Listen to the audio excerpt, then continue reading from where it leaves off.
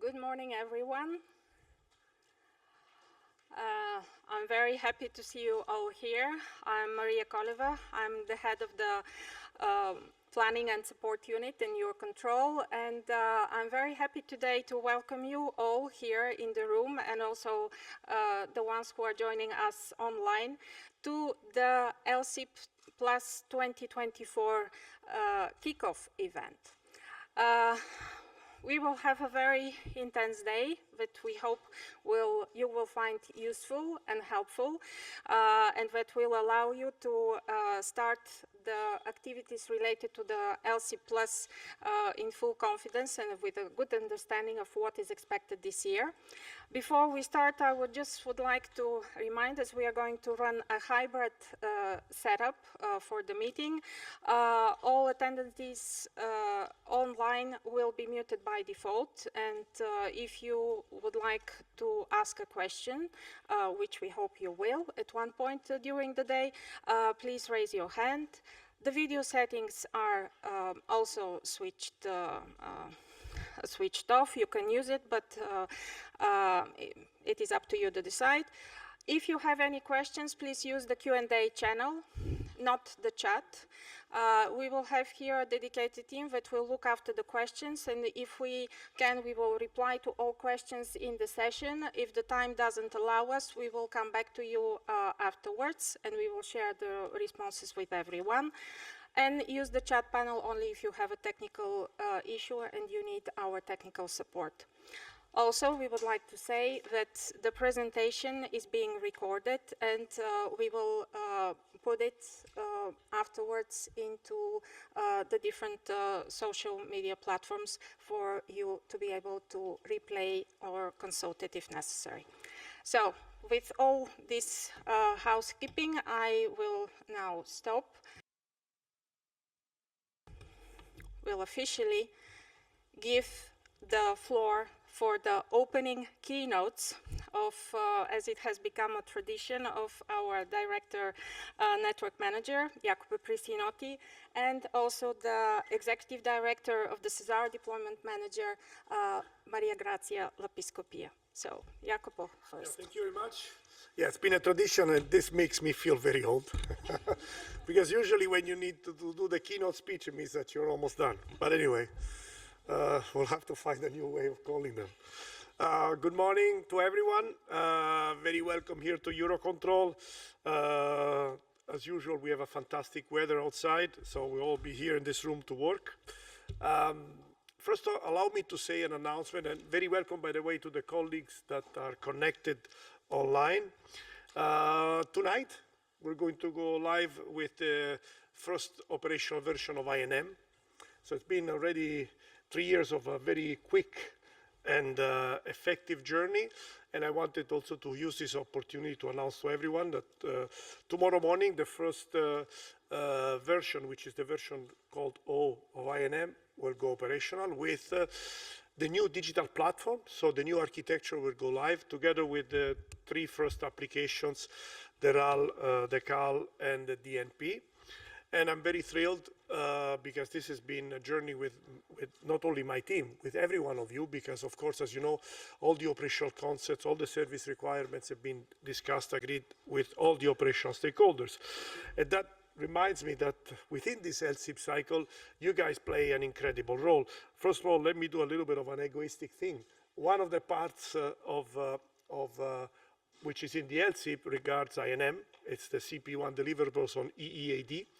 And I look at my colleagues here on the left, they've been working on EAD for a long time.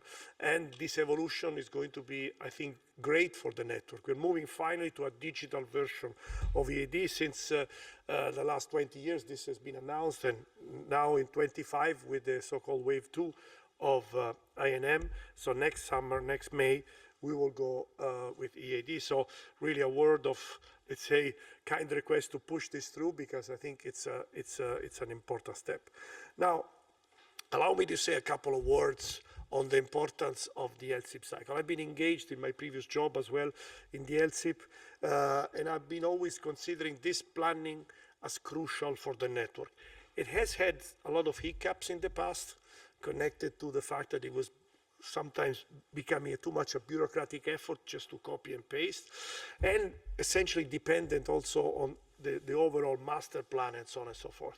And I think the big step forward that we have today is now that it's separated from the SJU master plan framework, I think from this year, which is a great news for me, because now it's in your hands. It's in the hands of the operational stakeholders to be managed. So this symposium becomes even more important because you guys are now in the full driving seat with no shoelaces attached to any other thing, in order to, together with all our member states, to work on this key planning process. Our intention, EUROCONTROL, is to continue to strengthen the LSIP. Maria, I think, is doing a great job with the team and also with all the colleagues, and the great cooperation with Maria Grazia and the deployment manager to really make it the planning tool for the network. And of course, using the NM working arrangement is another key factor to that end. So it is really, for me, a key element for modernizing ATM. Now here, I want to pause a little bit and say one of the things that for me are absolutely important is time. I think we come from a history of not considering the timely delivery as an essential requirement. We always had issues of delaying and so on and so forth. I think you guys in the LSIP cycle have a key role to play in ensuring that those timely delivery milestones within your own organizations are now really set in stone, and to really move forward to a more accelerated approach to deployment. I think this is part of all the discussion we're having. You probably know that the Network Management Board has agreed to prioritize the open architecture, the air-ground integration, the new way of designing airspace as a key priority. It's well inside the master plan. It's, of course, going to be in your planning cycles, but really this is an opportunity for me to restate the importance of accelerating the timely delivery of things and moving forward to a more, let's say, efficient implementation that we absolutely need. Of course, this is also connected to the ICAO work, and the 10 years milestone on the ASBU part, I think, is another key achievement that creates a key collaboration element with our friend of ICAO, and where we really need to continue the work. I was last week with the Director General of EUROCONTROL, the FAA administrator, where, of course, the full convergence on the need to create even more robustness around possibly the two major peers in the world, Europe and the US, in supporting this work, in supporting the work towards ICAO, to have a very, I would say, global and fully aligned, let's say, strategy in the planning of the new activity. So I think that's also something that we need to use strongly in this direction. And I think one of the points, I said it before, but I think the fact that this allows to be very flexible and versatile, and the work also with the deployment manager and adapting to the needs of the stakeholders is something that needs to be strongly achieved. And again, maybe the last word I would mention about the fact that at the end of the day, it's the states that decide.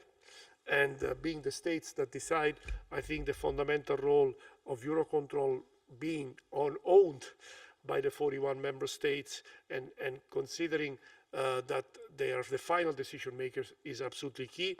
And again, I would really want to encourage this work to really become a very strong and time-driven tool. So having said that, I wish you a great day of work. I'm sure you have a lot of things to discuss, so I don't want to take too much of your time. But again, very welcome here, and take your time to work. Unfortunately, the weather is not going to be good outside, so you can really enjoy a little bit of EUROCONTROL. Thank you very much.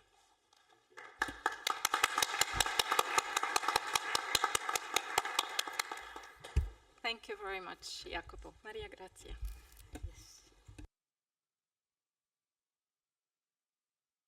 everybody, and apologies for my sexy voice today, but unfortunately I have a very bad cold.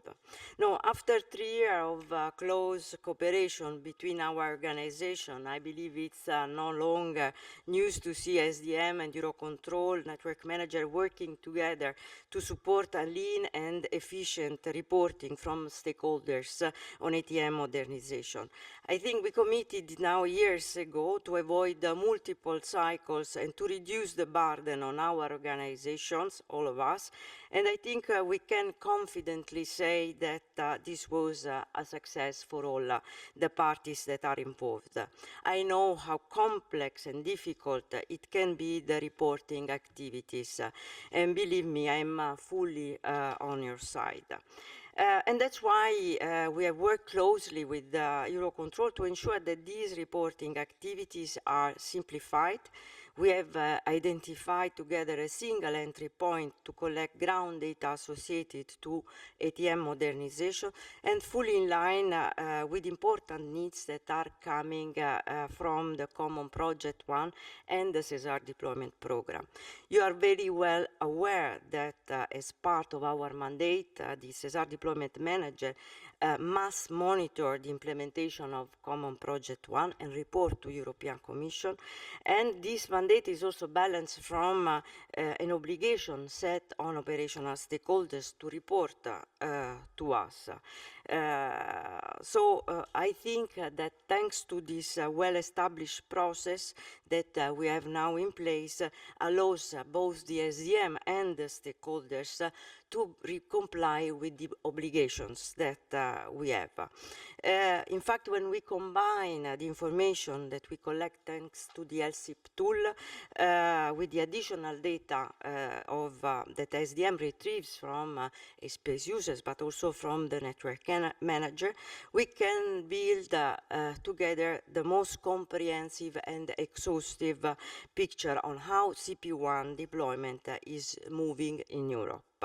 As you know, this is summarized in a document that is the SDP monitoring view that we usually published in June after a consultation.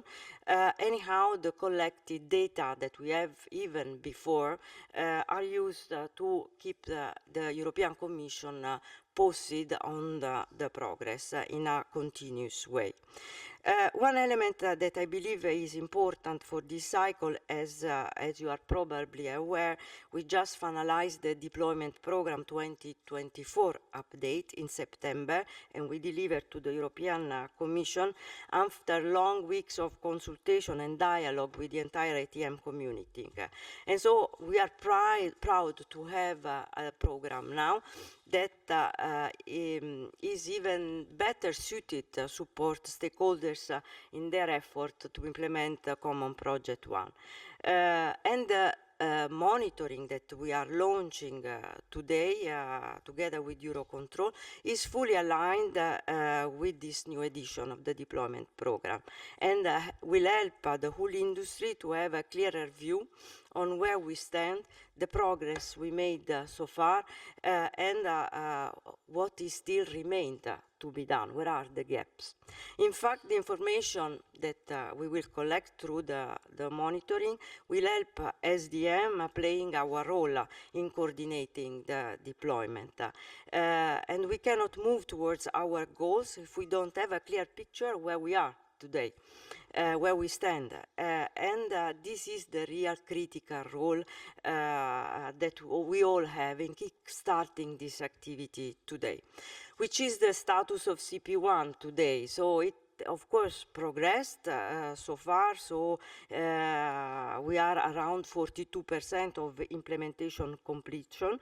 That is not bad. Another 43 is it's on its way.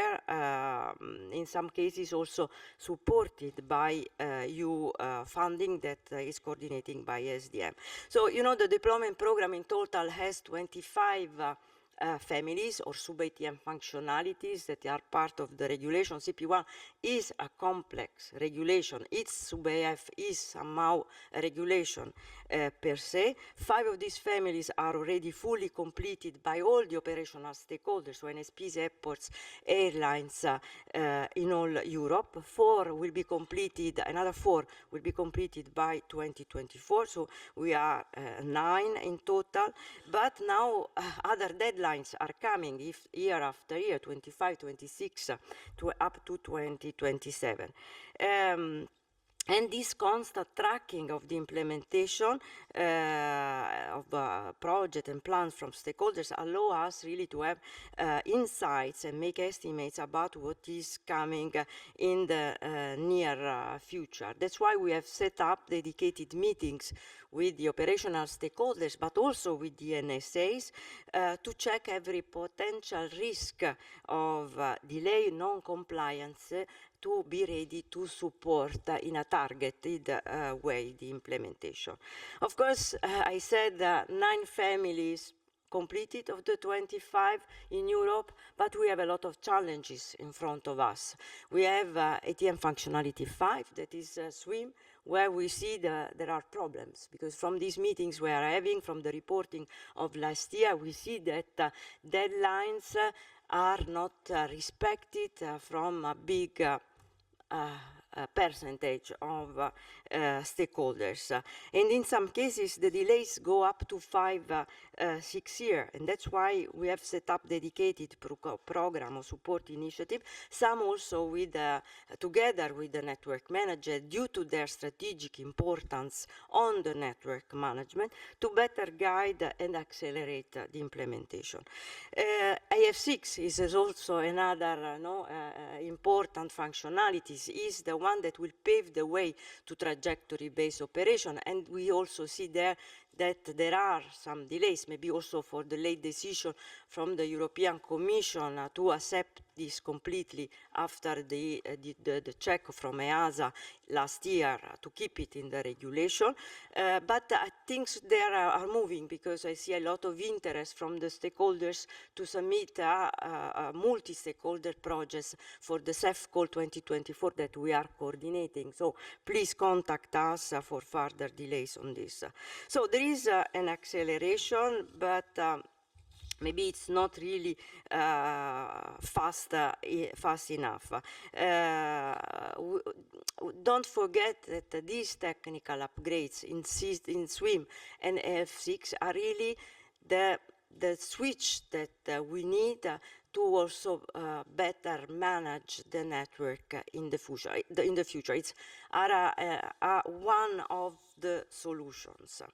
But I think I talked too much, so let me close thanking all of you for the efforts done up to now, for the reciprocal support and engagement of the team of EUROCONTROL, SDM, but all of you.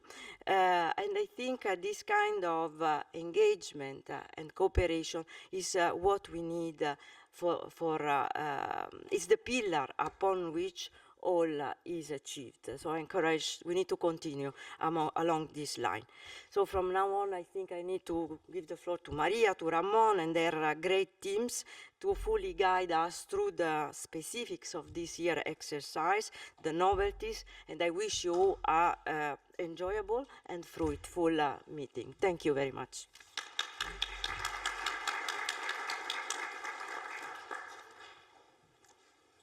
Thank you very much, Maria Grazia. Thanks for this excellent introduction for the day. We will now have to review and adopt the agenda, because as you have rightly said, it's going to be very intense. There are a lot of things that we will communicate together with the colleagues of SDM. We will start just after the review of the agenda. So thank you very much again, Jacopo and Maria Grazia. We will start with the first presentation that is going to be dedicated to the EUROCONTROL implementation plan and report, our new deliverable, that is going to be presented by my team of the plan and support unit. We will then move on to the ICAO ASBUs update. We will see what is part of the 10th edition of this very important deliverable. And after the coffee break, we are going to see the very important part dedicated to CP1, and the SESAR Deployment Program, where the colleagues from SDM, from EDA, will actually go in depth of the changes and of what is expected for this cycle. Then we were going to have lunch. And in the afternoon, we will continue to zoom in and to focus on other things that are important for this reporting cycle, with the purpose and scope on the support to the newly established CNS Program Manager, and how, as of this year, we support the reporting and the monitoring for them. And it will be the CNS Program Manager himself, Predrag Vrančković, who will make the presentation. Then we will have a slot for the further alignment with the surveillance questionnaire, another CNS-related topic. And we will have the last part of the early afternoon slot will be dedicated to the purpose and scope of the NetSys topics integration. Then we will have another break, and afterwards we will give the floor to one of our stakeholders. We try every year to have this shared. This is a forum for you. It is not only for EUROCONTRol, for SDM, to explain what we expect from you, but also to give the floor to the ones who are actually participating and making this process available. And this year we have Natasha Kočović from the Civil Aviation Directorate of Serbia, who will share how a non-EU country is taking benefit of the LSSIP process. And then we will conclude the day with a very important part, which is dedicated to the planning, to the process of what is expected by when and how, really the procedural part of the LC+ that is going to be presented by Javier Rosendo. And then we will wrap up. So this is the plan for today. I hope this is okay for everyone to proceed with what we have prepared together with our colleagues. And we are ready now to start with the first slot. And this is going to be dedicated to our new, very fresh from the press, new deliverable, the EUROCONTRol Implementation Plan and Report. In the introduction, that is going to be done by me, then I will hand over to my colleagues from PAS unit. We would like to introduce this new document, because the 2024 was a very big and important year for us.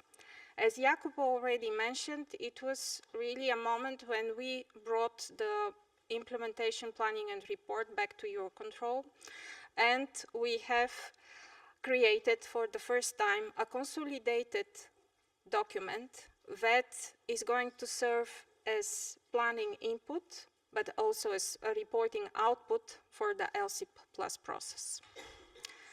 And what was the reason and the background of this change? We have communicated continuously since 2 years that there will be a change, which is driven by the decisions of the SESAR JU Governing Board to simplify and strengthen the ATM master planning processes. That was to become effective at the moment as the work on the update of the new ATM master plan 2024 will start.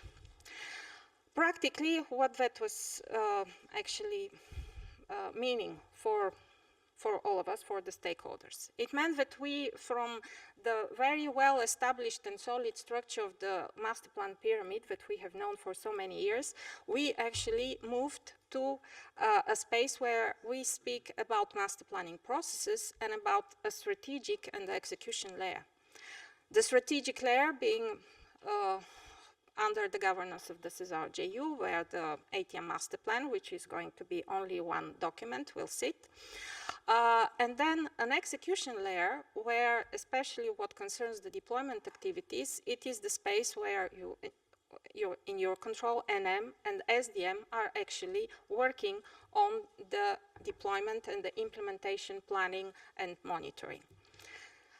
Concretely, this change is resulting in the disappearance of the levels and no more ATM master plan level 3 plan and report, as you have known them up until last year, and replacing them, succeeding them by a new deliverable, which is under EUROCONTROL and NM governance, which is the EUROCONTROL implementation plan and report. We also have taken opportunity to simplify a bit, and instead of 2 deliverables, to work on only one. Jacopo has strengthened the importance of being closer, bringing the implementation planning closer to the operational stakeholders, to make sure that we accelerate the delivery of the new technologies, of the new solutions that we have. And for EUROCONTROL, for NM, it was a very big opportunity, these changes of the master planning processes, to really ensure that we are working and reinforcing the single value chain. And we had to continue, we had the obligation to do so, because the EUROCONTROL revised convention is bringing a very strong task on EUROCONTROL that we need to support our member states, the ECAC plus member states, to have a commonly agreed basis for the implementation planning activities that require synchronized implementation. And then on the other hand, we also, as EUROCONTROL, we have the obligation to not only support the establishment of this baseline, but also to provide you, the stakeholders, our member states, with a consolidated picture of where we are, what is progressing, what is on time, what is the situation. So that is why we had decided to create and to maintain, as of this year, this new deliverable. All of this has been done in very close coordination with SESAR 3JU, in very close coordination with SDM, and we have continuously, as I said, informed about the preparation of all these adaptations. Then, we had a lot of questions while we have been communicating, when we have shared the first draft with all of you. What is changing? Are you changing the implementation objective? How this change and these adaptations will affect us? It is very important to note that we are not touching the core of the LSIP process. We are keeping the implementation objectives, the SIP implementation objective, as they are.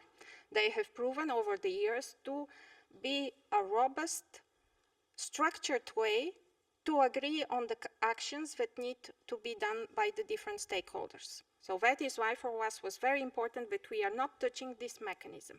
It has proven to work very well if we have to ensure reporting of the implementation and the progress of the GAMP through the ASBUs.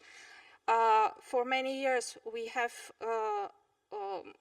monitored and reported on the implementation progress of the ATM master plan, of the old one.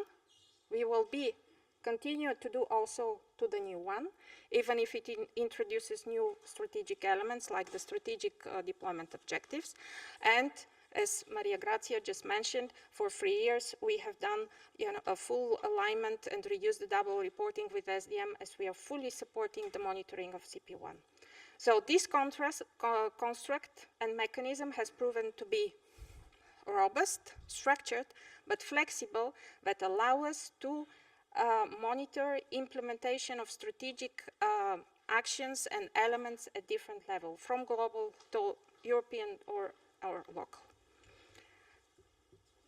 Until last year, the plan and ATM Master Plan Level 3 plan and report were taking those and looking at one hand of the plan, on the other hand of the report of how these implementation objectives are progressing, and all the changes have been put for agreement to the Eurocontrol Provisional Council.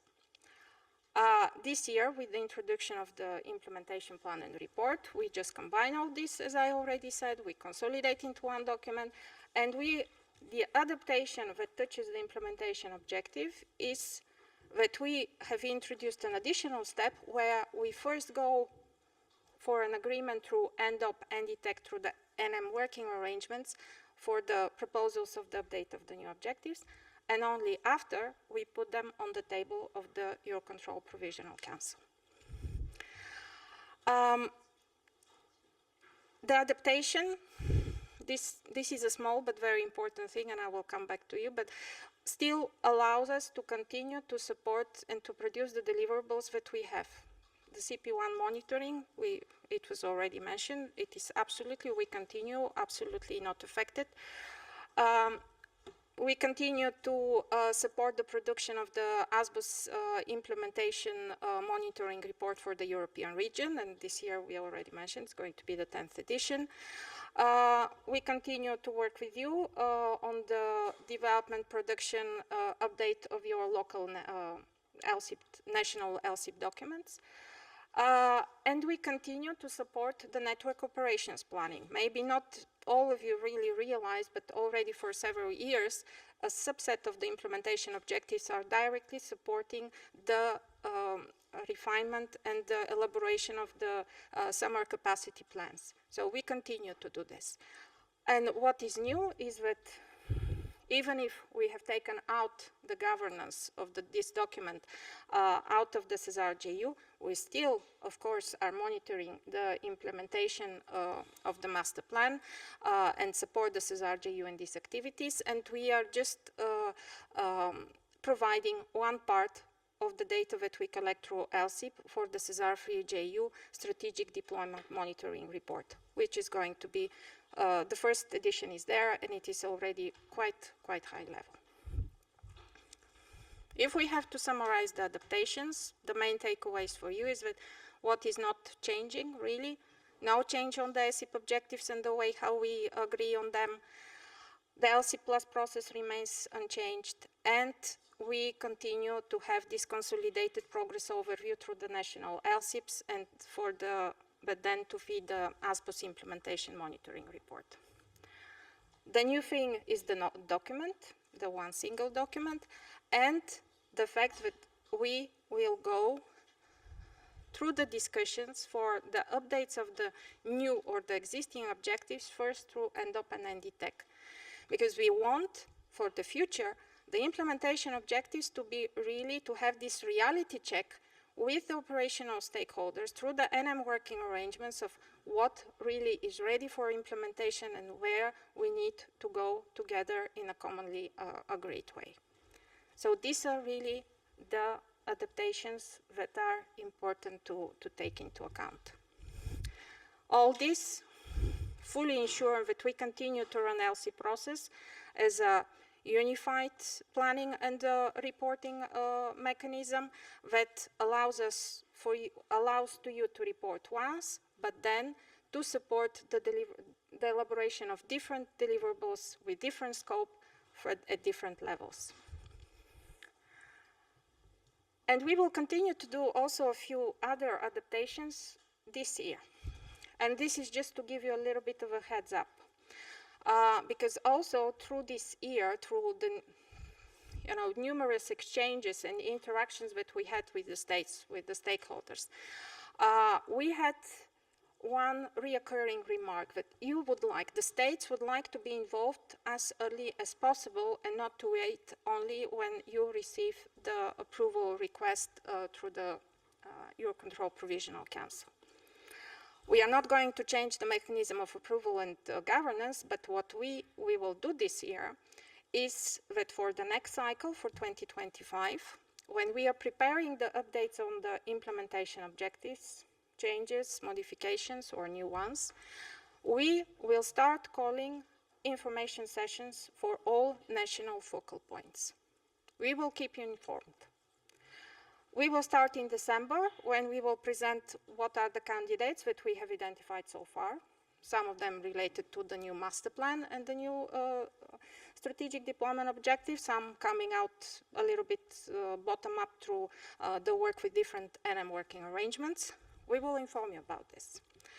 We will work up until February, March with the NM working arrangements to formalize those. And we will present you with the drafts, which we will table on the joint session of ENDOP and DTEC in March.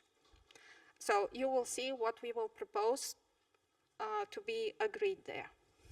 And then you will be invited to a third session somewhere in May 25, where we will present you the result of what has been agreed, not approved, agreed, and to present you, hopefully, the draft of the 25 edition of the EPAIR.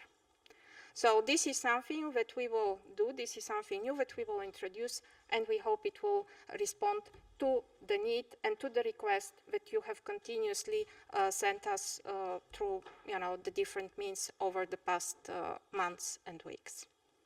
So with this, I will just finish. Please don't be shy and use the Q&A channel for your questions. If we have the time, we will respond after we finish this lot.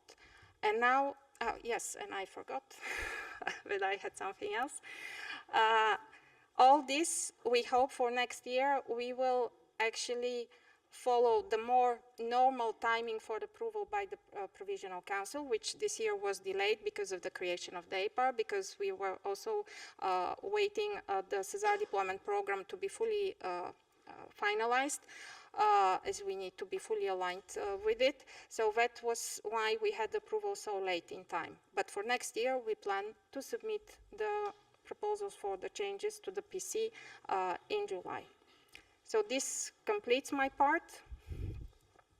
And now I hand over to Felicidad Ramos Majavacas, who is one of our new members of the PAS team, to zoom in on the EPAIR structure. Thank you, Maria. Well, as already introduced by Maria, the EPAIR document has been elaborated based on the ATM Master Plan, Level 3 Plan and Report from 2023, combining both planning and reporting information in one single document. The main element in the document will continue being the implementation objectives, which provide all the information for the implementation, who has to implement, what, where, by when. The planning part of the document will be the starting point for any LSSIP cycle, beginning this year and also for the coming years. The national progress on the implementation objectives will be gathered, as in the previous year, in a yearly basis through the LSSIP process, with the information you will report it in the LSSIP Plus database. Then this information will be combined and presented in the reporting part of the document.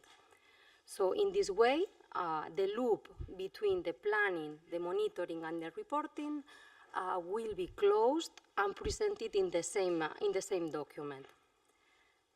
The document consists of two deliverables.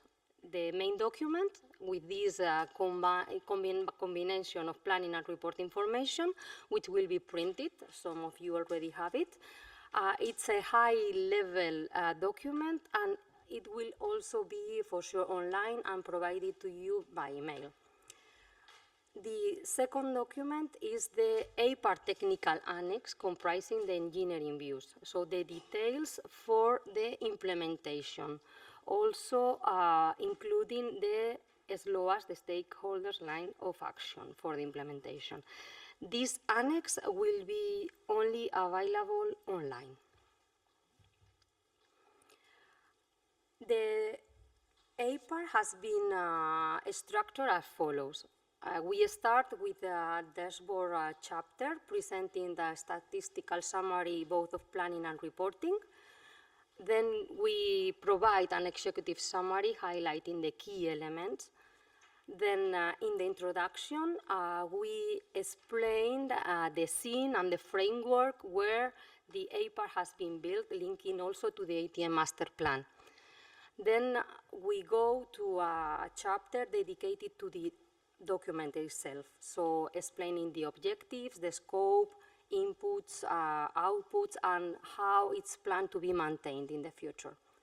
Then we have a chapter explaining the strategic direction, which are now guiding and impacting at the ATM at a pan-European level. Then we have a chapter dedicated to the roadmaps of implementation, where we have grouped the implementation objectives per ATM domain. And then the biggest chapter, the deployment views, containing the planning and the reporting information for each implementation objectives. The document is also complemented by several annexes where you will find the links of these objectives to other ATM elements like the families in the SESAR Deployment Program or the solution in the ATM Master Plan. Regarding the scope, for this 2024 edition, we have 92 implementation objectives that are planned for this year. If we classify by planning status, we can see that we have 84 which are active and 8 which are still in initial status. And if we classify by decision-making point of view, 49 are regulated and 35 committed and 8 for which no decision has been taken yet. It's important to highlight that the 84 implementation objectives will be subject of monitoring and reporting during the coming cycle.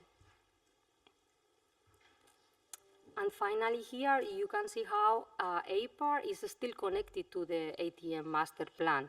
And indeed it comprises 113 SESAR solutions, 19 which are still in implementation and will be monitored through the LSSIP process, and 19 which are still in industrialization, so it's not possible to monitor them yet through our LSSIP process. The SESAR solution considered in EPAIR 2024 will be the baseline for the market uptake monitoring. And that's it from my side. I now pass the floor to my colleague Serena Trumbiero.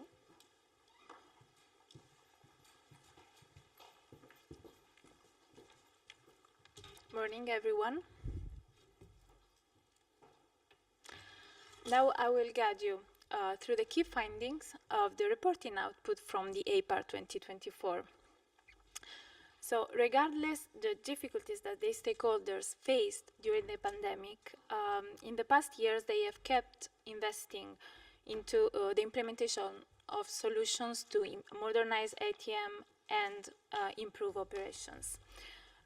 From the 2023 monitoring cycle, we could see that the implementation of several functionalities is progressing at sustained pace. And it is the case of free retail space, ASM GCS, controller support tools, air-ground data link, RNP1 procedures, and remote hours. Additionally, it's also worth to notice that for the majority of stakeholders, the implementation of flow and capacity management objectives has been achieved using the tools and applications provided by the EUROCONTRol Network Manager. On the other hand, we also noticed that there are still areas that require attention, such as the implementation of SWIM yellow profile with a significant number of states within the applicability area, which have not established yet concrete plans for implementation. The implementation of GBATs for category 1 and 2 lending, which is extremely limited, and the implementation of SATCOM Class B for ATC data link services, which requires still a coordinated COM strategy at ICAO level. Now I will present the 84 implementation objectives, which are the subject of the 2023 monitoring cycle at the level of ATM area. So we will have 10, let's say, thematic clusters. The first one, airspace organization and management, includes further steps towards TBO by enhancing free route airspace processes and system support. We have 5 implementation objectives, out of which 4 are regulated. Here, among the key highlights, we can mention that AOM 19.5, driven by the CP1 regulation, has achieved completion during the past reporting cycle, both within the regulated applicability area and with an 80% of completion in the entire applicability area. And then AOM 21.3 experience, on the other hand, a slowdown in the implementation as one of the regulated states will finalize the implementation beyond the FOC date in 2027. Airport operations ATM area covers both changes to operation at the airport and in TMA airspace that allow maintenance of operational capacity under limiting conditions, and changes that allow an increase in operational capacity during normal operations. The total number of objectives is 18, out of which 6 are regulated.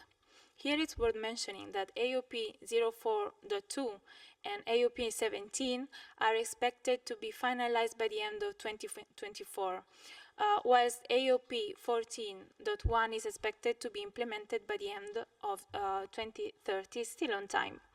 AOP 12.1, on the other hand, shows a plane delayed with respect to the FOC date, as well as AOP 19, which is late with no additional airports which have finalized the implementation during the 2023. And here the implementation is expected to be finalized by 2027. Air traffic control area addresses ATC ground-based safety nets, conflict detection tool, departure management, and its coordination with arrival management. Here, the number of implementation objectives is 9, and 5 are regulated. It's worth mentioning here that within this ATM area, ATC 12.1 has been replaced by 4 new implementation objectives in the Plan 2024 that you will find in the IPAIR. The overall progress of the functionalities reported as a whole objective in 2023 is late, and the overall achievement is expected by the end of 2025. ATC 15.2 has a CP1 regulated implementation deadline, which is in 2024, but from its current completion rate and plans for implementation, a delay can be surely expected.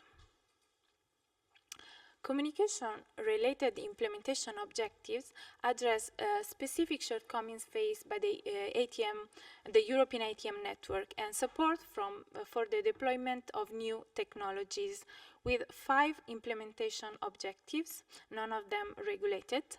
And here we can mention that COM 10.2 has been achieved, with 35 states having completed it, and COM 12 is progressing on time, with full completion expected by the end of 2024. Environment ATM area includes implementation objectives that increase the operational efficiency and seeks to reduce environmental impact at or near airports. The implementation objectives under this ATM area are 3, and it's worth mentioning that that INVI 02 has been achieved, with 52 airports having completed it. Regarding flow and capacity management, the ATM collaborative network enables all the relevant stakeholders to participate in collaborative decision-making processes, to negotiate their preferences and reach agreements that benefit all of them, thus impacting and contributing to the performance of the entire network. Here, out of 6 implementation objectives, 5 are regulated. FCM 04.2 and FCM 10 has been completed in 2023, and FCM 06.1 has witnessed an implementation spike and will be completed by the end of 2025 within the SES area. The Information Management ATM area comprises the 22 swim services under the umbrella of CP1, plus a non-regulated objective, which is INF07, which deals with the implementation of ETOD at national level. Regarding the swim services, for most of them, the estimated achievement date cannot be deducted yet, as one or more states within the applicability area have not established yet concrete plans for implementation, while the target date for CP1 is 2025. Here, the majority of the main progress which have been registered in 2023 is related to the SDP family 531, Aeronautical Information Exchange. It's also worth mentioning that for our purposes, INF 10.18 can be considered as fully completed, as NM-related activities were fully implemented during the previous years, and the monitoring of the airspace users' activities is not part of the LSSIP reporting cycle. The interoperability ATM area includes objectives originated from the interoperability regulation and its implementing rules, which we acknowledge have been repealed, but the 4 regulated objectives under this ATM area are still relevant and applicable, as the functionalities they addressed are still relevant in other regulations. So we continue monitoring this. Out of the 5 implementation objectives within the navigation ATM area, 4 are regulated by the PBN regulation. So performance-based navigation helps to increase efficiency and capacity, reducing environmental impact and improving airport access. Here, it's worth mentioning that NAV 03.2 shows an increasing applicability area in Europe, and in 2023, it reported 5 new implementers, and additionally, we have NAV 03.1, which is the most advanced objective, with an estimated achievement foreseen by 2030.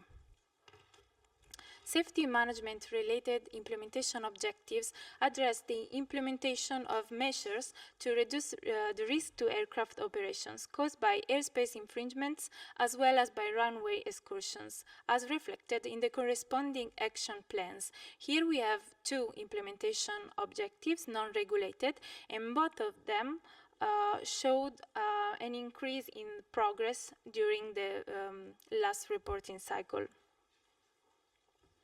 In addition to the implementation objectives, we also collect information regarding orphan SESAR solutions, which are solutions which have passed the industrialization phase but have no active implementation objectives linked to them. We collect this information through a dedicated questionnaire via the LC Plus tool, and then we analyze this data to identify market uptake. So during the past cycle, out of 32 orphan solutions, 12 showed no market uptake. And now I will leave the floor to my colleague Luca Dell'Orto to continue with the planning information section.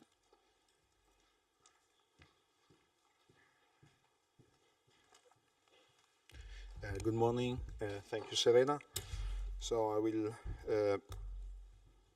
guide you through the most important changes in the plan for this year.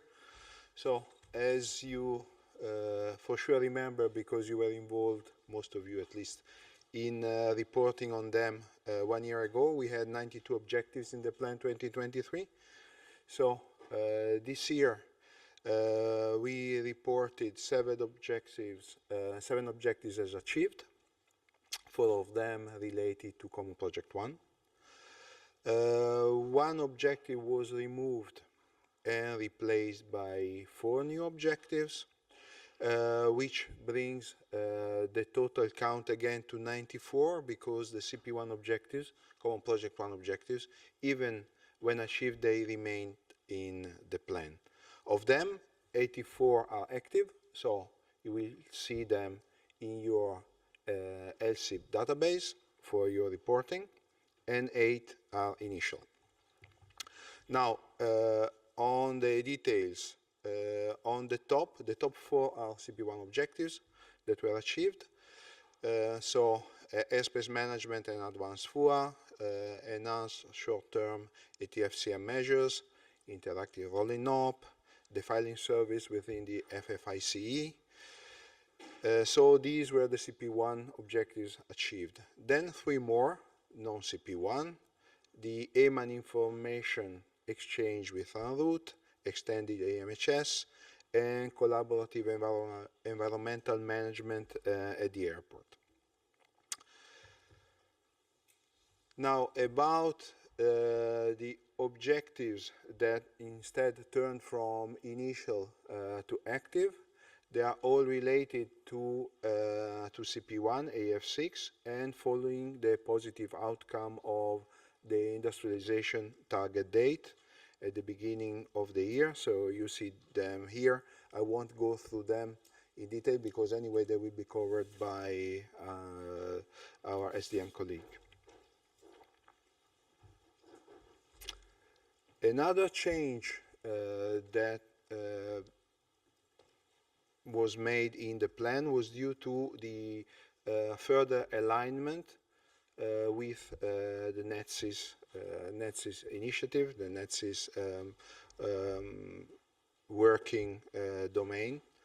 As you know, the NETSIS working group is a EUROCONTROL working arrangement that reports to the ENDOP and that focuses on system evolutions, upgrades, and synchronized implementation, both at network level and local level. So due to that, a number of already existing objectives that you see mentioned here had to be modified. So for you, even if you declare them completed, you will need to go back to them and to check on what has changed there. So these are multi-sector planning function, the new PANS, and the aircraft identification that is still one of the interoperability regulation-related objectives. As you know, the interoperability regulation has been repealed, but the functionality itself has still to be implemented. That's why we kept the ITY objective still in the plan. Still related to NETSIS, and again, without going into further detail because there will be a presentation later today on this, the old ATC 12.1 implementation objective has been removed. That was containing 4 sub-functionalities. Now they have been broken down into specific implementation objectives that you see on the bottom part of the slide.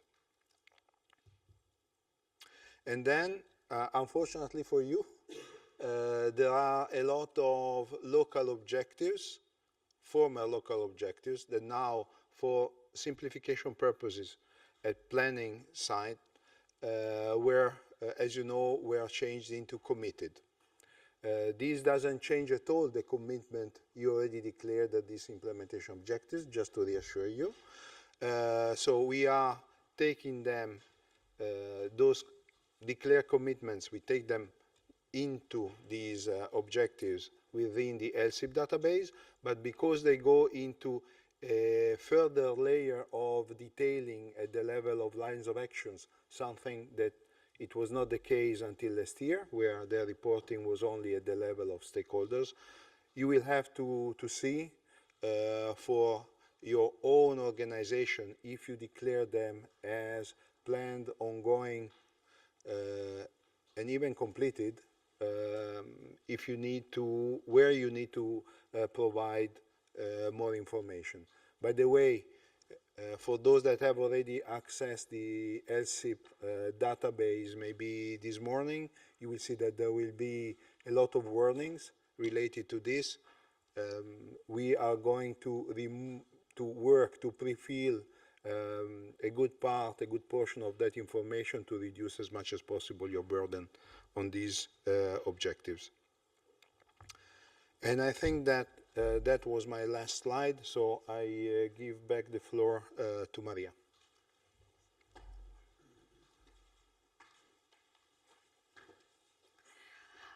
Thank you, Luca. Now is the time to ask all your questions, being it to the content of the EPAIR, to the structure. We have received one question related to the point on the info sessions in the Q&A channel, and I would like to reply to it also in here in the session. The info sessions are going to be indeed for information only.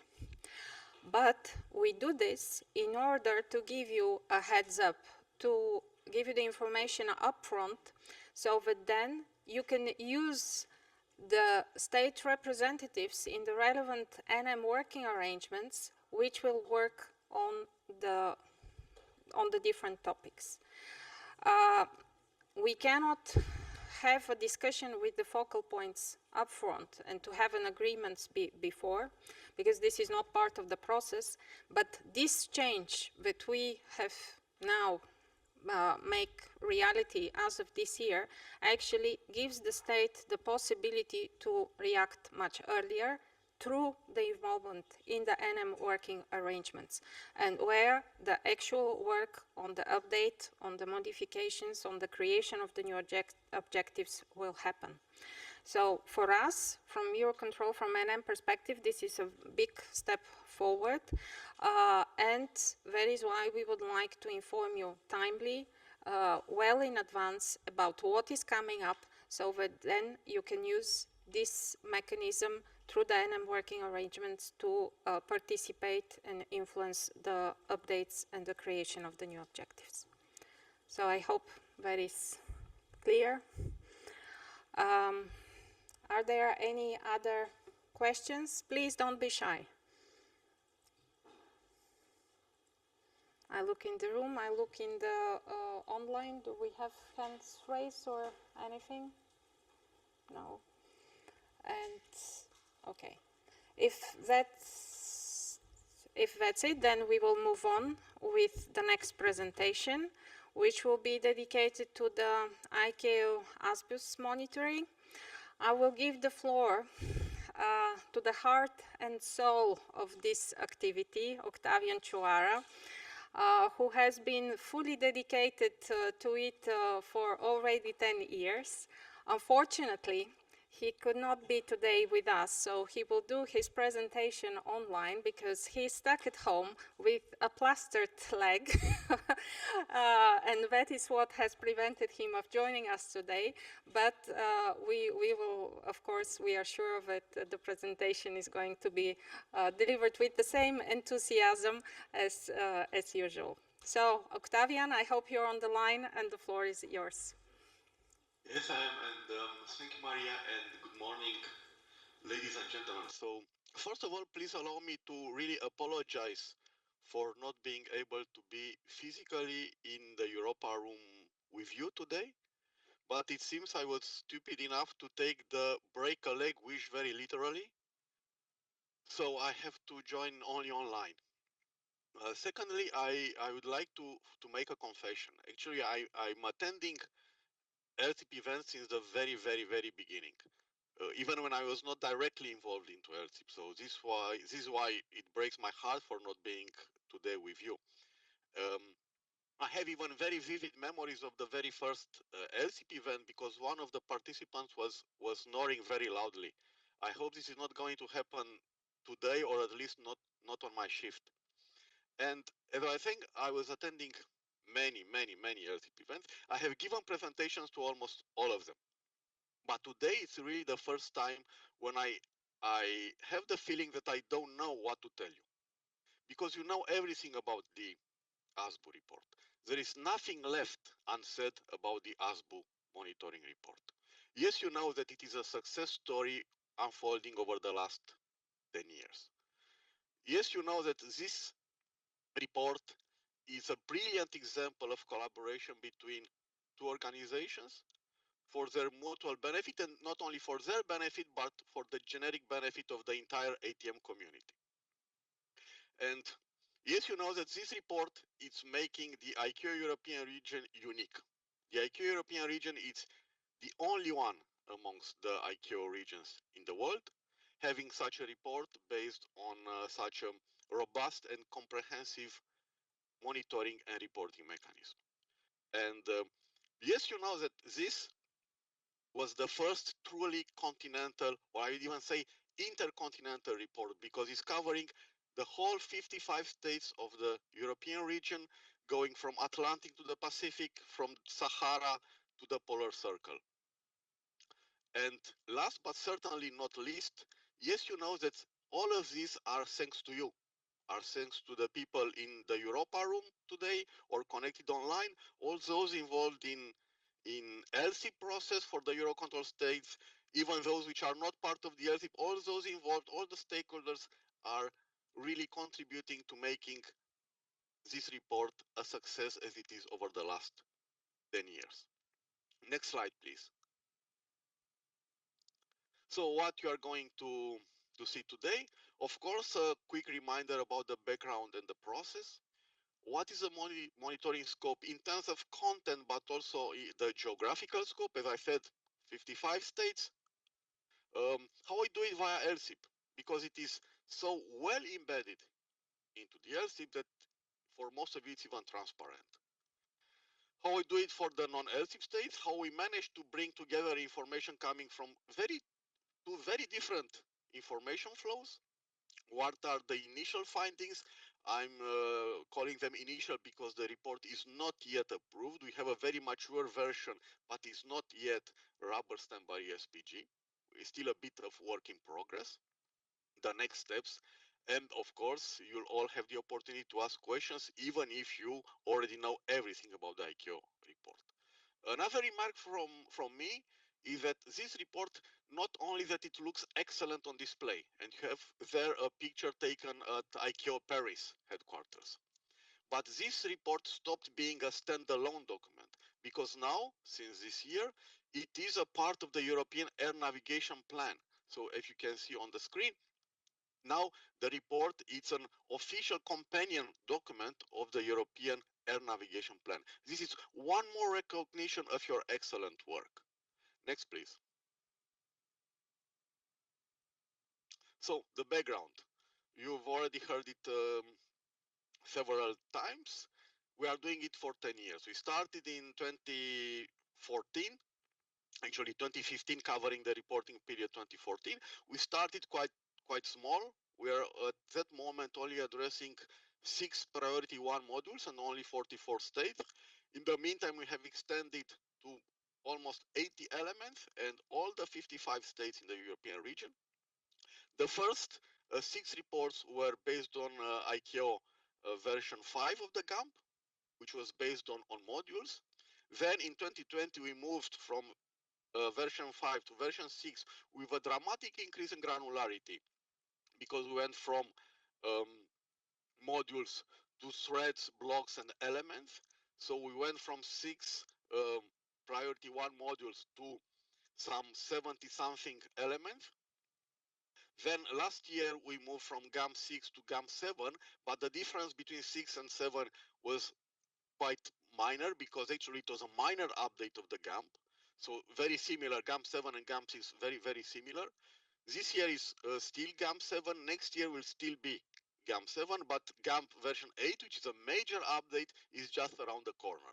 So probably as from next year, we will already start aligning the process and whatever is needed to be capable to continue with the development of the report based on EPAIR and on GAMP 8. And as I said, the 10th anniversary edition, it's almost done. It is not yet approved. It will be on the table of the ESPG 6 the first week of December this year. We are almost there, and we expect it to be approved in December and released in January of every year. Next one, please. Okay, what are the data sources? How we are doing it? We are relying on two major data sources. One of them is the LSIP, and the second is a questionnaire, somehow LSIP-like, addressing the non-LSIP states, the states which are in red on the map. First of all, LSIP, because you are in the room today or connected in the context of the LSIP process. We are collecting information based on the traceability between the ASBU elements and the implementation objectives. This traceability has been identified by a ICAO group, the GAMP transition project team in 2020-2021. So they have identified the correspondence between the SEP objective and each individual element, when there is such a correspondence. And this makes the monitoring of the ICAO fully transparent to you. By reporting to the implementation objectives without even knowing, and this is one of the many magics of LSIP, without even knowing, you are also reporting on ICAO on behalf of your states. And it's so well embedded, as I said, you might not even be aware. So this is why in your LSIP document, we have this small italic note reminding you that by filling the LSIP, you're also discharging your state obligation to report to ICAO about the ASBU. So as I said, for you fully embedded, what we are not collecting via the implementation objective, we are collecting via the surveillance questionnaire. And I remind you every year, this is the only source of surveillance information we have. So we are heavily relying on what you put in the surveillance questionnaire, because this allows us to really report on several surveillance related elements of the ASBU, on use of downlink aircraft parameters, on ADSB deployment, on multilateration. So all of these are fed with the information coming from the surveillance questionnaire. But LSIP and this dedicated questionnaire are not the only source. We are also using the PBN map tool for the ECAC area. We are using the ICAO Med group for the AMET elements, the ICAO EUROCONTRol AIM group for the DIM element, whatever other sources which are valid and are available, like the ERNIP, the location of aircraft in distress repository. We are working hard these days to be able to use this information for the monitoring of one of the elements. So we try to avoid any duplication. Whenever the data is available, we use it and we integrate it in the ICAO report. I was saying about a non-LSIP questionnaire. It has pretty much the look and feel of the LSIP, but it's not the same, because of course these states which are not part of the LSIP are not so much used with our SIP implementation objectives. They would love to have them, but they don't have implementation objectives. We are only relying on the elements. And for those of you who are familiar with the GAMP and with the elements, sometimes the level of detail of the description of the element is not so precise. So they would love, the red states would love to have some implementation objectives but they don't. So we are using something similar. We're using the same taxonomy, but they do not have, unfortunately, implementation objectives. Next one, please.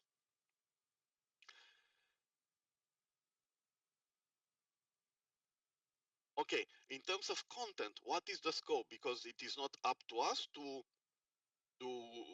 identify the scope or to invent the scope. It has given to us by the same project team who has identified the links between the elements and the objectives. So it was active in 2020, 2021. It was based on GAMP version 6, because this was the version available at that moment. And they have reviewed all the block 0 and block 1 elements, because the monitoring it's only limited to block 0 and block 1 for the time being.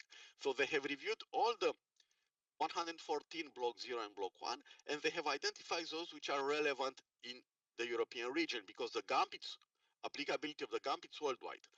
Obviously, not everything is relevant for Europe. Some of the elements are already implemented since a long time ago, or while others are completely irrelevant for Europe. So they have identified a subset of 87 block 0 and block 1 elements which need to be monitored. So this is the scope in terms of content. This is the scope of the of the report.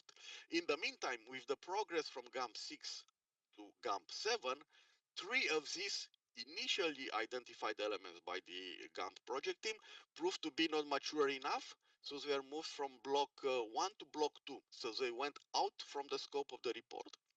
Another element, which is dealing with RNP deployment en route, proved to be not implementable in the European region. The way it is described today has no future in the European region, because in the European region, everybody is doing RNA5, not RNP. So last year, the SPG agreed also to take this element out of the monitoring scope. Maybe it will be put back once GAMP 8 will be available, but for the time being, there is no point to monitor it because nobody is doing it in the European region. So we went from 87 elements to be monitored. Now we have 83 within the maximal scope of the report. Out of these 83, we have information through different channels, being in the PBN map tool, LSSIP, AMET, AM group. We have elements for 79. Information about 79. So we are almost covering the entire set which was given to us by the GAMP project team 3-4 years ago. Next, please. So how are we doing it via LSSIP? As I said, it's almost transparent to you. The only hint you have when you're reporting on LSSIP is that in your database, next to each objective, we have a column called ICAO, and you have a tick there. So if the tick appears, it means that this objective is also linked to one or more ICAO ASBU elements. The ticks are covering all the blocks. So from block 0 to block 3, you might have objectives which are linked to block 2, block 3 elements. We don't monitor these. So as I said, we are only limiting ourselves to block 0 and block 1. But whenever you see an objective with an ICAO tick, this is a sign for you that this objective, the information collected for this objective, is also used for the ICAO monitoring. That's all you need to know. Very important, the GAMP is not mandatory. So there is no obligation that you element all the 83 elements which are considered relevant for the European region. So the not applicable is a fully acceptable status. But the not applicable should be derived from an analysis performed at the national level, because the GAMP it's potentially relevant to everybody. And then it's up to you at national level, unless the topic is regulated from other sources like the CP1, but it's up to you to say, okay, this element, it's of relevance to me, it has an operational benefit to me or a business benefit, and I implement it or not. So again, not applicable status is fully acceptable, but it should be based on an analysis. Should not be based, for example, on the regulatory nature of the objective. Of course, if you are a new, you have to do it, but if you are not new, the regulatory nature should be irrelevant. You do it because it's an ICAO and because it's good for you. And another remark from me, we see that we are closing the loop. We are talking about two sides of the same coin, that not only that LSSIP feeds ICAO, but also ICAO feeds LSSIP, and the other way around. We see that in the states report made by the states directly to ICAO in the context of the ANSYSC, for example, the implementation support group at ICAO level, more and more states, when they have to report about the implementation of the ASBU, they say, look into my LSSIP because the information is there. Again, this is a very nice way to close the loop, ICAO, EUROCONTRol, and then back to ICAO. Next one, please. So how do we do it for the LSSIP? As I said, we are relying on the links which were identified between elements and objectives, because you report on objectives, you don't report on elements. So we, based on this link, we extract the corresponding information provided for specific objectives, and then we translate it back into information relative to the element. So we start from the element, corresponding objective, LSSIP, and then we go back to the progress of the ASBU element. Next one, please. This is how we do it for the non-LSSIP. As I said, they would love to have implementation objectives, but they don't have implementation objectives. So we cut the middleman. We don't have the implementation objective, so they report directly on the ASBU elements.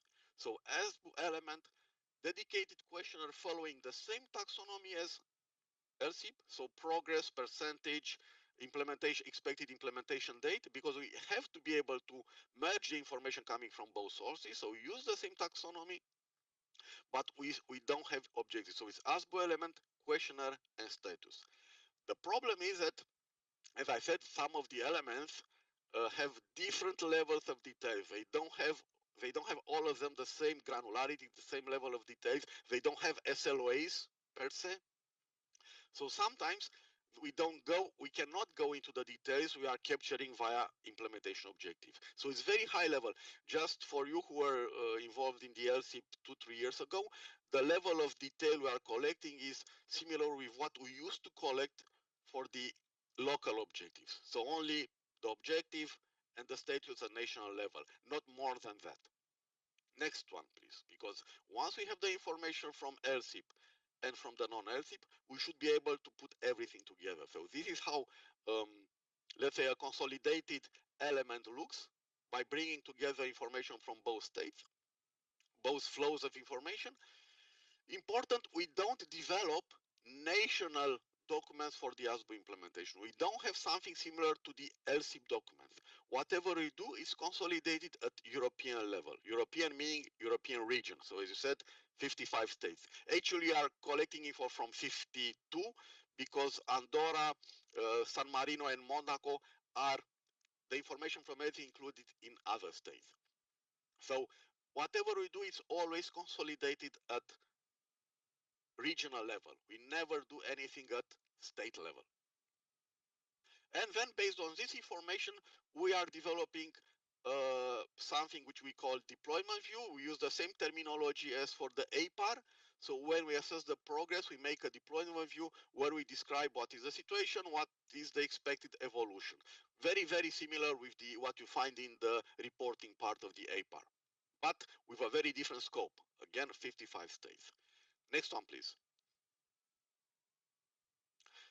What I've mentioned till now was the half full part of the glass, but as always, there is also a half empty part of the glass.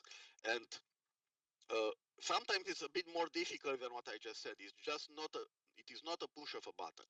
For example, we have several elements which are linked to the same objective.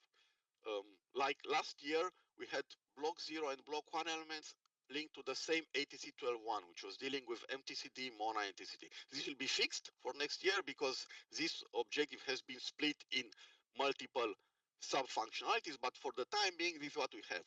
So it's not enough to make an assessment of ATC 12.1 because based on it, we don't know which of the blocks has been implemented. You might have MTCD and MONA, while TCD be ongoing or not applicable. So based only on ATC 12.1 is not enough to see which of the two elements is implemented. So here it requires a lot of analysis. It requires going at the level of SLOAs. It requires going at the level of the comments because maybe sometimes the answer is not in the what is reported for SLOA. The answer is in the comment where more details are provided and we can understand what is really the situation. The same for continuous descent operation. We have two quite different elements. One is block 0, one is block 1, linked to the same M01 objective. Again, based only on M01 is not enough to know if it is the basic or the PBN supported CDO which is implemented. You might have one or both, or one could be done, the other could be not applicable. It depends very much on the environment. So again, it's not a push of a button. We really need to go at the level of each SLOA. We need to go at the level of comments to really understand how do we allocate the progress between two different elements. Or it could be even a bit more complicated when an element is linked to only a part of an objective. Like for this example, when we have an ops element dealing with target time, which is linked to only one SLOA of a very big CP1 objective, which is FTM10, interactive rolling knob. So again, the status at objective level, it could be very irrelevant because maybe the objective is not implemented while target time is implemented.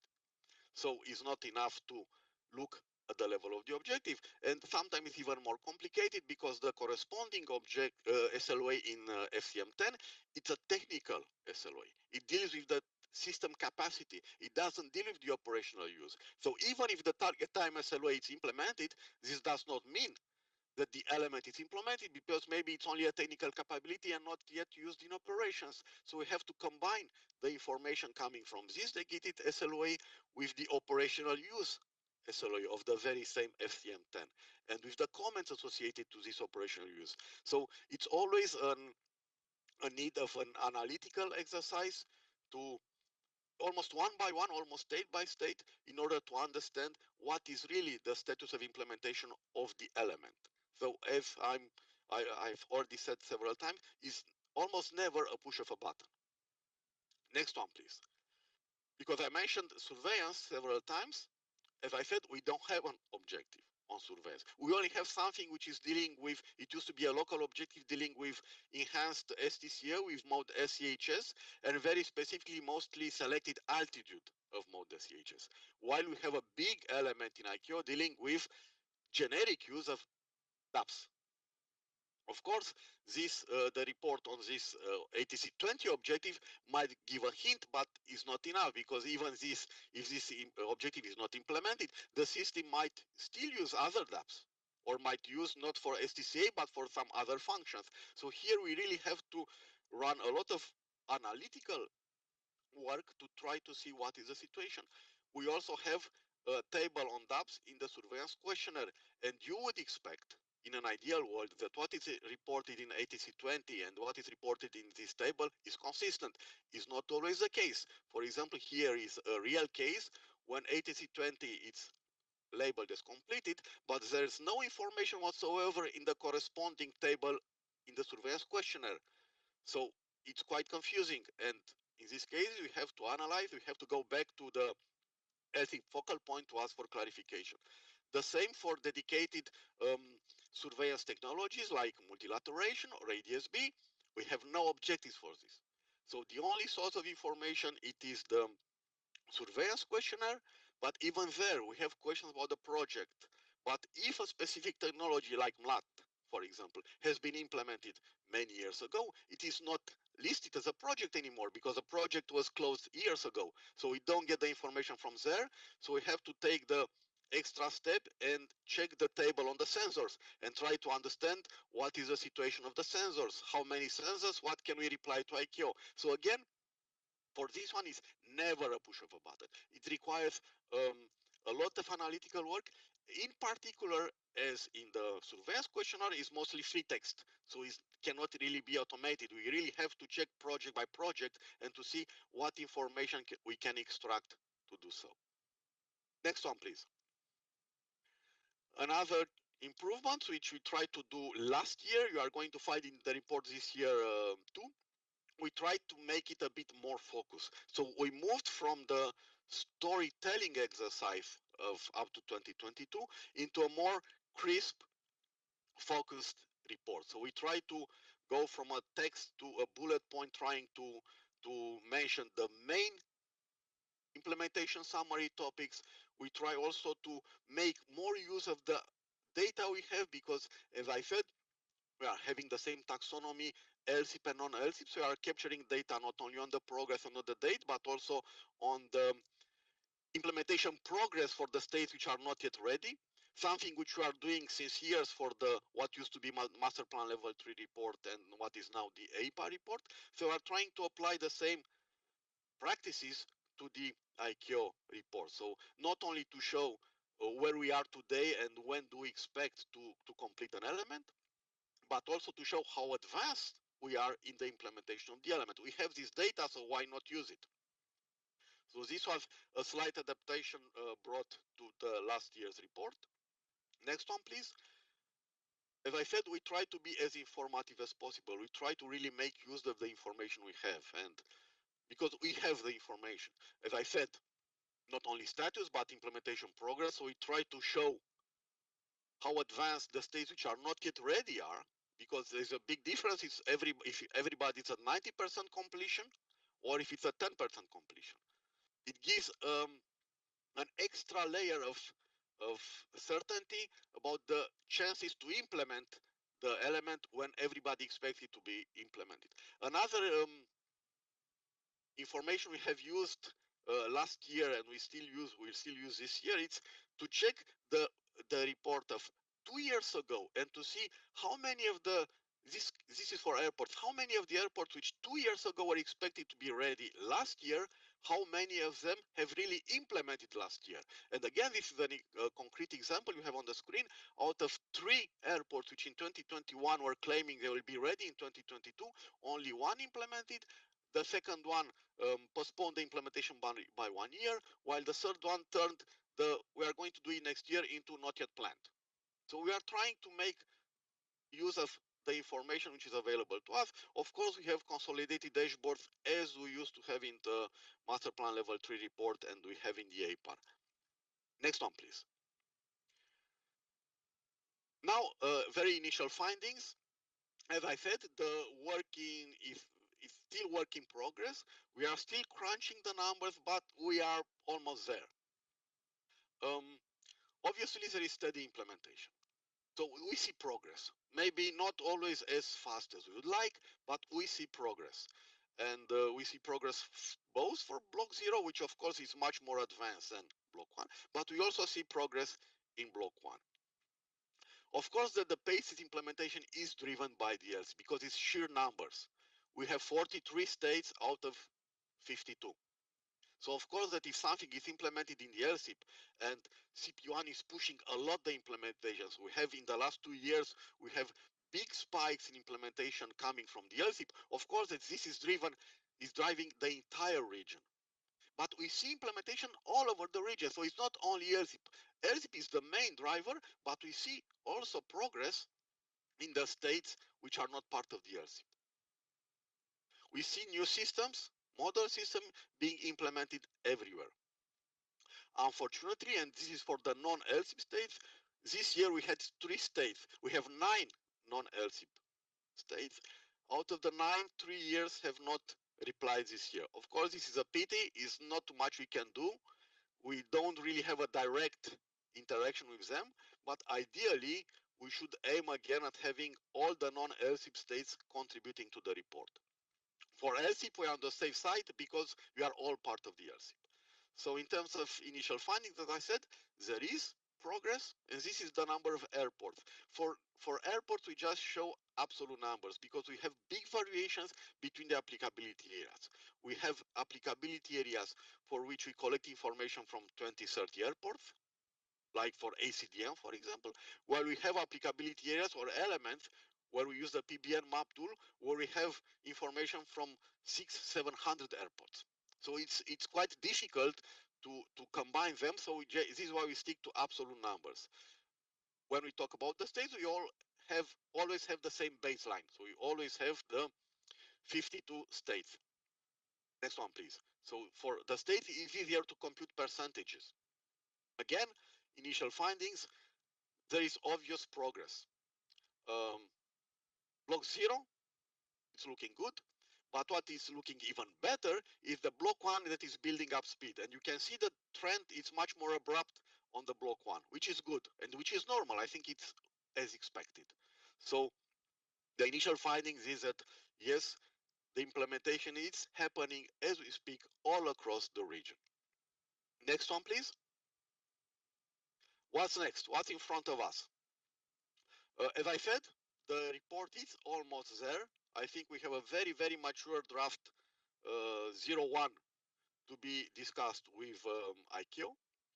And the aim is to submit it every year to the December meeting of the ESPG, which is scheduled in the first week, actually the second week of December, for discussion and endorsement. And this, once it will be endorsed, then we can do the final packaging, the final fine-tuning and publication, which will probably be in January next year. In the meantime, we can already start the preparation for the next exercise. First, with the non-LSIP states, you remember we use a dedicated questionnaire which needs maintenance because we try to help them as much as possible. So we pre-fill the questionnaires for them. It requires a bit of maintenance. We need to engage with the non-responsive states at the highest level, but this is not for us as LSIP people, it's more for ICAO Paris to try to get back to again 9 non-LSIP states participating in the reporting. From your perspective, the work on the next edition of the report is starting today with the launch of the LSIP cycle, because by doing LSIP, you're doing ICAO ASBU reporting. From the non-LSIP perspective stage, the work will officially start in spring 2025 with the ICAO state letter and a dedicated one-day workshop with translation at the ANSYS 08, which will happen in spring next year. And of course, you already know this as LSIP people, but this is also valid for the non-LSIP. Individual support is provided by us and by ICAO Paris all along the cycle. And just to close my presentation, the founding parents of this exercise, which started it 10 years ago, one of the founding fathers is in the room now, it's Van. I think one might be connected online while enjoying pension. They have set the expectations very high. So we have to really strive, while the expectations are high or are even higher today after 10 years of ICAO ASBU report, to keep a very positive perception so as to have a positive satisfaction. But I'm confident that with the dedication of all of you involved in the LSIP, in Europa today or connected online, we are still successful in ensuring a positive satisfaction in relation with the ICAO ASBU report. Next one, please. Any questions, but you know everything about the ASBU report. So just in case you have any questions, I'll be happy to answer. Thank you.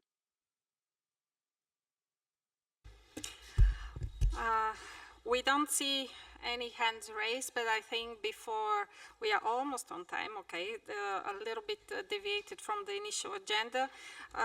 If there are any questions, we will take them. But before we break for lunch, I would like to give also the floor to Sven Halle, who is representing the ICAO Paris office, just to say a few words, because I'm sure he also would like to share his view. Yeah, thank you very much, Maria, and good morning, ladies and gentlemen. So from the ICAO UNAT office, 10 years of very close collaboration with the team has shown now, as Octavian has presented the efforts and the effects. I really would like to point out what would happen if we would not have that ASBU report and not the LSIP team. So all of our states would get from the ESPG a questionnaire on where are we with GAMP implementation, because that has to be done with the reporting. Then we have the Civil Aviation Master Planning course from ICAO, and they say, oh, you need a National Air Navigation Plan.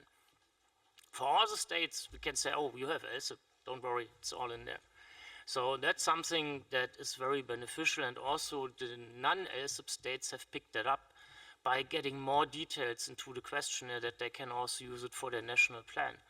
And finally, we have started to remove the facility and services table from the Electronic Air Navigation Plan Volume 3, because all the data is in the master plan and LSIP.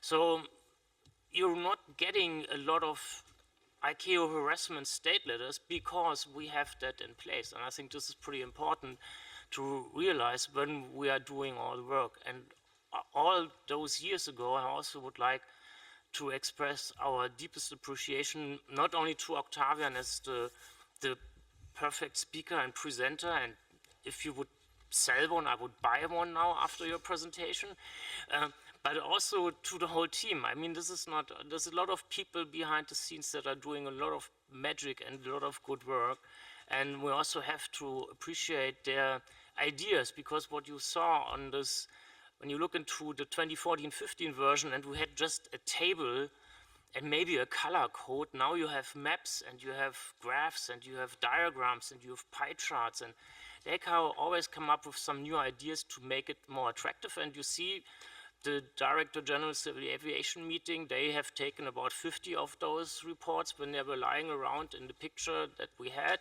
We are bringing them in suitcases to the ANSYS meeting, and they are all gone when we leave.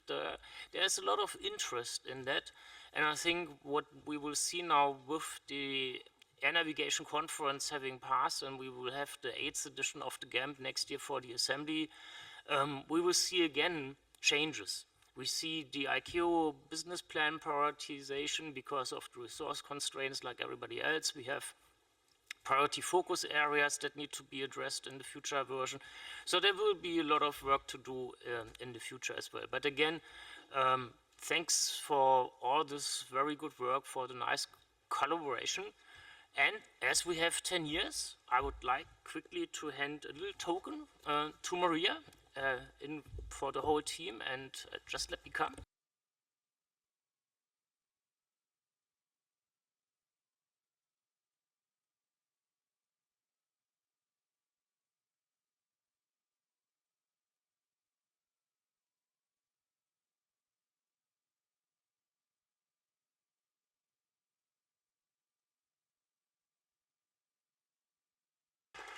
Thank you very much.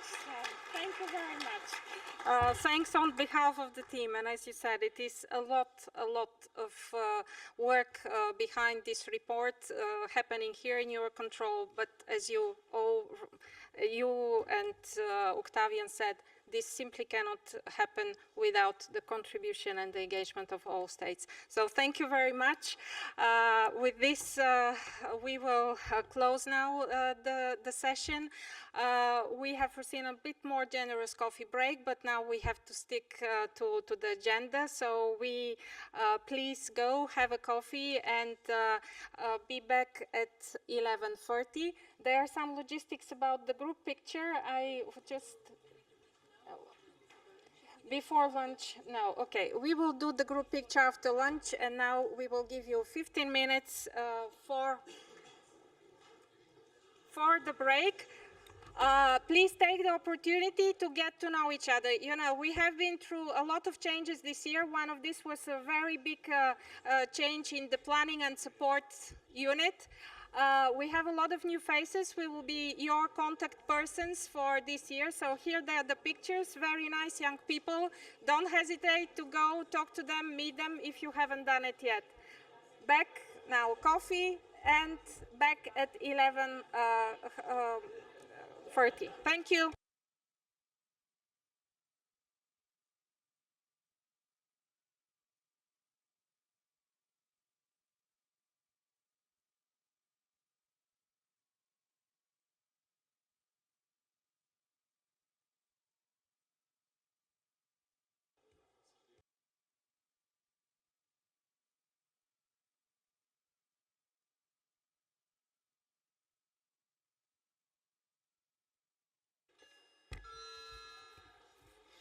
Time to regain your seats.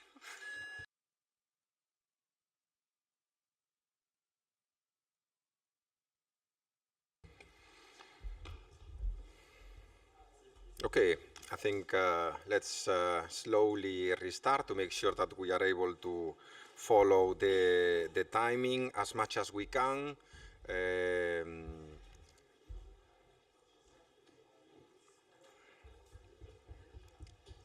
And we'll be ready to start in no time. I actually like this picture. We are a small team in the SDM, but we try to support you as much as we can. So this is the slides that I'm about to present are about the CP1, the regulation, and the SESAR Deployment Program 2024. And this presentation aims at providing guidance on the main principles of the SDM monitoring, with a focus on some technical particularities that will affect your reporting. My name is Ramon Raposo. I am the Monitoring and Execution Coordinator at the SESAR Deployment Manager. And as I was saying, we have a set of slides that are also meant to be used, to be provided to you, to serve you as a supporting material that you can use as a standalone document whenever you are reporting into the LSSIP Plus tool. In the presentation today, some bits, particularly for those who are veterans in the LSSIP process, will not be new. And I have to admit that particularly it is my slides that will be a bit repetitive, but for those colleagues SDM colleagues together with me. They will present important novelties in the strict order of appearance in the presentation today. Myself, I have already introduced Christian Pradera, our ATM Modernization Planning Coordinator, Simona Lotti, Senior Monitoring Officer, Carlos Sequeira, our expert in AF1 domains, Magnus Molbæk, our expert in AF5 swim expert, Peter Pravitz, expert in AF6, and Enrico Parini from the European Defence Agency, Project Officer SESAR Support, who can also be considered a colleague of the SDM. The topics that we'll be presenting today are the following. We will start with one important presentation, which is the update of the SESAR Deployment Program 2024. Let me be clear on this. The reporting on CP1 matters follows the structure, the deployment milestones and the families of the SESAR Deployment Program 2024.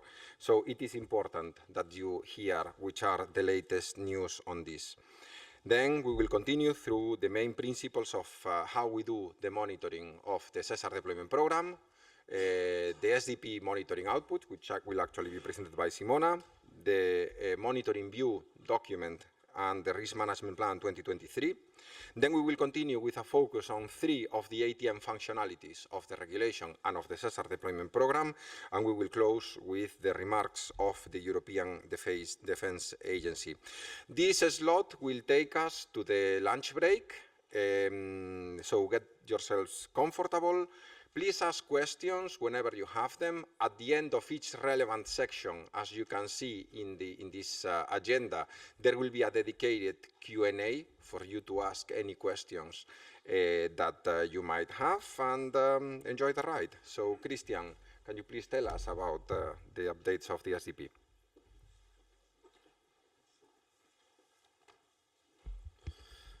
Thank you, Ramon. Good morning, everyone. My name is Christian Pradera. I'm the planning coordinator in the SDM, and I have been in charge of coordinating the update of the SESAR Deployment Program 2022 edition, which now hopefully will become the 2024 edition, or 2025 if it is approved beginning of next year by the European Commission. We finally managed to deliver our proposal to EC by end of September, so a few weeks ago, and now the document is in the European Commission's hands for their approval. It has to go through the College of Commissioners. As you know, end of 2023 was an important milestone for the SESAR deployment program and CP1 because there was an industrialization target date affecting AF6, ADSC EPP, and this was successfully passed, assessed by EASA through the Industrialization Forum and validated by the European Commission. And this triggered the changes that we have implemented in this new version of the SESAR deployment program. And taking advantage of the update of AF6, we also reviewed the entire document, and there are other tweaks and improvements regarding especially AF1 and AF5, as you will see throughout our presentations. So, in a nutshell, the document has been updated, focused on the latest information regarding AF6, including all the validations done in the SJU regarding this functionality, all the specifications that were published related to ADSC Common Service and the ground distribution of the EPP data in the Operational Excellence Program. And then we also took advantage and updated AF1 concerning extended AMAN DMAN integration to bring on board also one SESAR solution that was validated recently, and some fine-tuning of AF5 where we reviewed all the deployment milestones and the system requirements, trying to facilitate the implementation and to harmonize the implementation. Now I'm going to guide you briefly through these main changes in AF1, AF5 and AF6, and then my colleagues will follow with more in-depth presentations regarding all these topics. So for extended AMAN applicability, it is worthwhile noting that the regulation and the SDP itself had a sort of clause saying that depending on local considerations or performance considerations, there could be some ACCs exempted from implementing the extended horizon, and this has been further elaborated in the supporting material and in the update of the SDP. We established a coordination platform with all the extended AMAN affected stakeholders, so with most of the ANSPs. And basically, we asked to review this extended horizon in different directions and provide justifications based on performance or local conditions where the implementation of the extended horizon could be not applicable. So we have reviewed that, all the inputs received from the different stakeholders, and we have updated the SESAR deployment program accordingly. We have added an annex to the SESAR deployment program with 2 tables summarizing the results of this assessment for all the TMAs and ACCs. And in these 2 tables, you can find on the first one those ACCs associated to the 180 nautical miles horizon that are recommended to not implement the extended AMAN because of these local or performance considerations. So there is a list of ACCs there where the ACCs are recommended not to implement the extended AMAN, in line also with the feedback that we receive from the different ANSPs. And then to complement this table, we have another table with the remaining ACCs that are still mandated to implement the extended AMAN. So these 2 tables have been included clearly in an annex to avoid any misinterpretation or issues with regards to the implementation. In AF-ICE, there have been several changes affecting the technical requirements because we organized a workshop in July, if I'm not wrong, with the affected stakeholders to try to clarify what was mandated and what was recommended, or nice to have, let's say. So we updated the document, the SESAR deployment program, after this workshop, based on the agreements and conclusions reached throughout this consultation, and this has been reflected in the final version that we delivered last month to the Commission. It is important to know that because the update of this chapter in the SDP happened after June, when we delivered the supporting material to the Commission, now there is a misalignment between the supporting material and the SESAR deployment program. The SESAR deployment program supersedes the supporting material. So the SDP is the most recent update of the document and the technical requirements, and this is prevailing over the supporting material. We will update the supporting material in the first half of 2025, and then it will be fully aligned again with the SESAR deployment program. What are the changes? Namely, they are affecting families 531 and 541, as you will see in the next slides, with more details. As I mentioned before, we have tried to distinguish very clearly what are the mandatory requirements and what are the nice-to-have requirements by adding the words shall, should, or may. And all of them have been moved from the supporting material to the SESAR deployment program, so that now all the relevant information is included in the SESAR deployment program. You will not have to go to see what is in the supporting material. And only the mandatory requirements have been linked to the deployment milestones. This is very important because this is what you will have to report through the LSSIP in the end. And there in the deployment milestones, you will see the links with the mandatory requirements, those that contain a shall.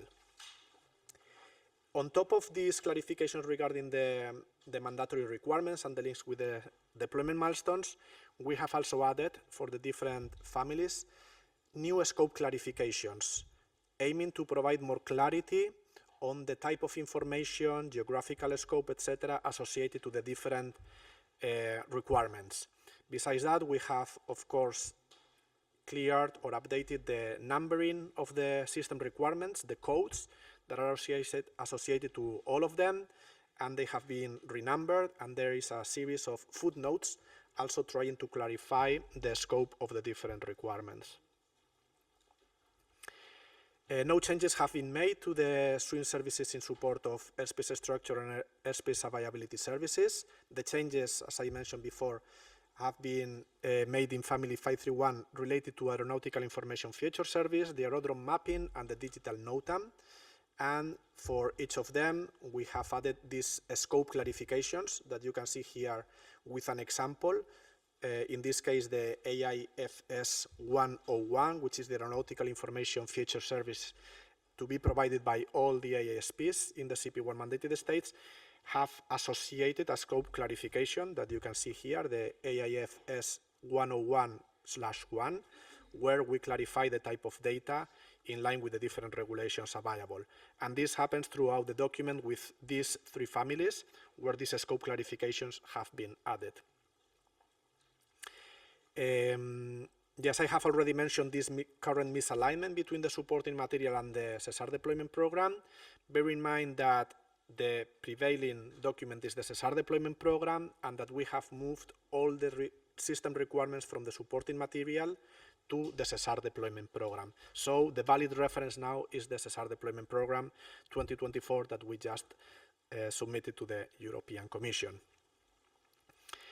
On top of all these changes, just a brief note to remind you that there is the SEF call process ongoing, and in the SESAR deployment program supporting material, we included a list of priority families that should be prioritized in the short term to comply with the deadlines.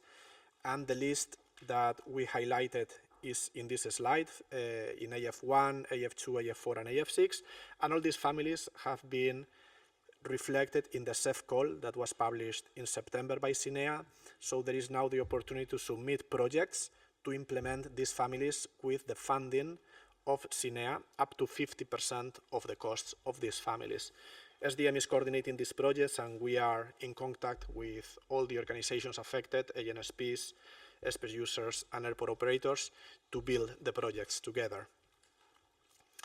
Last but not least, some detailed updates in the document referring to the families that I already described before, but that have an impact on the reporting process through the LSSIP. So this is quite detailed, but I think it is important to highlight it because you will have to use these references when you report through the LSSIP for the implementation of these 4 families. For the AMAN extended to en route airspace, the geographical scope has been updated to include also the in-horizon airports, those airports in the surroundings of the TMAs that are affected by the expansion of the horizon, and where any of the listed airports in the regulation acts as an in-horizon airport to another listed airport, the extended AMAN shall also be implemented in the ATS unit responsible. So you will find this feature in the LSSIP tool to report those in-horizon airports that are affected by the 180 nautical miles. For the AMAN-DMAN integration, I already mentioned before that the SDP has been updated to include new deployment milestones to give the possibility to report the implementation of a new solution that was validated in the SJU regarding an intermediate broker between the AMAN and the DMAN to cross all the information and to display to the air traffic controllers.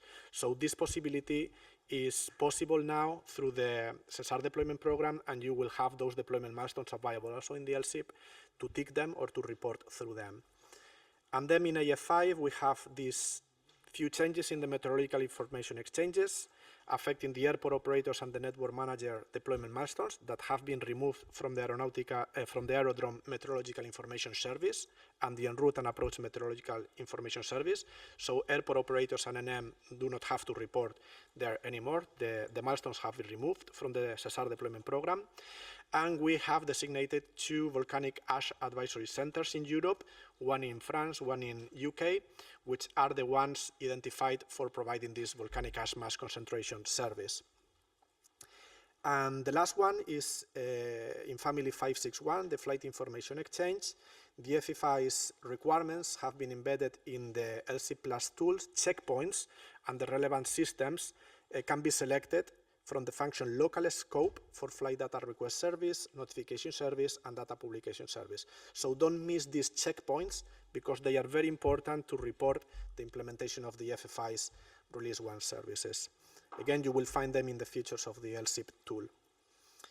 And yes, I think that this concludes my presentation. Now, if there are any questions or comments on the topics I have presented, I'll try to address them. Thank you.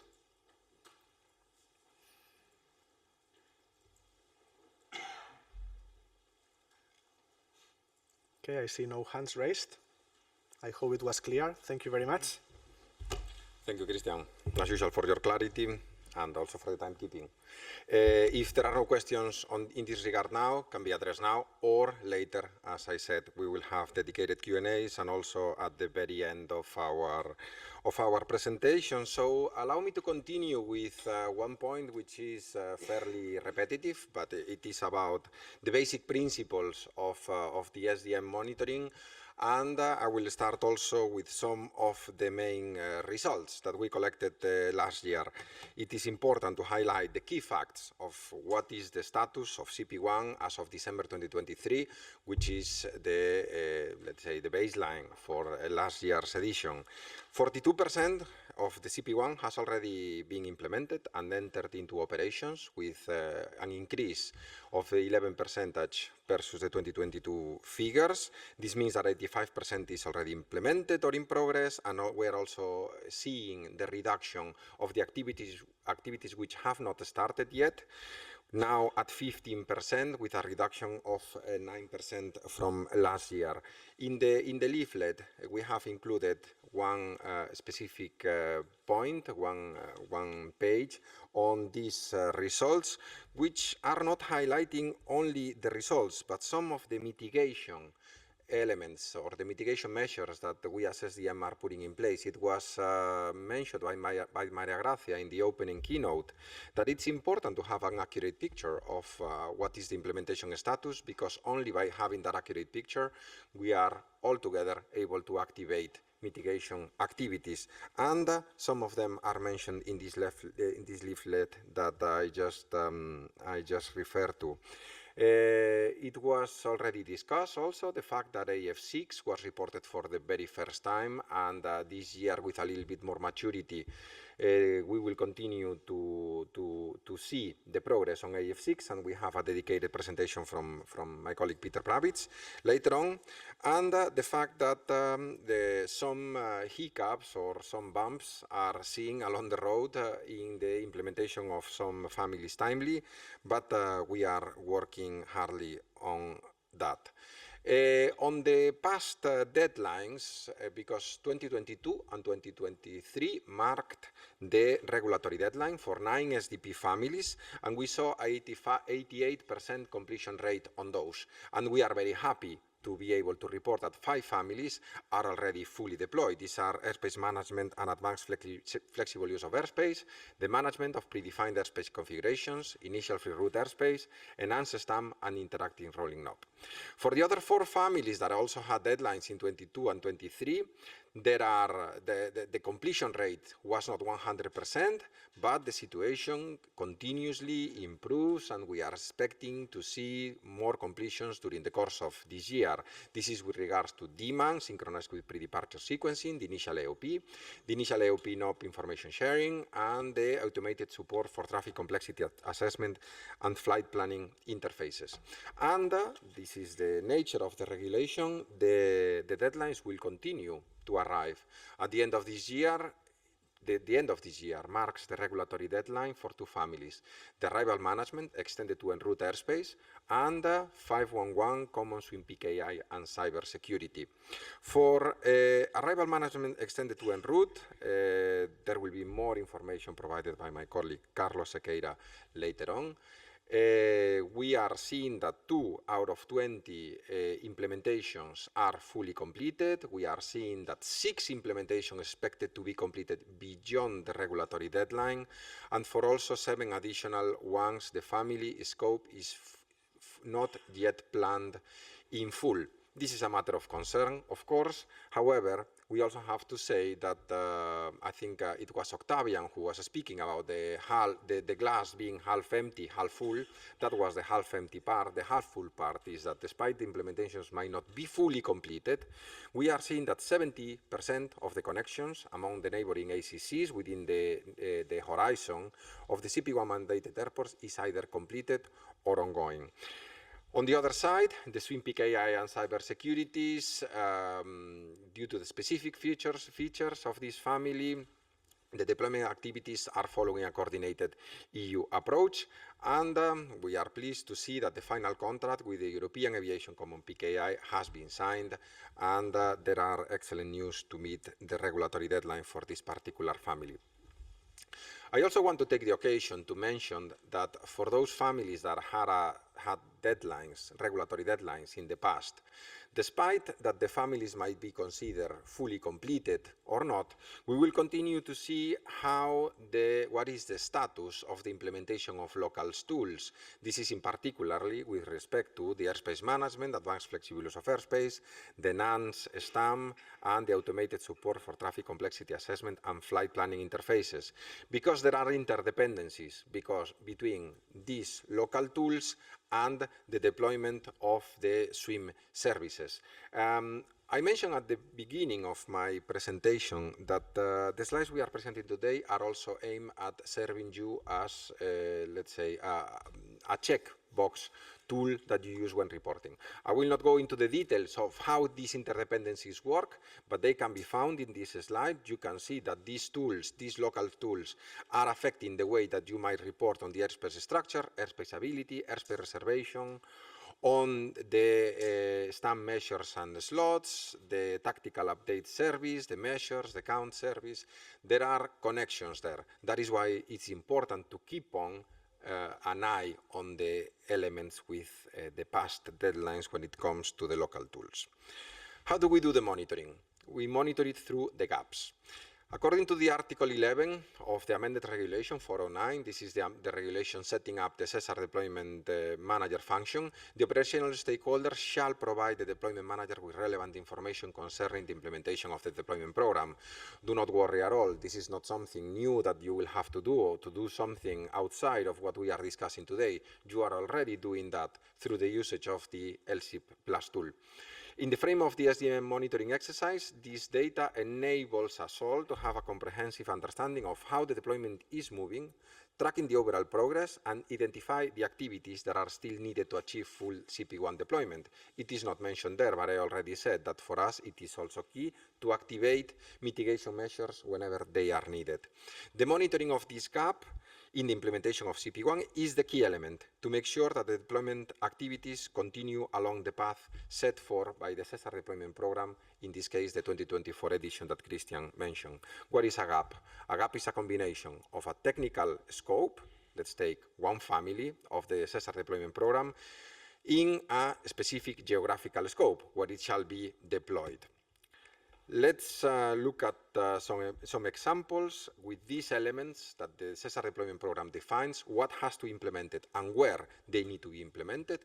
We identify the geographical scopes of each family, which can be either at airport level, country, network manager, or airspace user level. On the specificities of the airport level gaps, we see two different geographical scopes, and particularly that is connected to the different airports that need to deploy the specifics of initial AOP versus extended AOP, and the initial AOP NOP integration and the extended AOP NOP integration. This is the matrix bringing to you which are the gaps then which are defined. There are the families on the left. You can see from arrival management extended to en route down to initial trajectory information sharing ground distribution. This is in the files, and in the rows you can see the airport, country, airspace user, NM or EU gaps. These green checks indicate where do we see the elements that need to be deployed according to the regulation and the SESAR deployment program.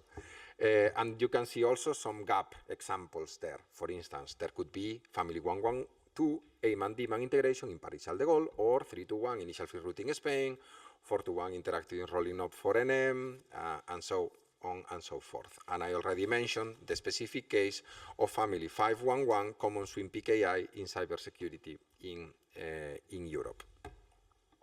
How is it monitored? How do we get the information from the stakeholders? Regarding the status of the implementation of the SDP families from the stakeholders, the way it is gathered is based on the SESAR deployment program deployment milestones. And these deployment milestones are reported by the CP1 operational stakeholders through different means. The ground gaps, the main bulk of the data is received through the LSSIP Plus tool. For this, we also, for some specific families, which are family 111, this is extended AMAN, 322, this is enhanced free route, and for 561, the flight information exchange services. There are some specific questionnaires also embedded into LSSIP Plus tool because we need to gather additional set of information on top of what is coming from the deployment milestones. When civil-military coordination is required for the deployment of ground elements, civil and military ANSP's coordination is requested to coordinate a single input on the deployment status in LSSIP Plus, notably due to the high interdependency of military and civil deployment initiatives. So on the national or on the civil side, you can report on the coordinated status of deployment, and on the military side, the dedicated specific status of deployment for the militaries. Also, the reason for having Enrico and EDA together with us today is also to pass this joint message and to let you know that we are working together on this, not only to get information, but also to be able to support you and to show you how crucial it is to have accurate information. Then we have some airspace user gaps and network manager gaps, which are reported through dedicated Excel templates, which are collected outside of the LSSIP Plus tool. So here comes the information for those who are new, because the veterans know well which are the different status you can select for the status of deployment of the different deployment milestones. They can be completed, ongoing, planned, not yet planned, and not applicable. This is well known to almost everybody. But let me tell you or emphasize something.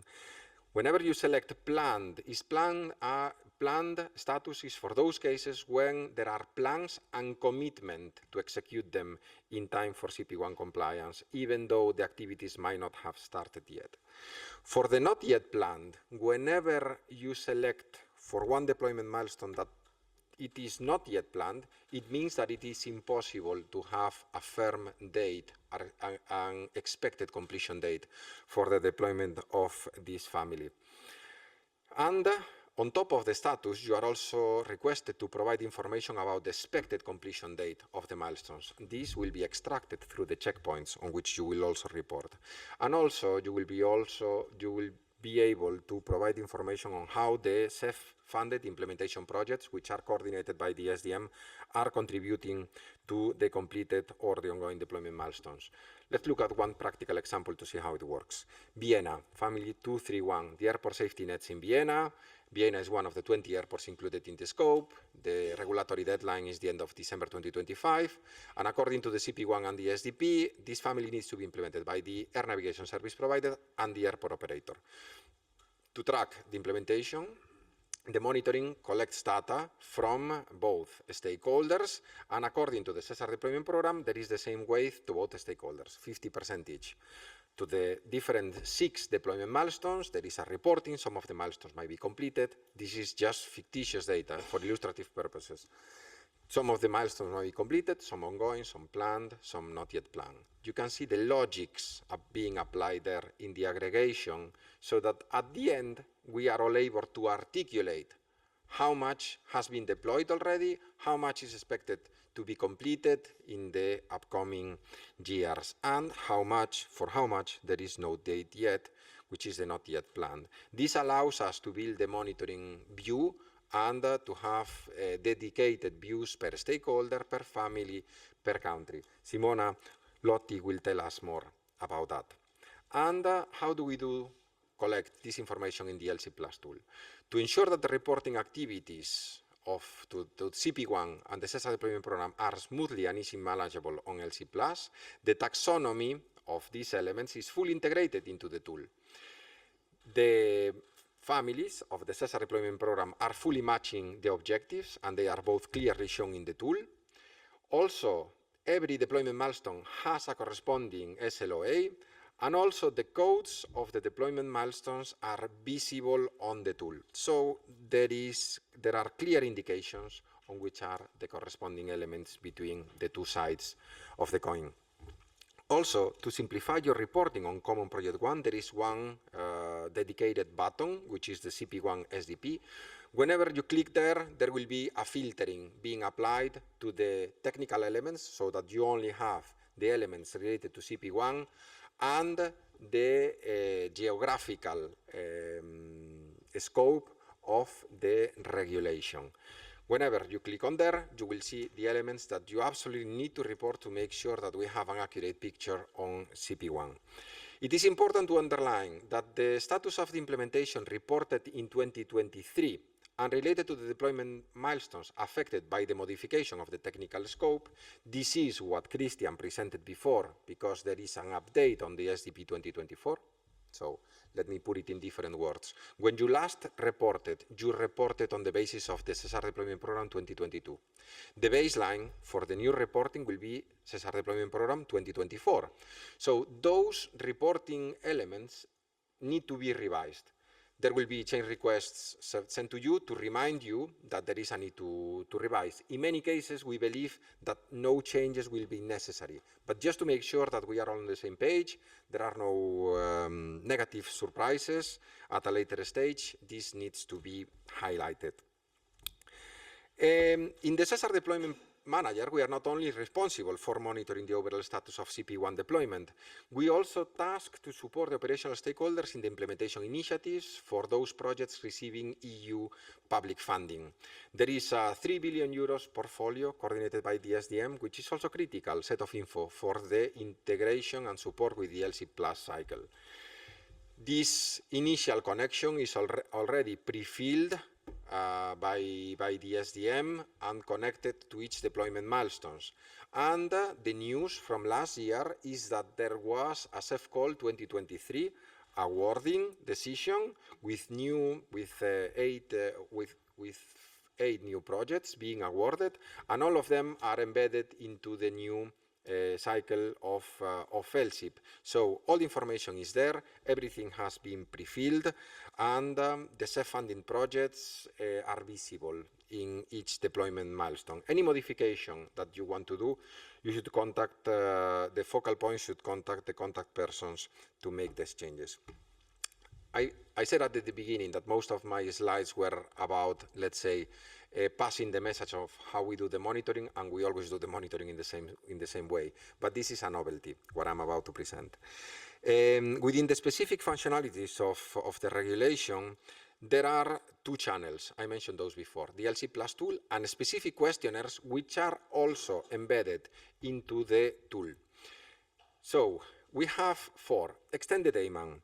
Extended AMAN, for the difference and the reason why we need this specific questionnaire is to divide. For the national elements, the national ACCs, the national airports, you can report those in your standard deployment milestones, in your standard, let's say, page when navigating in LSSIP+. For the ACCs and the CP1 airports outside of the national borders, you need to use this specific questionnaire. The results will be aggregated, taking into account both elements, the national and the outside of the national border elements. In enhanced free route, there is additional information necessary to get the specific details right in order to be able to report accurately to the European Commission when it comes to enhanced free route airspace. You know that the difference between initial and enhanced is about the limitations of the operation of free route airspace and also the cross-border implementation. This year, also, we are enhancing one specific questionnaire that was dedicated to the military authorities to get a consolidated view at state level of the status of implementation. Last year, it was including the AF5 swim activities. This year also includes the AF6 initial trajectory information sharing families. And then also there will be one specific questionnaire, which is the FF-ICE for the ATS reporting offices, also called the AROS, and this is just to collect information regarding about these elements. The information that we will capture through LSIP will be complemented through other means, which are the Excel templates that I mentioned before. With the network manager is required to upgrade the systems and procedures to enable the full implementation of CP1, particularly in the ATM functionalities ranging from 3 to 6. Thanks to our collaboration and also NM being part of the SDM, we will work together in this dedicated template. For the civil and military airspace users, we will also collect information for the relevant ATM functionalities through a dedicated survey, which will not only serve the civil, but also the military, thanks to the cooperation with EDA. All this information will be brought together in the SDP 2024 and will be served as a reference, as the point of truth for CP1 deployment. Just a quick word here about this template for the airspace users, which probably is not affecting none or any people in the room, but if you are interested, you can get in touch with our liaison officer for airspace user matters, Neil Hausler. You have all the information there, and he will be happy to help, as we all are in the SDM, to support you. And then I was mentioning before the fact that we brought into the LC Plus tool the awarded projects of Clean ATM 2. This is the call 2023 with 87 million euros awarded, when it was highlighted the quality of the proposal and its relevant contribution to CP1 deployment. You can see the projects there. You can see clearly their relevance when it comes to CP1 deployment, the extended airport operations plan, the implementation of the extended airport operations plan and integration within the network for 18 airports, the deployment of the meteorological information exchange in 4 countries, the electronic flight plan for airspace users, and also the implementation into the FTPS system of Air Navigation Service of the Czech Republic of FF-ICE. This is all in all, let's say, the basics of how we do and why we do it, the monitoring of the SDP. In order to see how things are working, Simona Lotti, my colleague, will tell you more in this regard on the SDP monitoring output. Simona. Thanks, Ramon.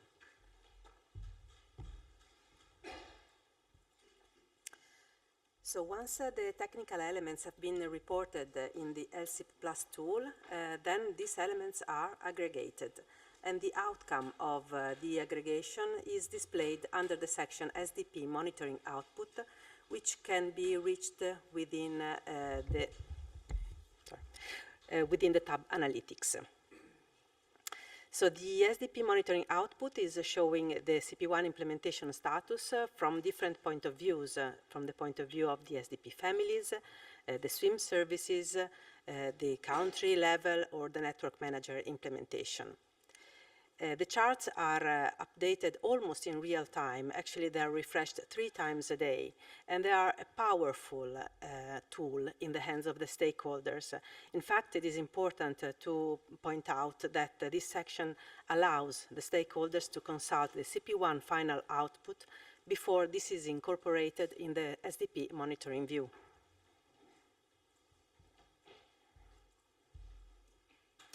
So the different charts under the SDP monitoring output can be selected thanks to a dedicated tab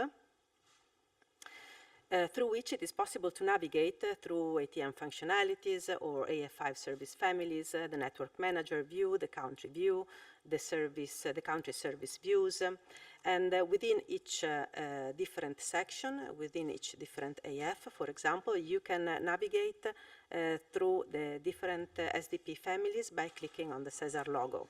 And basically the same principle applies for the country views, where you can select the relevant country by clicking on the SESAR logo. In the next slides, we can have a look at the different examples of family view or country view. And here we have a look at the network manager view or the service view. So let's have a look in detail at the structure of the family views and service views. Here we have 4 different parts a heading which is providing, apart from the title of the family and the CP1 target year, the count of the gaps which have been closed and those ones whose completion is still pending. Then an implementation map is providing important information with regard to the achieved progress for each applicable country or applicable airport. This is displayed according to a specific color coding. And then a table is providing for each applicable geographical scope the overall progress, which is the result of the aggregation of the different deployment milestones and the foreseen implementation date. And then the statuses of all the stakeholders who are contributing to the same local implementation. Finally, at the bottom of the chart, a separated table is also providing the status and the foreseen implementation date for the network manager when this is applicable. With regard to the country views and the service views at country level, here again we have a heading with the counter of the local implementation for the specific country. We have also the counter related to the completed, ongoing, planned, and not yet planned local implementations. Then a table is reporting for each SDP family or swim service the overall progress and the foreseen implementation date. The last column is reporting the CP1 target date. And when the color is green, this indicates that the implementation has been completed, while if the color is red, well, this indicates that the implementation is planned to be completed beyond the CP1 target year. All the country views are complemented with the information regarding the CEF implementation projects supporting CP1 in each specific country. This slide is concluding this presentation. I give back the floor to you, Ramon. Thank you, Simona. And thank you for this clarity and the relevance of this output when elaborating the monitoring view. And I will just conclude with some information on what we will do with the data. First, we will elaborate the monitoring view. Since the first edition, which we were checking the other day, 2017, the SESAR Deployment Program Monitoring View represents the single point of reference for collecting and reporting the most detailed information on the status of the regulation. And for this, we aggregate and summarize the information, providing several different views on the progress of deployment, specific elements, the status of specific stakeholders, detailed views on a country basis. This is the Monitoring View 2023, and we will apply the same process for the 2024 edition. In order to, this was probably an old word that was buzzing around, was the double reporting. In order to finish with the double reporting from the stakeholders, what we did back in the day, and we continue to do so, is to align the data gathering part of the SDM monitoring exercise with the LSIP process, so that they are both connected, and we will build a document based on the frozen database of the LSIP Plus tool. Javier will tell us more this afternoon about the process and about the dates that are briefly shown in there. There is one part which is the data collection, then there is the cross-check period. Javier will tell us more about that. What we are doing is we benefit, we in the SDM are benefiting from two elements. On one side, the usage of the LSIP Plus tool to collect, cross-check and validate the data. And then we also use the consultation process, the consultation process to get an even more reliable, up-to-date and detailed edition of the monitoring view, which provides to EC and the whole industry a common reference on the status of CP1 implementation. In the leaflet, you can also find one dedicated page about the monitoring view, where you can find what sort of data it is provided. And on the other side of the leaflet, you can also see with an excellent display, the risk management plan. In the risk management plan, because the SDM is not only monitoring the status of deployment, but also identifying potential risks and supporting stakeholders in the application of relevant mitigation measures. There are three main objectives, but I will only say one, which is to offer support the operational stakeholders. With those elements which are considered to be at high and very high risk, there is a bilateral engagement to discuss, to get more qualitative data on top of what is collected through LC+ tool and to see how we in SDM can support you. I already mentioned the deadlines approaching at the end of this year, 2024, but we must not lose sight on what is coming afterwards in 25 with most of the deadlines of AF5 and also 27 with AF6 and some other elements related to the AOP and the AOP NOP.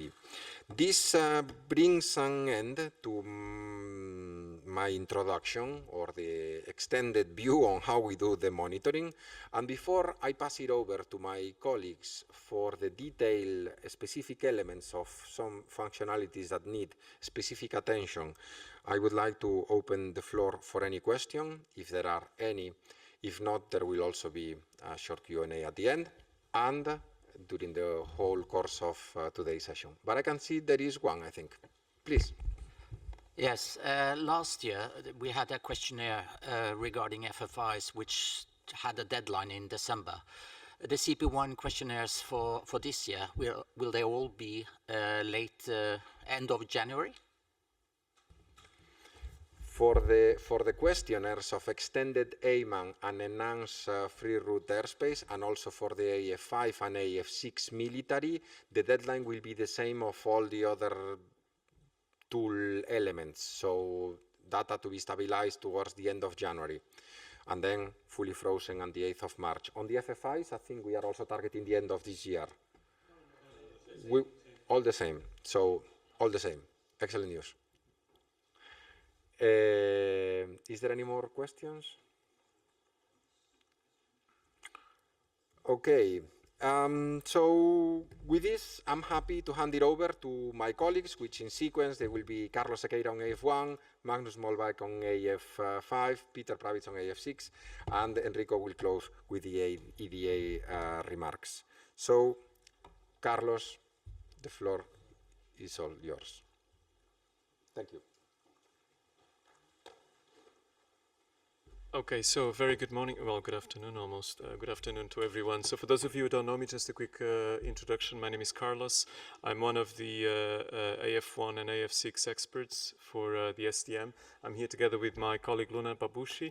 She's also an AF1 expert, and she's here also to support me if there are any questions after my presentation. You'll be happy to know my presentation is fairly short. Most of it has been covered by Ramon and Christian. So I'm only here to present you a few slides and to highlight some of the differences and some of the updates that we've done on regards to the AF1. So with no further ado, I will start by highlighting a few updates that we've done on both Family 111, Extended Arrival Management, as well as 121, AMAN and DMAN integration, which I will cover at the end of the presentation. So, just a brief overview for Family 111, Arrival Management Extended to En-route Airspace Reporting. So as you know, or as most of you that work with AF1 will know, this requires an extension of AMAN advisories up to a minimum of 180 nautical miles from the arrival airport, and this includes both national and outside national borders, ACCs, as well as in-horizon CP1 airports. So just a brief recap from what Christian explained. An in-horizon airport is an airport which is within the 180 nautical miles of a CP1 mandated airport and is feeding into that airport. So I have a use case, an example on the next slide to explain that better. On the left side of the screen, you see here the screenshot of the traditional page where we collect information regarding the status of implementation for both national ACCs and national CP1 horizon airports. And on the right side, you see an example of the CP1 questionnaire that Ramon was explaining before, which includes ACC and CP1 in horizon airports outside the national borders.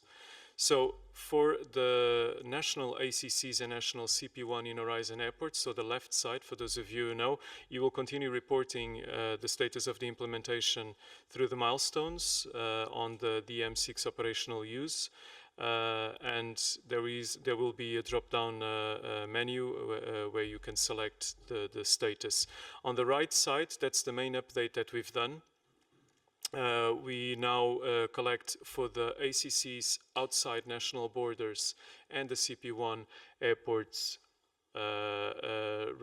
relevant to that. We now collect information regarding the bilateral agreements, the data exchange, AIMA messages either via OLDI or via SWIM, and all of these will be reported in the questionnaire. There's a note at the bottom of both sides because they are relevant to both sides, and I will explain these later on at the end of the presentation.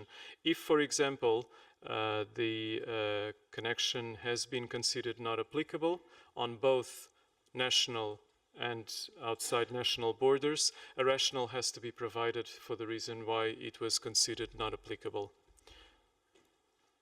So I guess this is better reflected here on this use case, which is an example that we gave you of Munich. Munich is a CP1 mandated airport that has a in-horizon airport within national borders and another one with outside national borders. So within national borders, you will see this on the left side as an example is Frankfurt. Frankfurt, so we'll have to report here the implementation. For that, we've duplicated deployment milestone 6 for the operational use. You see that there's several options that Ramon explained before, where you can report as completed, ongoing, planned, not yet planned, or not applicable. What we ask is the footnote at the bottom. It says, so if you, when you report the status of the implementation, please report as well how you are expecting to use the data. So for example, here we have a few examples displayed in the sequence, used for calculations, traffic managed by current procedures. So for example, if the implementation, if you are going to implement whatever it is that is being supported by local procedures and not technology, then please report it here. The same is on the right side. In this case, Munich has an in-horizon airport which falls outside national borders. The example here is Zurich, and you see it on the CP1 questionnaire highlighted in green at the bottom. So if, whatever you are reporting, we ask you as well to please report how are you going to use the data. So again, if it would be, for example, no technical requirement, but just through local procedures, that's fine, but then please report that here as well. Another thing we wanted to say, if, for example, you choose not applicable, if it is not applicable, then that's the case that you should be reporting why it is not applicable. And as an example, CP1 mandates a minimum range of 180 nautical miles. However, through consultation, a shorter range can be considered when due to geographical location of the arrival airport. This does not provide any additional performance benefits. So this is the work that we've been doing with several stakeholders. Most probably some of you are aware of that. We've been collecting information together with stakeholders through a process that has been now finalized in August this year, and the outcome has now been recorded in the SDP and approved by the IBG. So you see a note on the right side where it says we are maintaining and publishing on the website a table of all those non-applicability, and we are maintaining, so we are monitoring the list, and through the AF1 team we will continue monitoring any developments, and if anything changes, then we will address the different cases. Regarding family 1.2.1, so AMAN and DMAN integration, as Christine and Ramon said, the SDP has been updated, so we have changed a few things on the deployment milestones. So this is only to remind you, so for those of you reporting on this family, deployment milestone 1 and 2, so coupling of AMAN and DMAN systems, as well as how you integrate the sequence building processes, will have to be reported. And it's just a recap and a reminder that we have extended in coordination together with the stakeholders during the consultation. We've now accepted different levels. So if, for example, on the M1, when you are reporting, you can report if AMAN is coupling DMAN, or if if AMAN is feeding DMAN, or if DMAN is feeding AMAN, or if you have a third system that is both integrating the two of them. So please report that. And also on the M2, do not forget to report how you are intending to display the information. So there are 3 different types of levels that we give here, A, B, and C. So you might just use the system to display the information without any kind of input or a manual input if necessary. You can have another option, which is the system displays in a solution, but nothing is done unless the ATCO will want to do it manually, or you've got a third option, which is a full automation of the system, where the system not only displays the solution, but also acts on it. So whichever option you are choosing when you are reporting that, please report that as well. And I guess that's it from me now, unless there are any questions. If you don't have any questions, we are able to answer them later as well. I guess it's pretty self-explanatory. So, as always, we are here at your disposal. If you have any questions later on, please ask any of my colleagues. Otherwise, you can contact us via email as well. Thank you very much. And now I will hand you over to my colleague Magnus from AF5.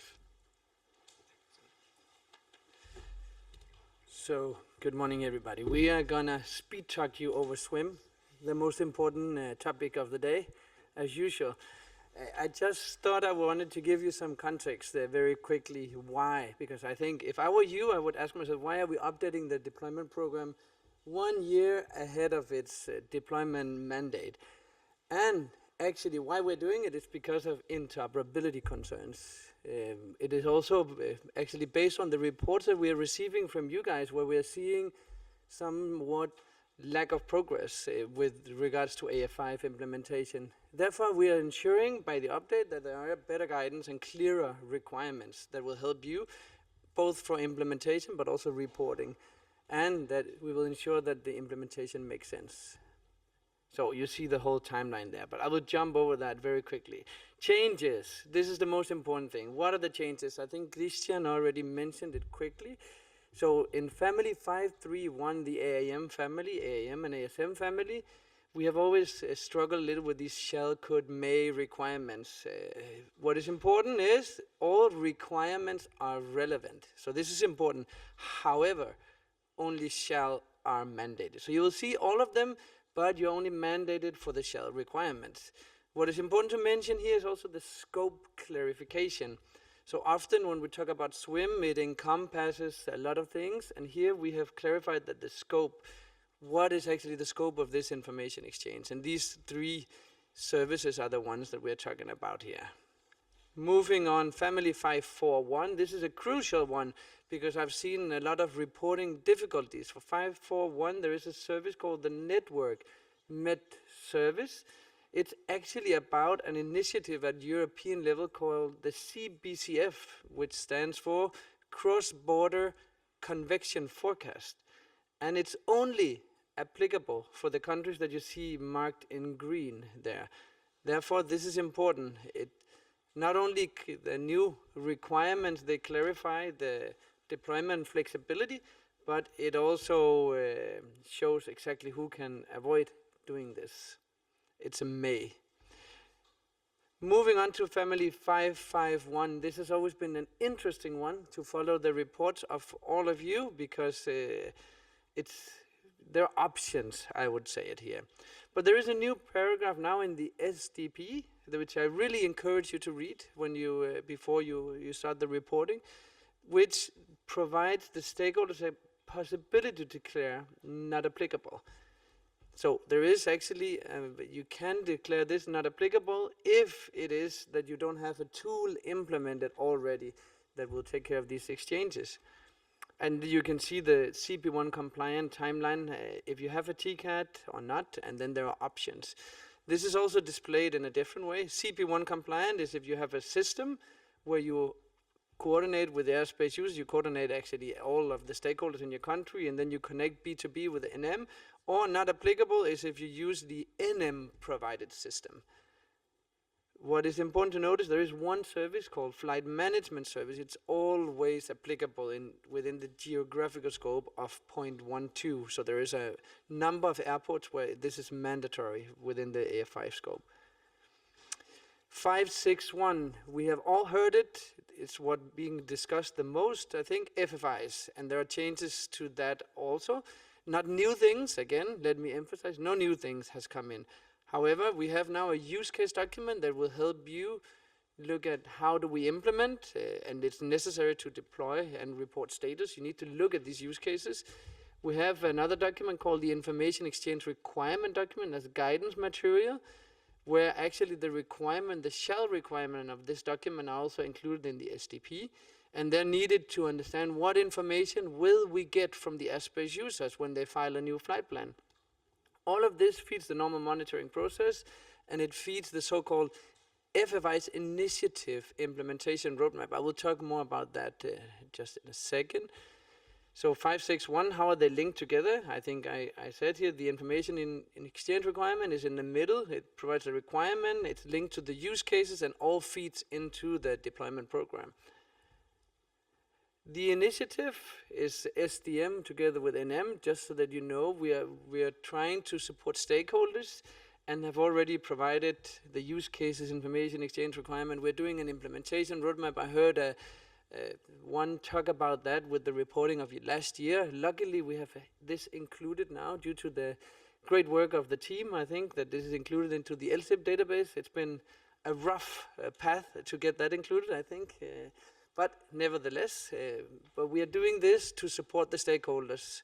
Last year, we painted a pretty black and white picture of the implementation, and we would like to really put color on this to show your progress and how you're progressing on this, this difficult topic. What is important to say is that AF5, as it's so special, there's also something you need to consider. So I would really hope that you take these slides when you get the reporting at home and use them, because they're crucial. Because you cannot move on with the implementation reporting unless you actually fulfill the task. So here there is an activity started. What does that mean? Well, we have defined it specifically. We have defined it. The same service in development when you're a provider. Here's the how you can move past this checkpoint and how you can interact with your expert. So we have fully defined this in detail for all. This is just not FF-ICE, just to notice it. So, and what is important to notice here also that if you don't provide the service, well, nobody can consume it. Nobody can use the information that is provided by the service. So it's important that the providers really get out there. The same goes for consumption. Service usage plan, what is it? There is a definition. Use it for the reporting purposes. We need to get the right information out of you, and we need to have the accurate reporting because, as Ramon explained, it's used for multiple purposes and mostly to help yourself also. Again, service consumption cannot be implemented before the provision is implemented. Important. So you can never report fulfilled unless the service is available. Therefore, this is how it looks for FF-ICE. There are checkpoints and milestones that are the same. However, there are also service-specific checkpoints that you see. The green flight publication service, it has to, when you put in operation, then you have to use the data that is provided by airspace users in operation. So this is a technical matter of the system implementation, but something that you need to consult with the experts and likewise with the rest of the services. Again, this is crucial information that I would suggest you use as guidance material once you actually get the reporting out there. So, as a summary, read the deployment program. This is the first step. Ensure national coordination. We see that there are more and more NSAs getting involved. This is crucial because SWIM is not about individual stakeholders implementing. It's about a national implementation per country level. So therefore, it's crucial that we talk together. We cannot achieve this. It will never be implemented if we do not talk together and then report on the deployment milestones. Q&A. if you manage to follow my speed talking.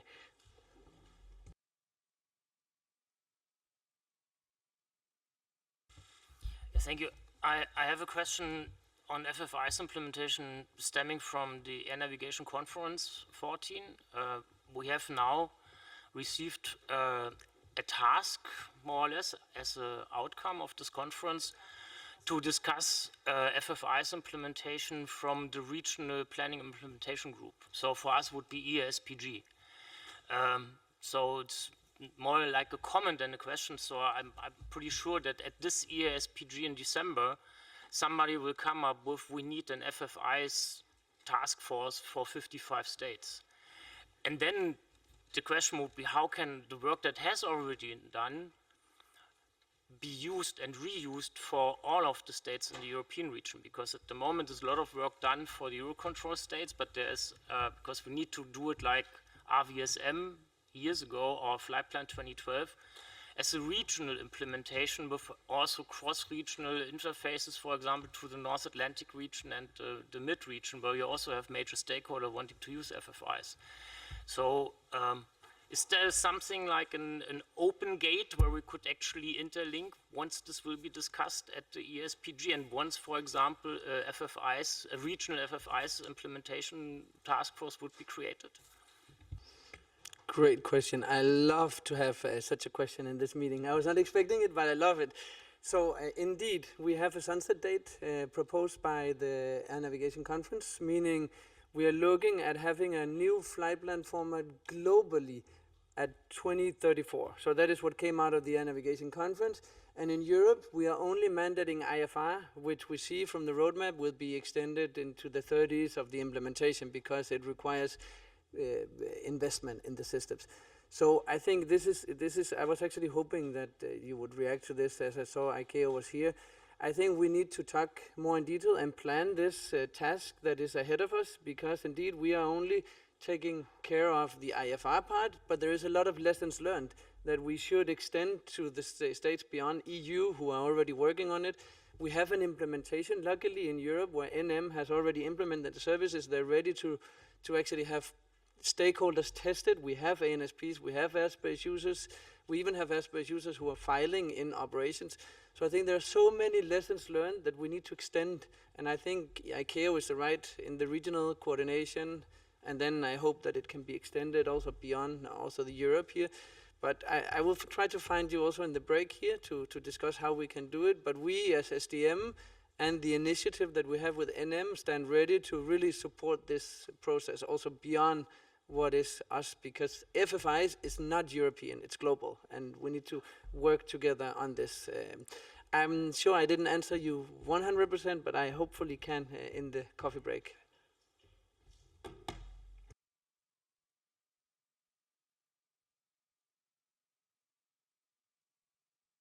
Don't hesitate. This is your chance, really, to get a reply to a question, and also to this to be done to the benefit of the entire community. Okay. No.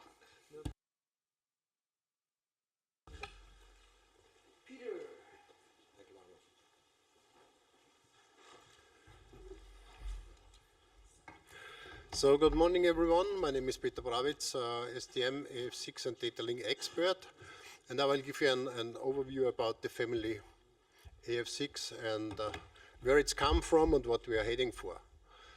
So the regulatory framework is easy to understand. We have an implementing rule, the common project CP1, which is then broken down into the SESAR Deployment Program, giving us a good idea what to implement, how to implement, and what are the requirements for the stakeholders, what they have to do and what they have to aiming for. And especially with the AF6, this initial trajectory information sharing, we divided this in several sub-AFs in order to make sure that we have a good and close alignment with those activities. So AF 6.1 is targeting the airspace users, the airborne part to provide trajectory information to the ground system. 6.12 is addressing ANSPs and the ATM systems. they should be capable to receive all those information from the aircraft and process it and then provide it. And so accordingly, notifications or warnings, whatever is required from CP1 in detail. And a critical part is 631, which is the ground information distribution part. Yeah? So all this data needs to be distributed among all the interested and affected ANSPs. And we have to make sure that we have a reliable and a high-performant system in place. And also in AF6.2, we have network manager involved. He will receive this information from the aircraft and also enhance their flight plan system and the flight plan data to provide useful information and enhanced information to all the relevant stakeholders. In AF6 we had a challenge because it was in CP1, but it was not confirmed that it will remain in CP1. So finally we made it. We passed successfully the industrialization target date. So in February this year, the EASA delivered the report to the Commission. Commission provided then in March 24 to the Single Sky Committee and presented what the recommendations and the outcome of the EASA evaluation is.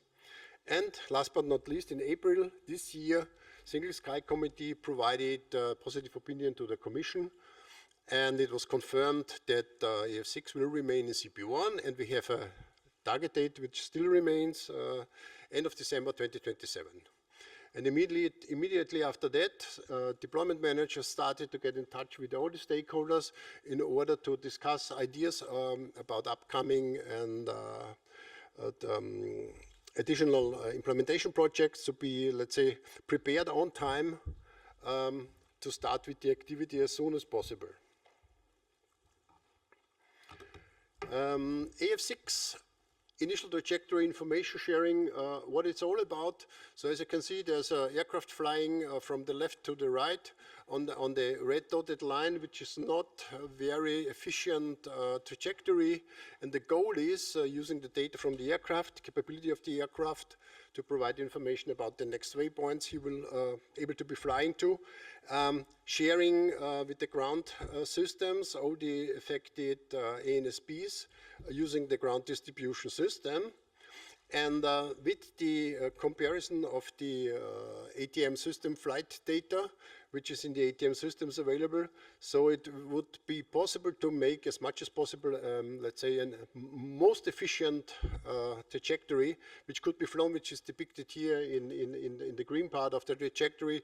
Ideally, it would be a continuous ascent and continuous descent, and if the aircraft will fly on this let's say, dedicated, best optimized flight level as long as possible in order to be efficient and saving time and money as well. The link of the SDP families to the SESAR solution.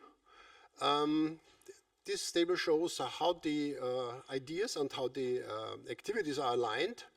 And the end goal is really the essential operational capabilities to have trajectory-based operation in place.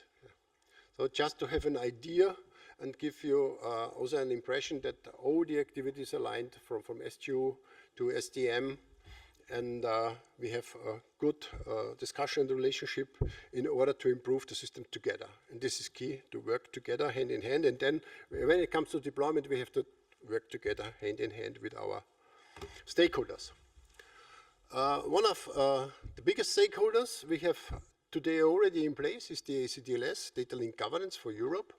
We have already a party of 27 ANSPs forming this Data Link Governance.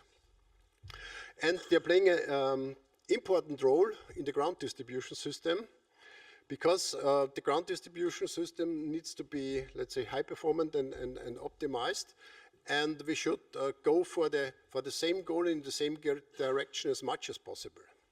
So despite the fact that the central common service is not part of the CP1, STM recommended strongly to have a common approach to deploy a ADSC common server and also using SWIM-based ground distribution. And the good part of the story, ECTLS already launched a call for tender to have a data link service provider in place, which provides the ATN backbone for the communication infrastructure and to distribute all the data. Also to deploy the necessary ground infrastructure for communication. And last but not least, providing also the common logon and ADSC service, the ACS.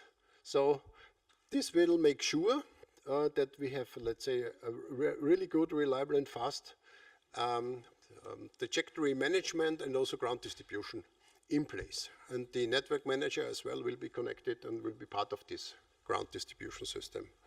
So just to let you know, the call for tender is ongoing. We already received in the ECTLS some bids, and evaluation is expected to be finalized at the end of the year. Let's see what the outcome will be, but the goal is clear, working together as ANSPs, heading for a common goal at European level.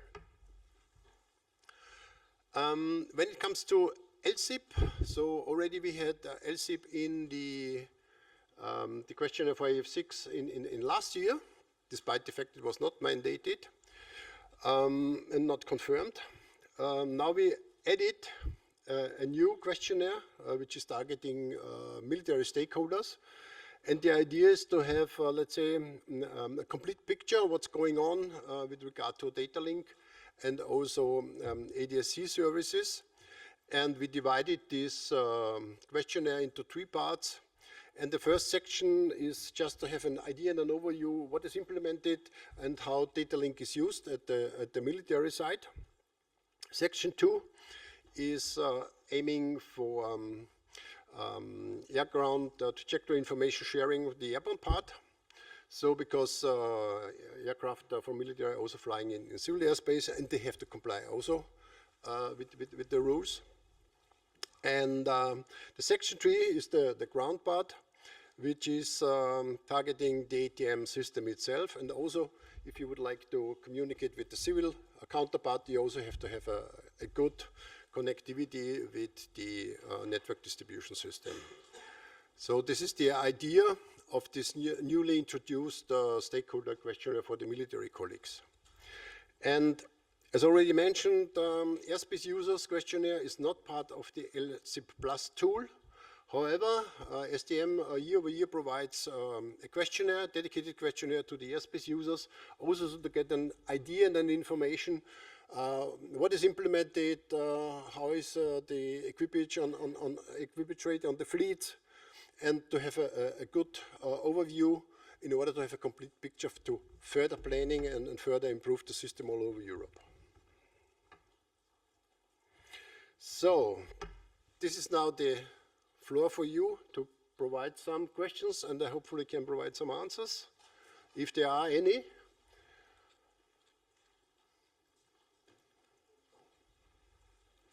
So it seems no questions at all. So Ramon, so I will hand over then to my EDA colleague. Thank you. Thank you, Peter.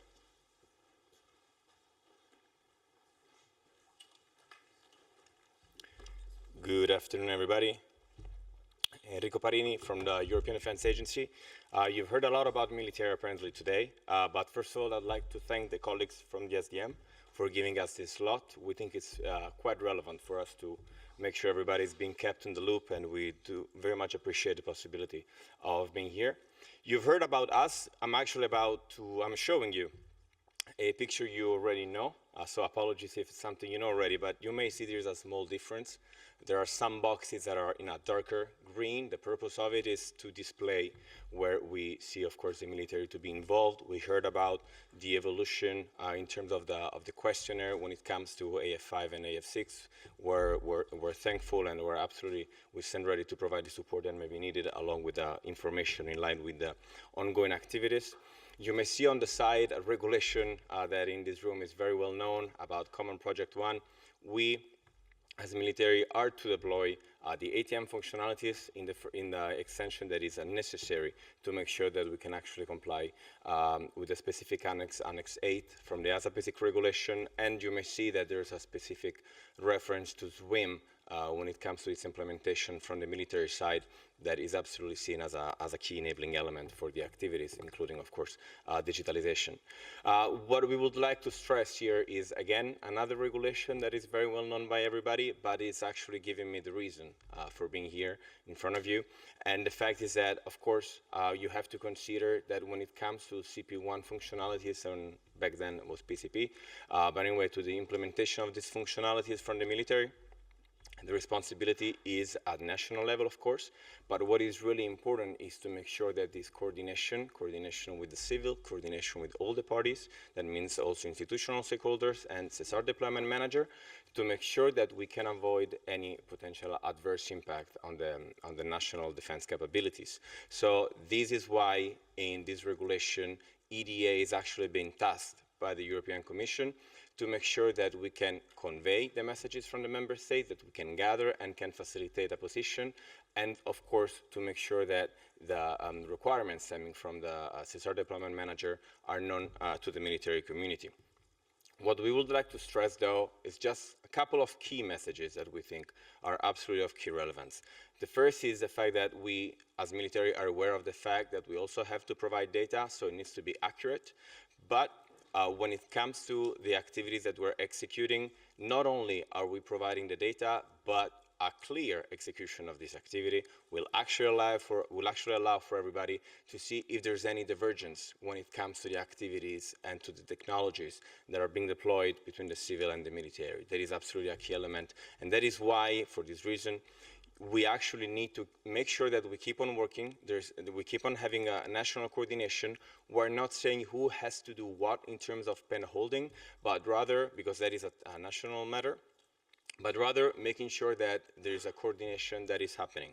What we want to avoid, as a matter of fact, is what you can see on the upper left of your screen, which is just a high-level position that actually is displaying that things are happening, actually, if you look at it, because we're talking about ASM that requires good coordination with the Air Force. But then we don't really know where the line actually is between what is being executed on the civil level rather than the military level.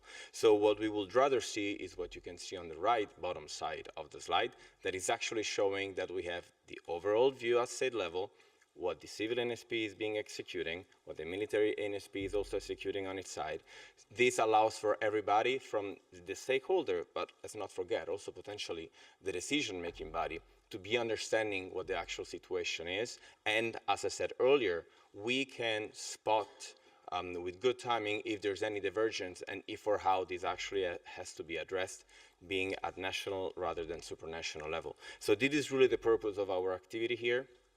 With the continued support from the SESAR Deployment Manager, we've always been able actually to make sure that these work streams are aligned and to make sure that we can provide the data as accurate as it can be. But of course, as I just said, it also needs to make sure that we're able to compute the data and of course to understand who is doing what when it comes to the specific activity. So this was just a few key messages that we thought were worthwhile and important for everybody to be aware of. Of course, more than happy to answer any question if there's any. Oh. Okay, doesn't seem to be the case, so Ramon, back to you. Thanks. Thank you, Enrico. And thanks, everyone. So this is the closure of our slot. I think we've done fantastic with the timekeeping. Well, this is the last chance for the time being for any question, if you might have any. There was one question specifically addressed to, to Magnus, but if I may say so, on the overall SDM monitoring and the process and the SESAR deployment program and everything that has been presented by my colleagues, which I want to take the occasion to thank you all for your interventions and for bringing clarity to what we are doing. There was just one question, which was on the deadlines. I think Maria Gracia this morning mentioned about the importance and the commitment of the stakeholders. Having a single question focused on making sure that the deadlines are met clearly shows the compromise of all the stakeholders participating in this process. So I want to thank you all for participating, and and also my colleagues. It makes me really proud to be leading the team in this regard. So if there are no further questions, Maria, all to you. Thank you all. Yes, thank you, Ramon.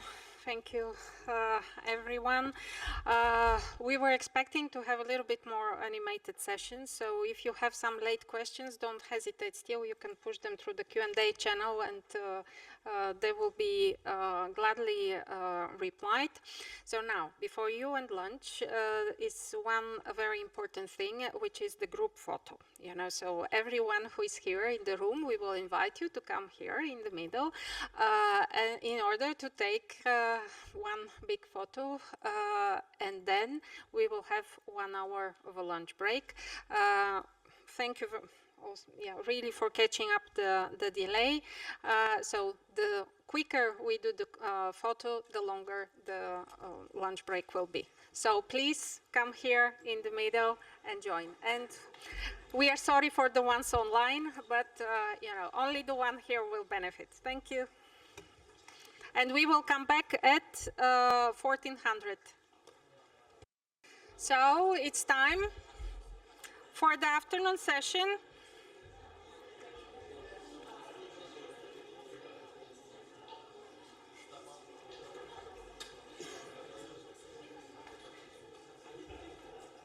Javi, it's not working. No.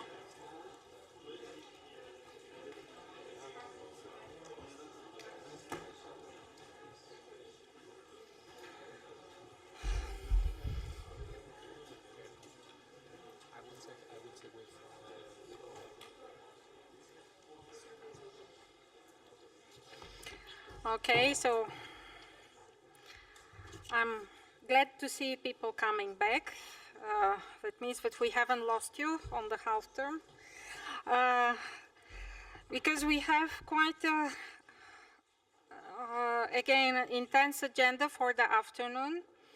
And we will start now with something that has been really very important. Trying to fix. Yes, oh, thanks. Okay. So we will start now with the presentation coming from the CNS Program Manager. As you all already have heard, this is a new entity, a new task that has been assigned to NM and that become operational as the beginning of the year. You will hear about it from the CNS PM himself.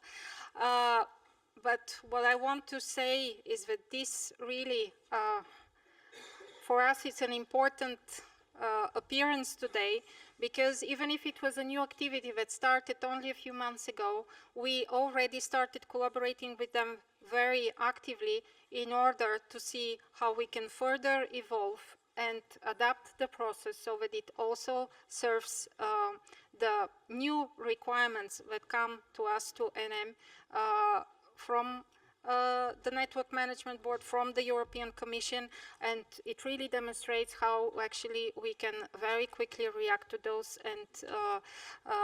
and adapt to respond to these new needs and requirements that are coming. So without further ado, I will just give the floor to Predrag Vrankovic to present this presentation. Thank you very much. Thank you, Maria. Thanks to the whole LSSIP team for inviting me to be here. It's my pleasure. I have a big connection with this team. A very large part of my career is attached to this team, and these people who work in this unit, I really like to work with them, and I'm happy also to address and to see some familiar faces once again. I mean, since then, some time has passed, but here we are. I mean, the ATM world is small, so we continue working together. So I will explain to you basically what the CNS Program Manager is. It's a new thing. I think it's the newest policy initiative coming from the European Commission that came to us in July 2023. I don't know how many of you are familiar with the CNS Advisory Group, but that was the initiative that Commission was running for a couple of years, I think since 2021, basically looking at the CNS infrastructure around Europe and seeing how it can be further optimized, because the way it was evolving in the past was basically how we did it 50 years ago. It's still very much the same. The evolution is slow. It's basically mostly done looking at your own country, not really looking at the larger network perspective. So in the framework of optimizing the network to better serve the customers and for all of us to work more and more together, they looked into this initiative. They established the initiative with everybody around the table to try to come up with a certain way forward. And one of the conclusions of that group was, okay, let's establish the European Program Manager function, which would then try to coordinate with everybody to put this network perspective in the evolution story. So this is basically where we are coming from.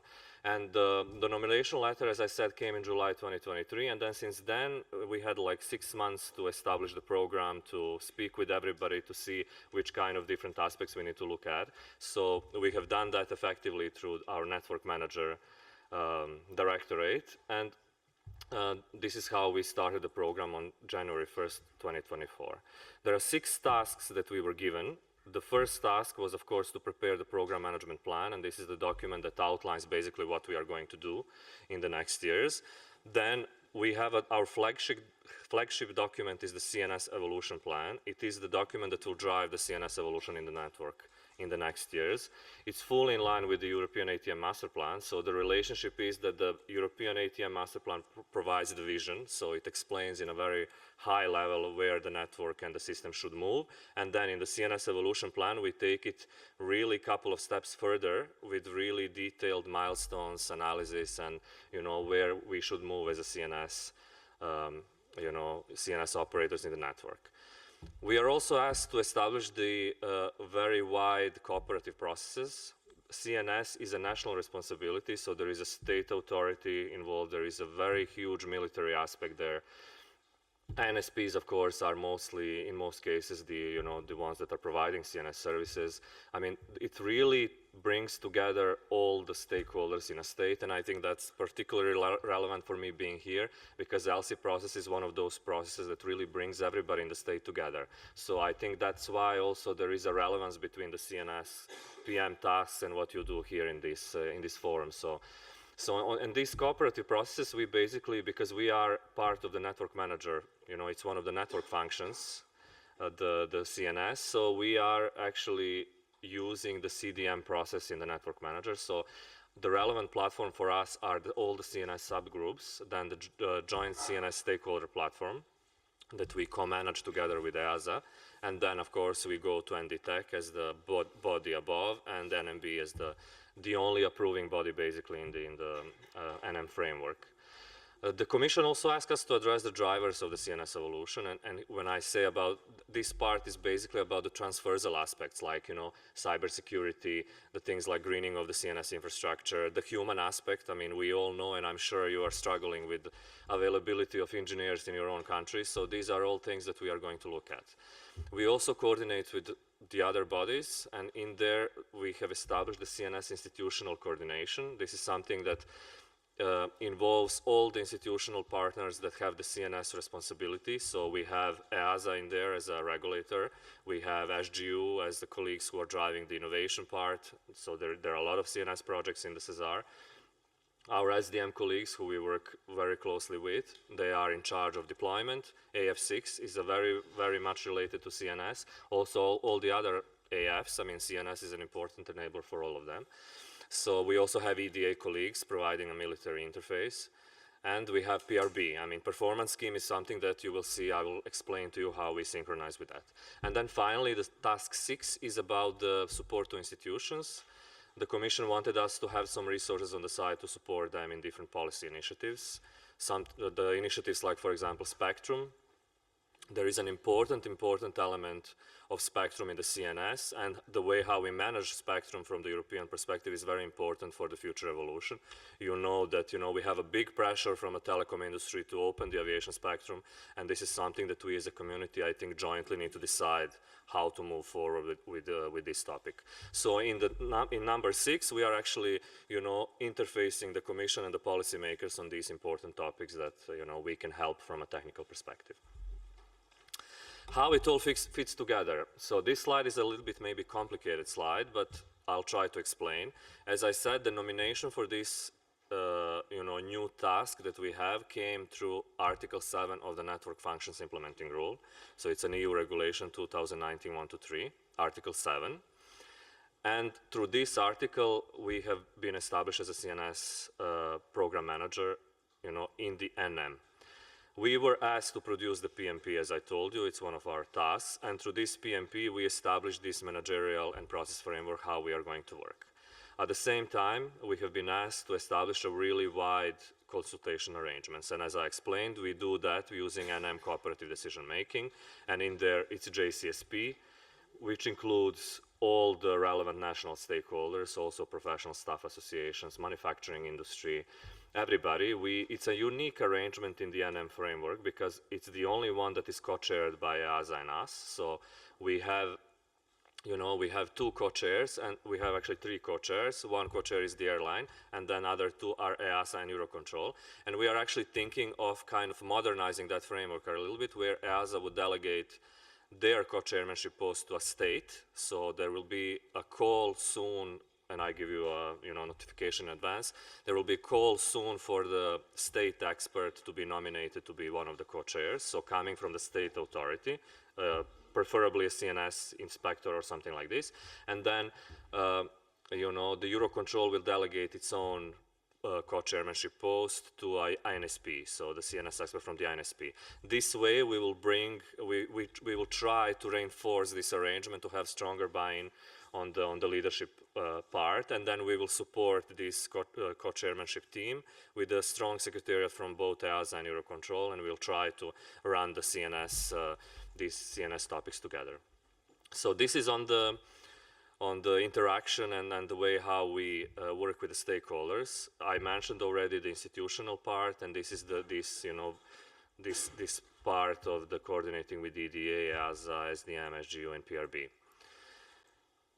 We manage everything through the small team in EUROCONTROL and NM in infrastructure division. So I lead the cell with a couple of experts. I have Nicolas Ertmans here from my team. He's attending the event. He has been here since the beginning. So it's a very small team. We are growing. We are supposed to be 8 FTE in next year. So we are running everything from that. But we also have access to all the CNS expertise in EUROCONTROL, it's the largest unit in EUROCONTROL. It includes around 50 experts in all different fields of CNS, in spectrum, radio frequency, ComNav, SUR, all the elements of CNS we have. I mean, we have a very unique center of expertise there. And of course, all the other colleagues from infrastructure division are also involved, like from the unit that you are interfacing with. I mean, for example, Flaminia, who is sharing the presentation with me, she is my focal point nominated from this team, and she also follows our work. So we are all linked together, and we don't do any overlap or anything that can then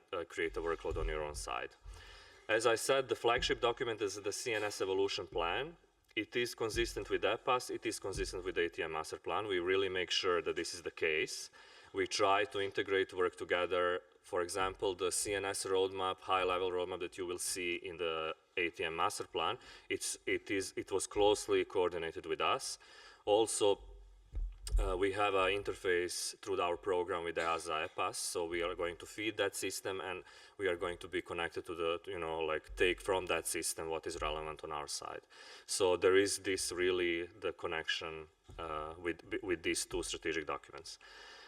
Regarding the interface with you, we plan for, and this is why I'm here, CNS evolution plan will certainly drive your national plans in terms of certain CNS objectives that will feed down to your level. So this is the connection with the LSIP. They will probably appear in your LSIP once we have defined this critical path forward, and I will explain to you in one of my next slides what will be the content of the CNS evolution plan. But in the future, there will certainly be objectives that will come to your national environment through this process. And we have chosen this process because, when you look at the big programs that were delivered in the past in the European network, like RVSM, this process was used very effectively to do that. We don't need a regulation for everything. The strong project management and program management approach combined with this process, I think, can bring us a lot of value, and we can move jointly forward in the CNS evolution process together. So we are going to you will certainly see in the future some of the objectives coming from our side.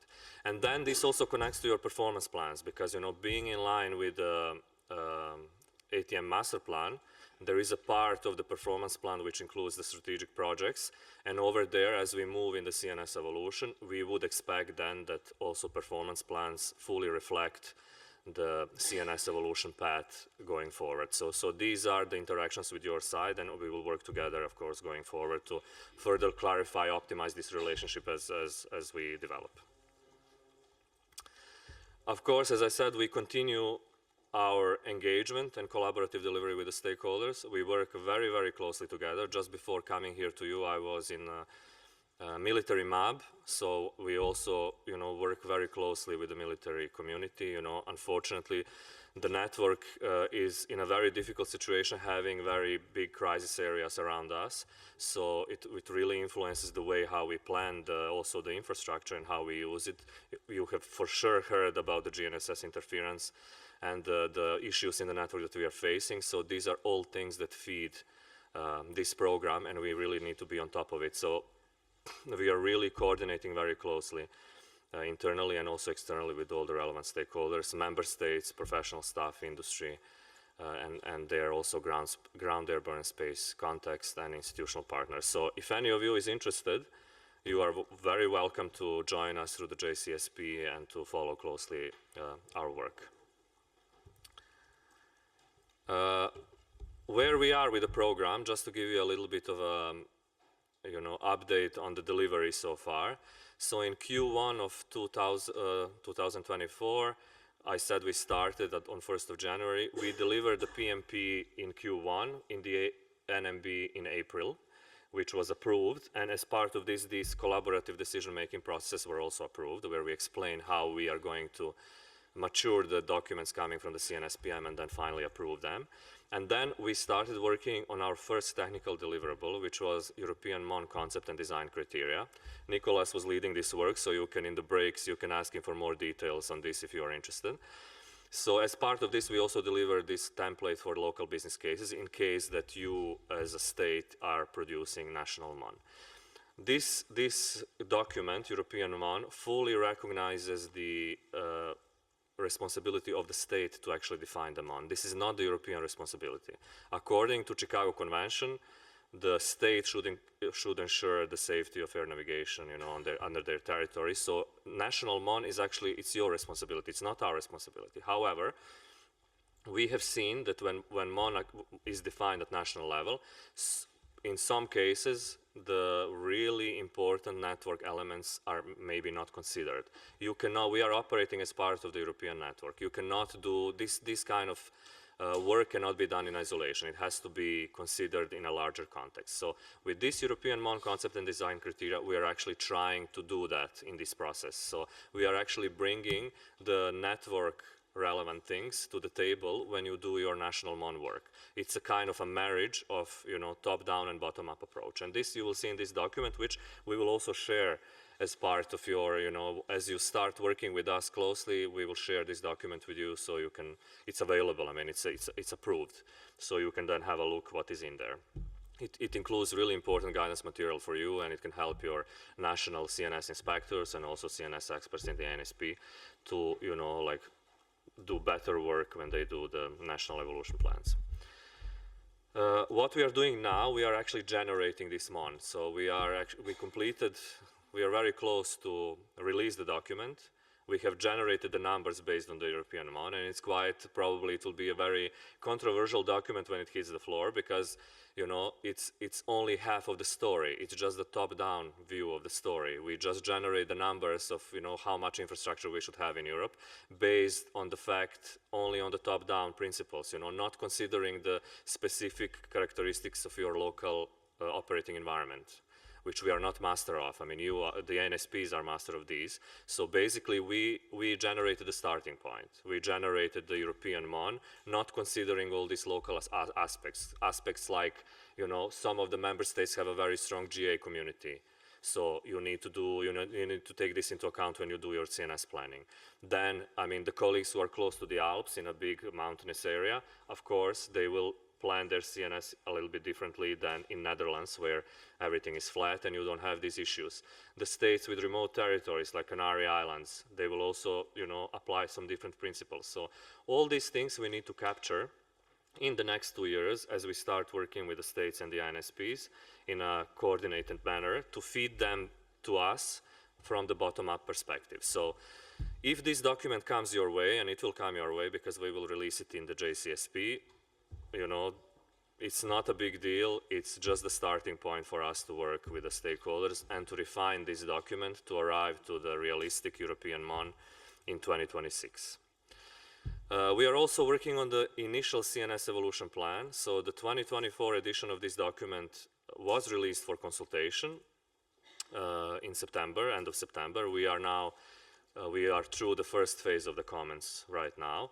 And this document actually is kind of setting the rules, and it creates a foundation for our work on the CNS evolution and on this detailed roadmap for the evolution of the CNS in the network. So it's not the complete document because we need a lot of time. We are listening to the stakeholders. Everybody told us, well, you cannot create such detailed roadmap and get an agreement from everybody in such a short time frame. So, and we really agree with that. I mean, this is, we need to consider many elements, and we need to work with each and every state to propose something, that will hold water, as I say. So we need to take some time to do this. So we are proposing initial CNS evolution plan. In there you will see the main objectives, and you will see how we plan to organize the system basically, and then we will work in the next 2 years to try to provide a really detailed roadmap. So this is the aim for CNS Evolution Plan 2026. Also the full CBA will be there. So far we do some economic analysis on the optimization part based on the MON work. We do not do the full CBA yet. So we are going to do that for 2026. So 2 years to do that, and 2 years to work with each and every state to try to define national MONs so this can all feed together in this CNS evolution plan in 2026. So I presume then your LSIPs, first LSIP after that will be populated with a lot of CNS objectives that will then come to you to follow up at national level to maybe even earlier, as we progress through this work, if we already have the visibility on certain parts of the CNS evolution, then I think we will also aim to immediately go to you with probably some objectives on this, so you can already start working on this. And then you can see 25, 26, basically it's a cyclic program. 1 year we do the planning, the next year we try to do reporting, and then it's a regular update. So then what you can expect in this cycle. So we already, you see, we have just started. So there is not a lot actually to do on the implementation point of view in regards to the CNS modernization. Our focus short term, as I explained, is this MON. So MON, you will see in the document that we will share, you can maybe distribute with the presentations of the workshop. This is actually we define it in the document as the layer of the CNS infrastructure that will deal with potential, technical malfunctions, external perturbations or interference. It's basically the resilience level that will allow you to, continue your operations. So this is how we define the MON. And we need to capture, in order to do this effectively going forward in the next 2 years with each state, we need to capture where you are with this work. We know that some states have defined MON, like I think our Swiss colleagues have completed the work. We know for sure that our Netherlands colleagues have also completed their MON. So we would like, through this questionnaire that you will see in the first part of your LSIP, we would like to get the information in a consistent way across the member states of EUROCONTROL and the comprehensive states where we are in this MON work. Have you started? Do you have plans to do it? And also for those of you who did it, we also want to capture maybe, you have had some experience that we can use going forward in this work. So it's basically an exchange. It's setting the baseline for us to continue in the next 2 years to work on the realistic European MON. So this is basically the objective, the aim, why you will see this in your template. And then I think Flaminia will take over my next slide, and she will try to explain to you, what we are trying to capture with this table that you will see in there and with the questions. Flaminia. Hello everyone, I'm Flaminia and I'm the focal point for the CNS cell, as Marianne Predrag explained earlier. So I'm going to explain to you where you're going to find, let's say, the national MOL reporting in our LSIP tool as of this year. So first of all, you'll notice in the tool that now there is like a dedicated tab to the CNS PM. And there you will find two questionnaires. First, the national MON, which I'm going to explain right now, and second, the surveillance, which is going to be explained later on by my colleague Angel. So what will you find there? So basically it's two parts. First part with some general questions and the second part with some specific tables on the three CNS domains. So the very first question is pretty simple. So basically we're asking if you are or have already defined a national MON. This part is very important. As you can see on the screen, we will ask for, let's say, a first feedback by the end of November. So it's really important that it's given to us by that date so that we can make the data and information flow into the work that is being done by Predrag's team. Then you will find other three questions that are dependent on the first one. So if you have actually defined a national MON, then you would answer the other three. So the first one, if you have a minimum service level ensured for your national MON, and if there are any GNSS resilient aerodromes in your country, and then finally if you have set up any independent time synchronization means, like for example atomic clocks. Then the second part of this questionnaire, as I said before, is about the CNS infrastructure that you have in your country. So you will find three tables, one for each domain, and we're basically asking you to report the current situation, so the number of infrastructure that you have today, and what you're planning to have in the future once the MON is established. Of course, as usual, your contact persons will, support you throughout the activity. So if you have questions or doubts on what to report, etc., you can reach out to us to have clarifications. Anyway, just to conclude, the deadline to submit the information on this questionnaire, as the other ones, is end of January. Why? Because we would like, as for the other questionnaires, to cross-check the information during the data cross-check period, what we call data cross-check period. So between January and March, we're going to just review the information submitted and probably reach out to you again if there is any doubts or questions we have on what you have reported. So that would conclude my part as well, and we are ready to take questions if you have any. Thank you. Just maybe to add the final thing from my side, why do we need this information so early? And I immediately, in advance, I apologize and ask you to, for your cooperation on this one.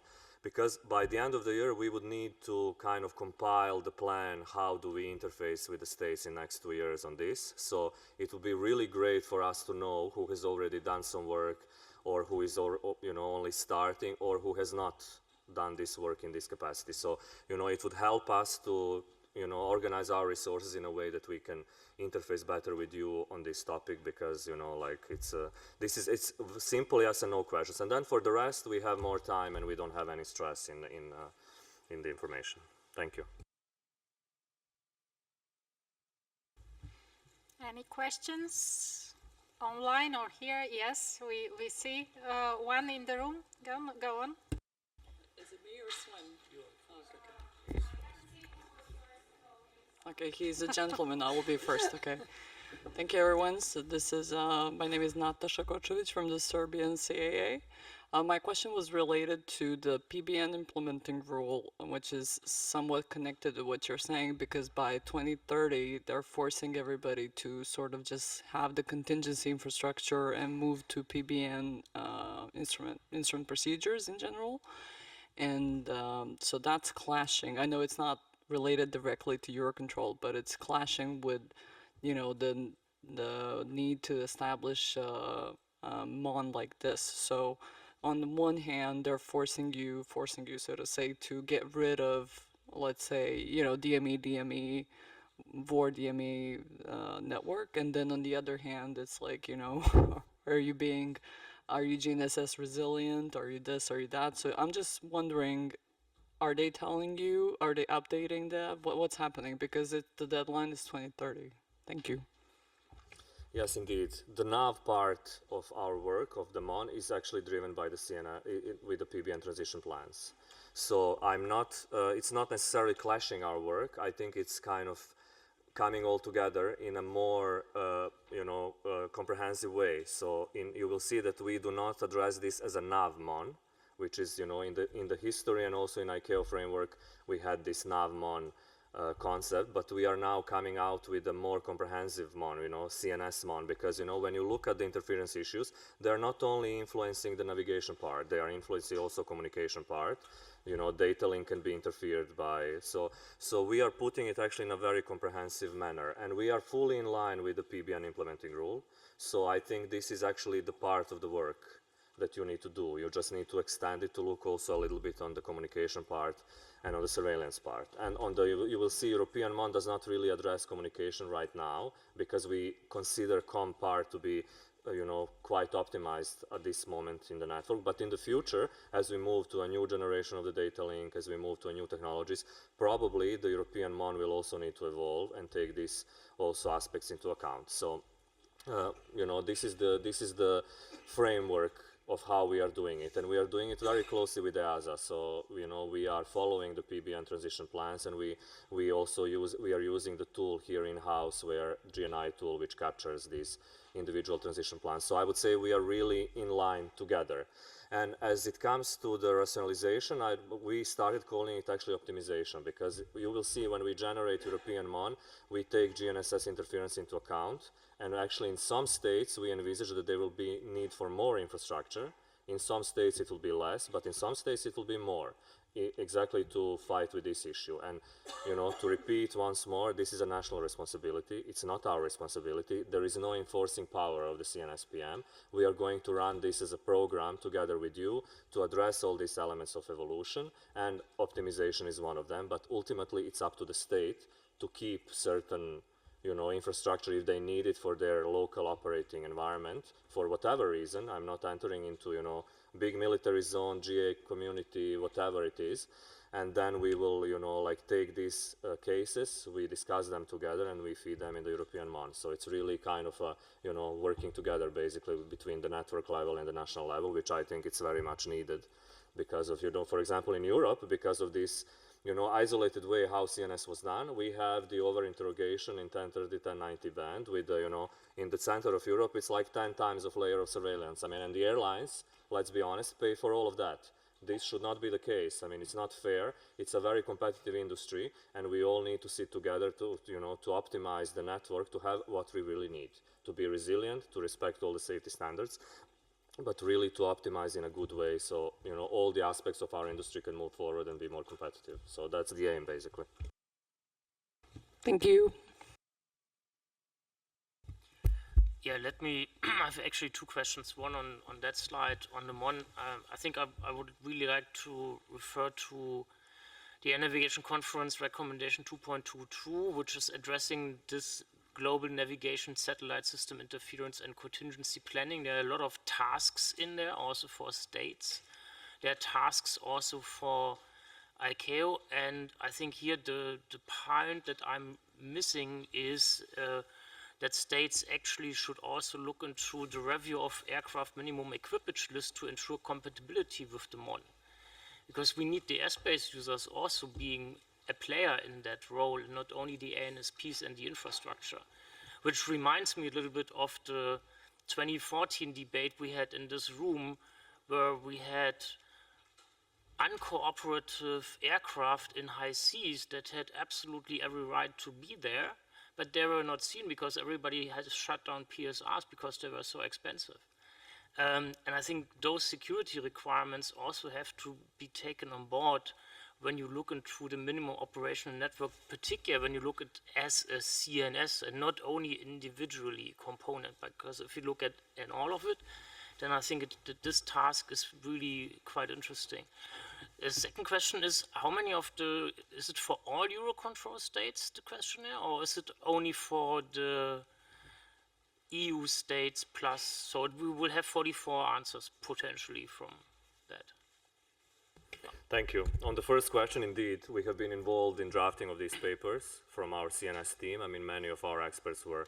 So we have followed closely, what is happening in ICAO. We are aware of the paper and the conclusions. So we are, I think this coordination role to make sure everybody is at the same page, ground, air, also the space developments, it's actually where we add the value as CNS PM. Because, we have everybody around the table. We can, from the independent point of view, from a, honest broker point of view, as NM, we can point at these issues and try to resolve them together in a room. So, for example, 2 weeks ago, we had this industry forum in Toulouse in Airbus, where we really sat in a room like this with the industry representatives around Europe in a really closed environment under Chatham House rules. And we really discussed, I think, for the first time in a long time, in an open manner, exactly this compatibility between ground, air, and space. Because, also space colleagues, a lot of money is invested in the space-based CNS, which, then it's done without any coordination. There is a need for somebody to put everybody around the table and to optimize the way how we invest in the CNS and also what we implement going forward. Exactly to address these issues that you say, like resilience, security, to make sure that we as a network are really resilient and that these issues like uncooperative aircraft cannot happen. And in doing this, we need to be also walking a very well-balanced line because you cannot expect that the airlines pay for the security of the network. So if there is a defense problem, if there is, we need to find a way. Should this all be in the performance scheme? Maybe not. Maybe it should be financed through another budget and not through the airlines. So this is something that, the system is there to serve all of us, so we need also to take care of it in that coordinated way, I think, together. And then on your second question for the member states, this is, EUROCONTROL is in the lead as a CNS PM, so all our member states are benefiting from the work, so we are addressing all the member states that participate in the LC process, and also comprehensive states are, welcome to participate and to follow our work, and we will try to collect the information. Of course, it's up to the state. We cannot force anybody to give information if they do not want to give it, but, we do this in a cooperative way. Thank you. And then the second question is on your slide 138, where you had the overall scheme. Here, I just would like to know if the CNS program manager in the work for the next 2 years is only looking or is mainly looking into the infrastructure and the physical assets, or is it also looking into the services? Because if we look into the services, we have to bring back long decisions from the EA and PG at that time, where, for example, SSR code allocation and the list, which is an ICAO task, was given to EUROCONTROL, has been now picked up by the network manager, but is something that is based under that framework. And now we have frequency management, we have the CAL, we have a lot of things where at that point in time, 20, 30 years ago, the PERC has decided that EUROCONTROL is in the best position to do that for all member states. And then I think we also, if the services come in there, then you need also to bring the ESPG as a stakeholder in there, because they would need to either confirm or review their decisions. Indeed, it's a really good question. Thanks for that. So for now, we are really focused on infrastructure, like the infrastructure in the States. We do not address the services as such so far, but I think it's a relevant story for the future evolution, and we need to look into it. How do we actually, bring these functions and services on board in this story? And in there, we will certainly, connect to you with ICAO to try to see, how do you see this process going forward, and whether we should just assume it continues as today, or some evolution should be planned also for these services. You also know that we have the INM program is also progressing.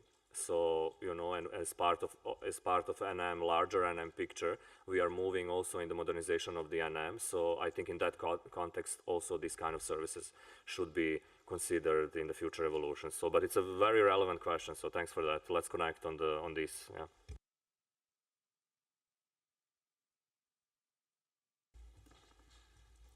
Okay. yes, another one. Thank you, Maria. Good afternoon, Žarko Sivčev.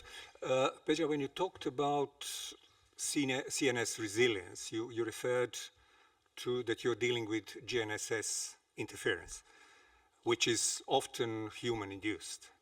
Now, there are some cases of perturbations which are induced by natural phenomena. To what extent are you considering those? We are considering all of them.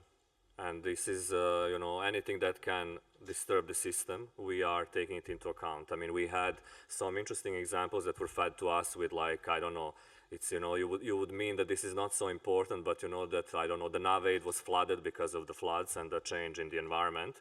And, you know, like the system had to cope with this. So I think all these elements should be considered, and the MON, national MON, should certainly consider them and address them. So in that respect, we are, you know, it is in the scope of the document. And I think as you do it, as it's done at the national level, you know, it should be fed from the bottom-up perspective. From the network perspective, our main driver is the GNSS RFI, because for the network, this is the thing that is, you know, the most impacting the operations in the network at large. And also, you know, there are three things in there. So over-interrogation on 1030, 1090, GNSS RFI, and then the third point is the data link performance.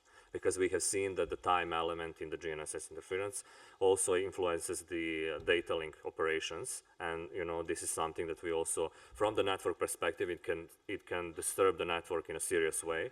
So we are also addressing that from the top-down perspective. And then all these elements that you mentioned should come from the bottom-up approach where we work with the states, you know, depending on their national environment. Okay, thank you, everyone. Okay, one last question, and then we need to catch up with the timing. So, yes, Eric. Thank you, Maria. I'd like to express a concern on the number of new questionnaires. Every year we are getting some new questionnaires. So this is an issue because it's always adding up. We haven't seen any being removed. That's the first comment. Second one is, I'm curious, so I went on the LSSIP database. There is an overlap, obviously, between the new questionnaire and the surveillance questionnaire for those who are already providing information. So we would expect this to be avoided as much as possible.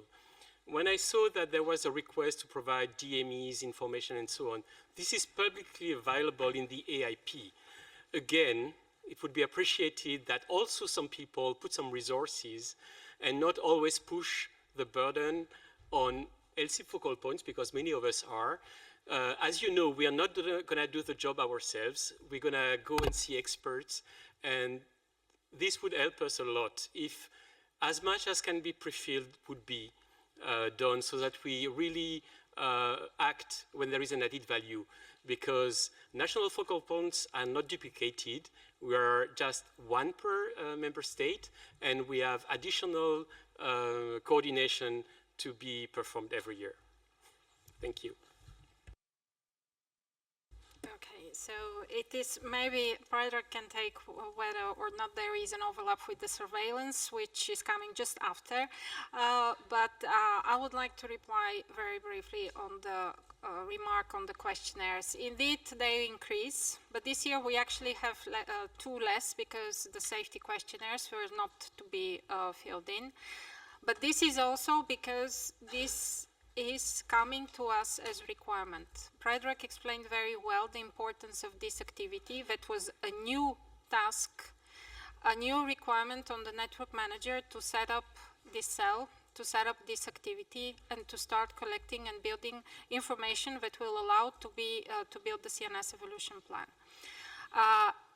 And we have started this morning with the adaptation and how we, in EUROCONTROL, in NM, we are moving this process forward.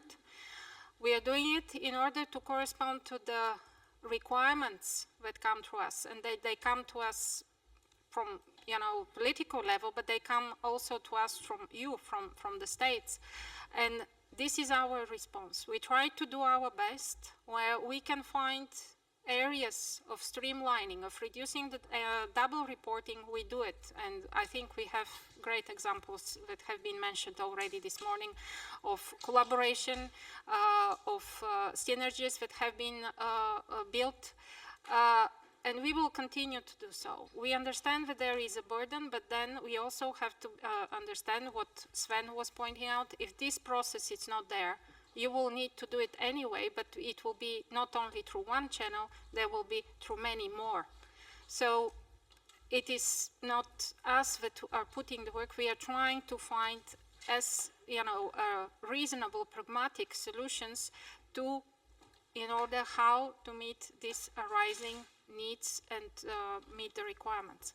So we understand it is a workload for you. It can be perceived as a workload for you, but again, this also, from our perspective, is a way how we can actually try to help you, at least to have one entry point through this process that has proven that, you know, is fit for the purpose and to meet, you know, very different reporting needs in different areas.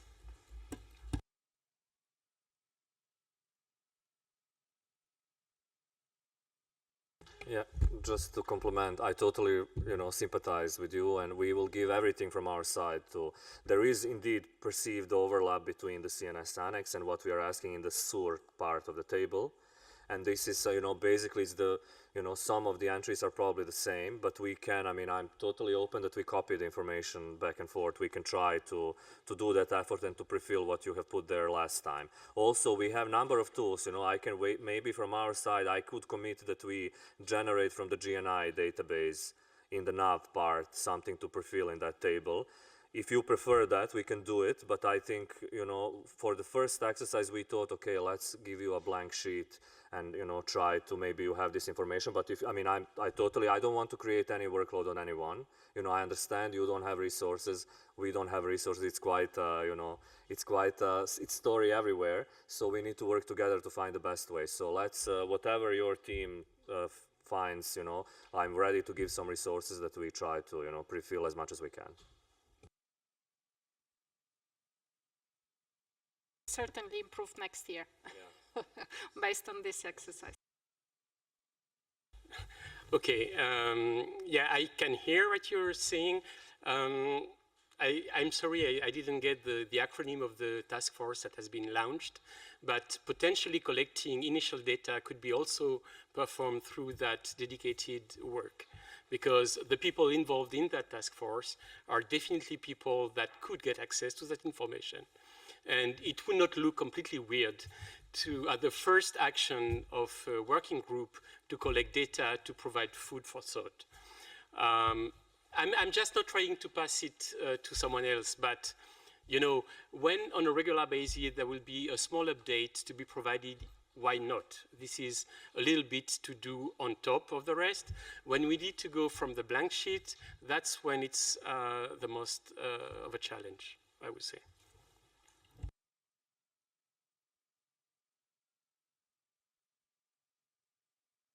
Thank you, Eric. We'll take this. We note this comment, and yeah, we will engage with Predac to see if we can help you with the pre-filling whenever it's possible. And this goes, of course, to the others if you need this type of support.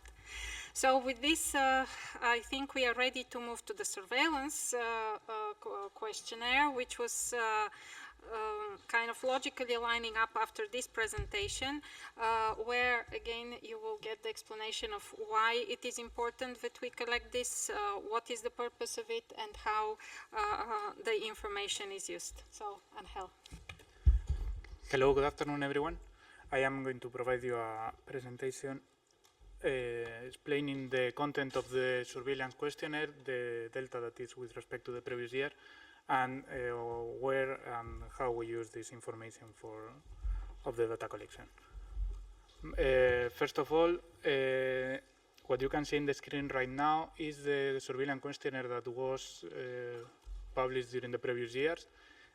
In the first table, we can see the surveillance project. Here we have this placeholder for the information on the new current or future projects that are being done within your organization. And it is mainly designed for the deployment or the commissioning of sensors, but it also has a space to indicate different type of information, like refurbishment of the surveillance chain, new systems, etc. Here you can indicate what are you doing, where are you doing it, what is the sensor type that you are installing, or what is the system type that you are deploying, the installation date, the operational date of the use of data, and below that you have also space to indicate all the benefits that you expect from this project. These benefits are divided in operational and rationalization improvements, and you can indicate that you are going to obtain or you plan to obtain some benefits in capacity, operational efficiency, safety, security, etc. The second table is to list the number of sensors that you have deployed within your organization. If your country or state has more than one organization deploying these systems, you can duplicate this table to indicate this organization has these sensors, this other organization has this other. The third table is more related to the operational use of the information of the surveillance data that is downlinked from the aircraft. It's this usage of DAP and ADD. DAP stands for downlink aircraft parameter and ADD for aircraft derived data. And you can indicate how you use operationally at ATCO level, by tool level, or in the surveillance tracker. The fourth table is about the operational use of ADSB within your coverage. It could be related to ATC in en route, TMA, control areas, etc., or more for ATCO traffic awareness, for conflict alerting, for the surveillance of the airports, etc. The last table, the number 5, is related to the separations applications that you are applying in your state or your country based on the surveillance services. In this slide, this is what is new in this new questionnaire. We have received some feedback to include also this data collection to understand better how the data sharing agreements are working between the different organizations. The first new table that we have included is the inbound and the outbound data sharing. The intent of the table are similar.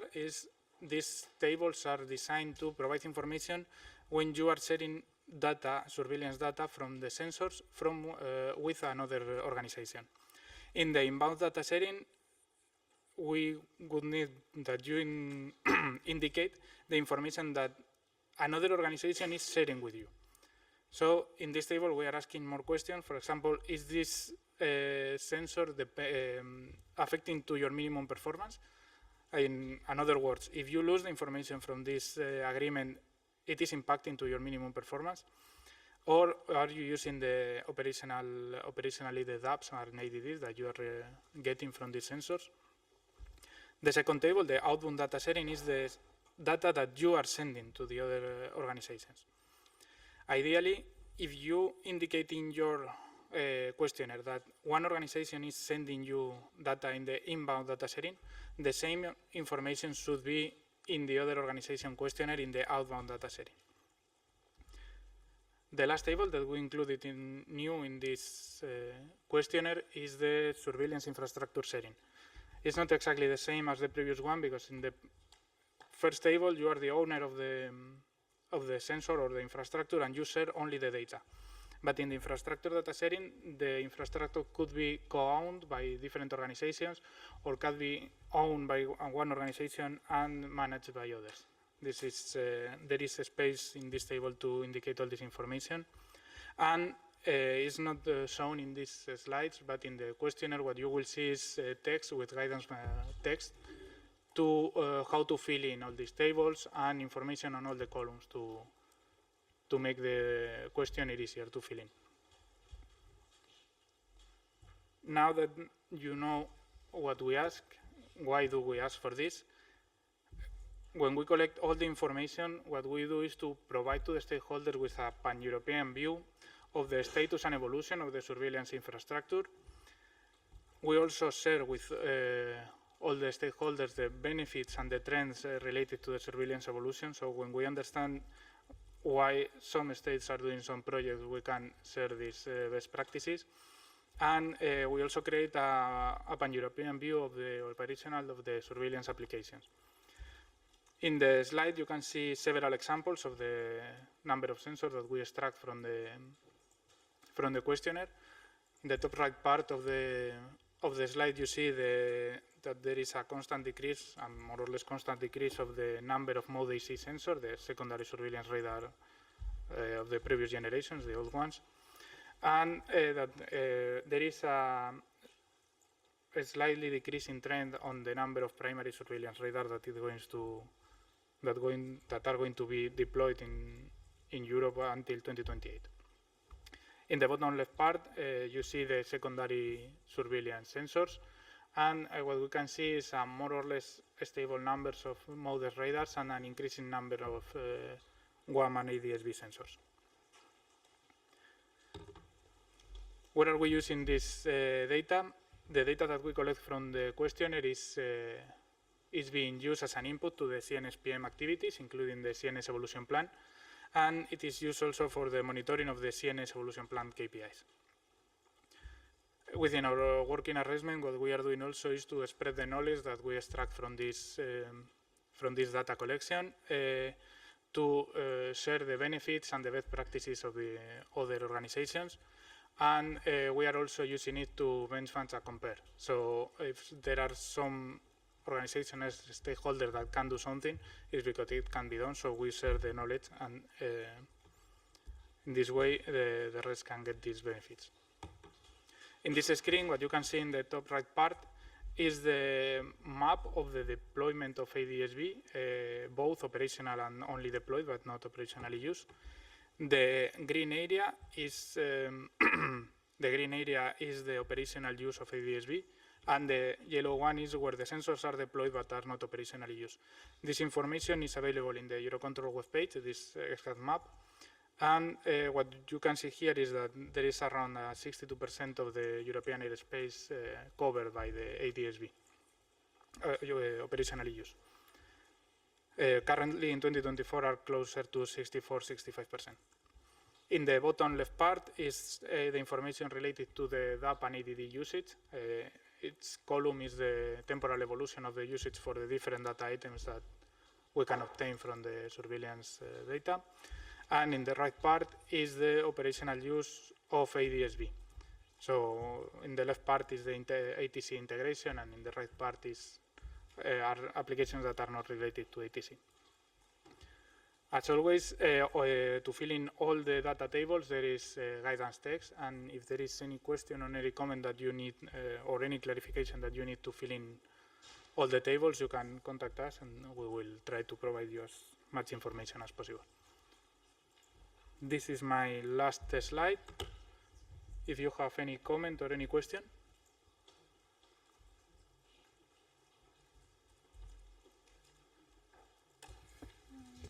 No, I don't see anybody. Sven, sorry, yes. I'm really sorry that I hijacked this. There's so good information there. Slide 1, you had the table on the separation minima. We have experience, or the question is, in this table, is there a chance to include a comment or another row before the comment that ANSPs could actually indicate that they would have to use a higher separation application in the airspace due to neighbors? Because we have a lot of issues in the interface area where the state or ANSP can apply a certain low number of separation, but the impact is on the LOA with the neighboring state that is asking them to do a higher separation because they have to bring in the aircraft with the longer separation minima. And we are getting more and more problems with states in the interface area in the region where they could do better, but because of the neighboring state and the LOAs, they would have to apply a higher separation standards. Is that something that you could also insert into this is that we could extract it somehow, because the data is very, very helpful for that. Currently what you can do when filling in the template is to include this information in the comment column. It is free text, so there should be a space to indicate all this information. And what we can do is to study to add more columns for additional information for the next data collection.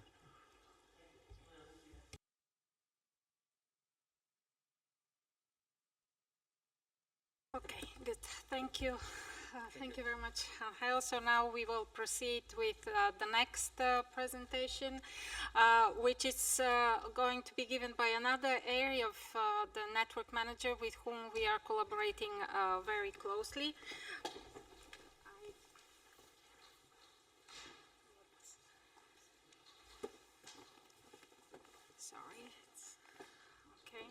So it will be dedicated on the purpose and scope of the NetSys topics that have been integrated, keep being integrated into LSIP over the years.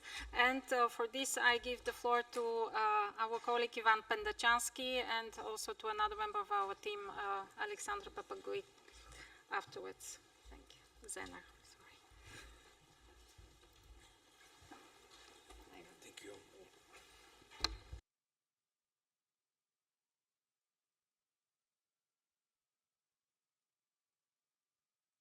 Here, personally, I would like to welcome, I know many of you, to working through the different projects, working arrangements, support. So I see here Tespina, Vicky, Annabelle, Martin, Olivia, just to name a few of you. I know almost all of you. So here I would like to give you something, a presentation concerning how the NetSys is integrated now and how it will evolve in the future.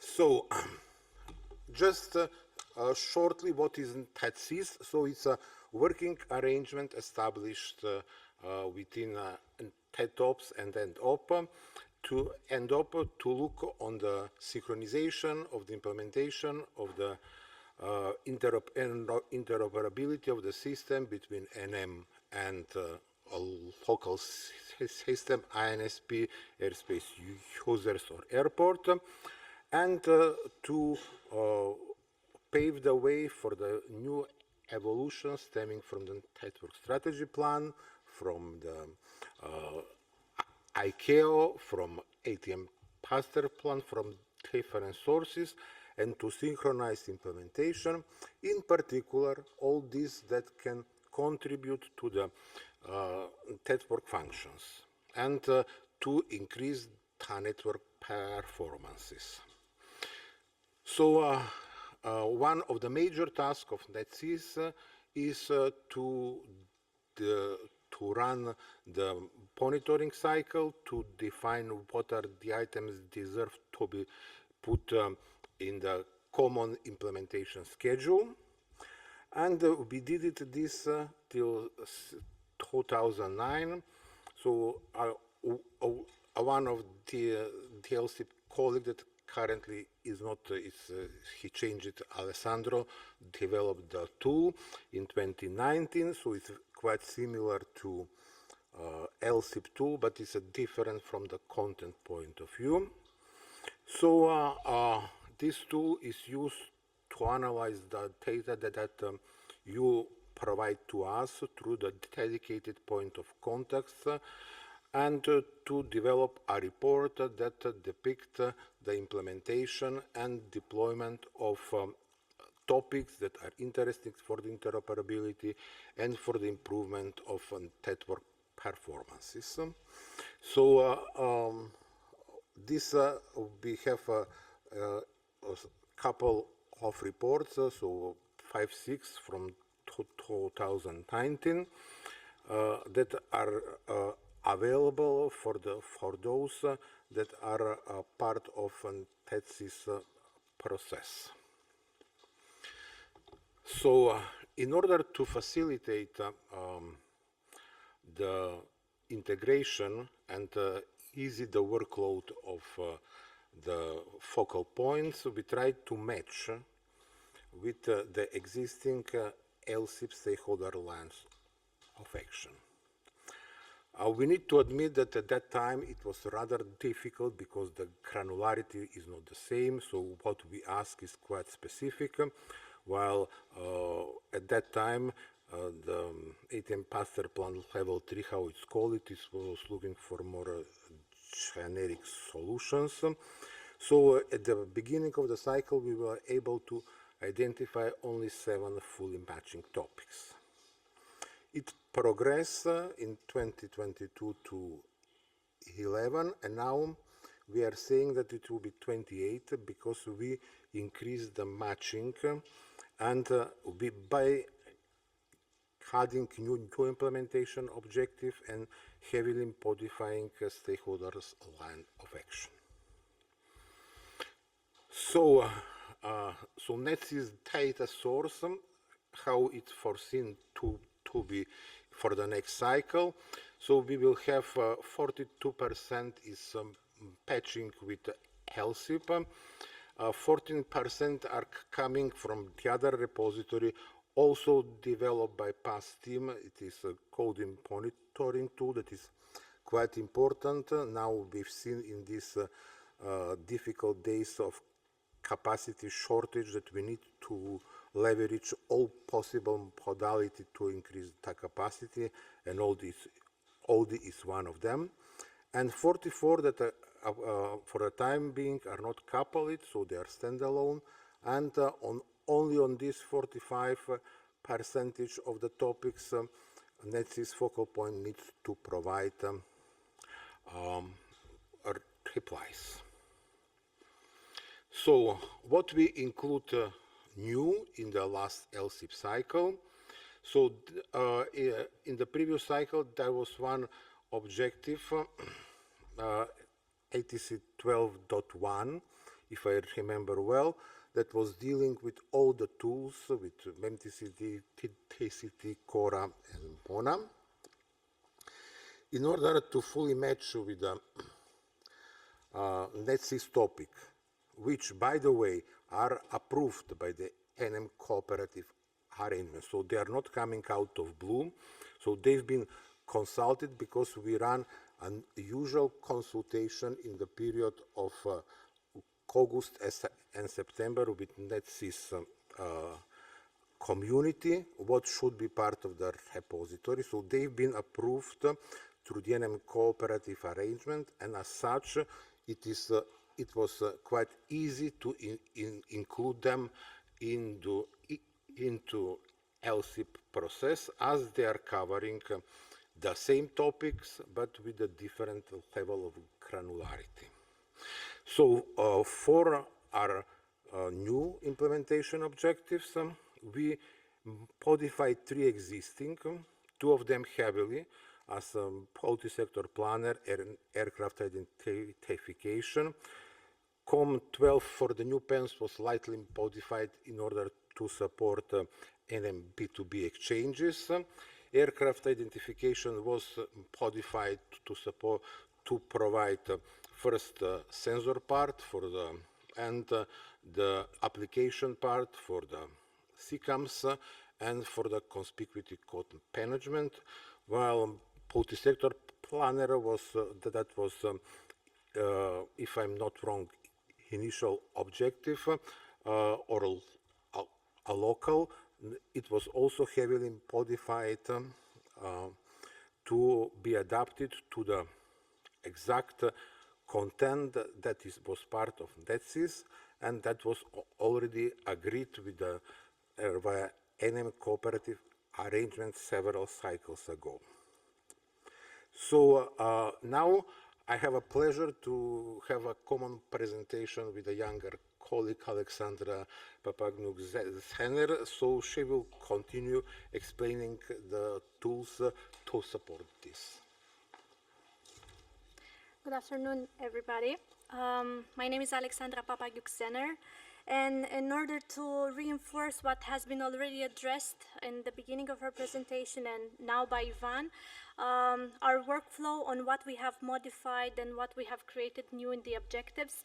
As this exercise done in the summer was not a one-to-one exercise of alignment, we will kindly ask you to bear with us as we are analyzing the data that needs to be inputted into the LSSIP database to feed your objectives which were impacted by the data synchronization.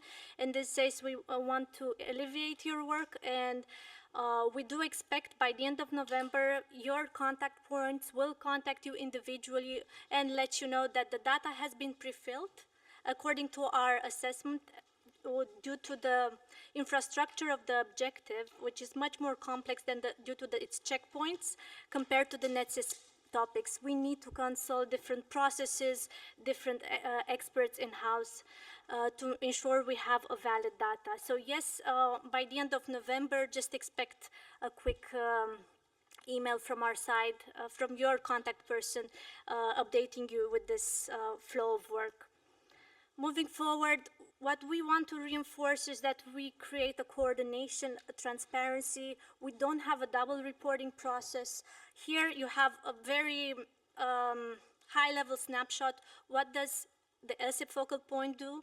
You report data for all objectives, including the one integrated into the NetSys from the LSSIP database, and the NetSys focal point reports data for all not synchronized topics in the NetSys tool.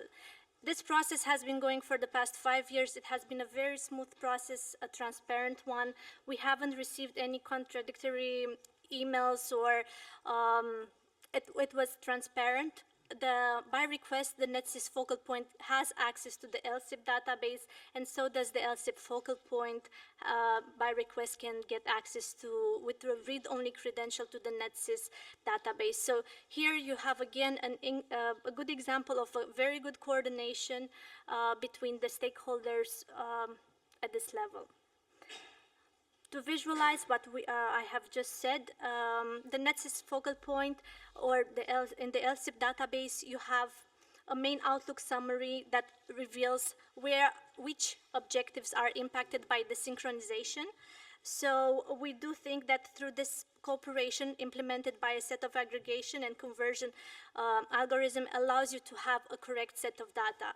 So by just clicking on the active objectives tab, and you can filter the NetSys objectives. Whereas in the NetSys view, you do have a very clear view that the input that you provide in the objectives at the level of stakeholder lines of action is transferred directly into the NetSys tool. So here you can see the NetSys focal point cannot edit the data that comes from the LSSIP database as it has higher authority. But as we said, this process was very good. It worked very well. Therefore, we see a growing synergy between them. Thank you very much, and I will give the floor back to Ivan. Thank you, Alexandra. So as we said, for this cycle, we put 17 new topics with 4 new objectives and 3 appended ones. So this is the starting point. So the ultimate goal is to integrate everything. So I will be frank. So here we don't need to have a separate processes, and now when the constraints have been removed, we need to aim for a single value chain. So all the planning and monitoring activities should come under one hat. So you see here the timelines. So we give the stakeholders for the NetSys to file the data. In most of the cases is not filing, the data are there to simply recheck, review, update as required.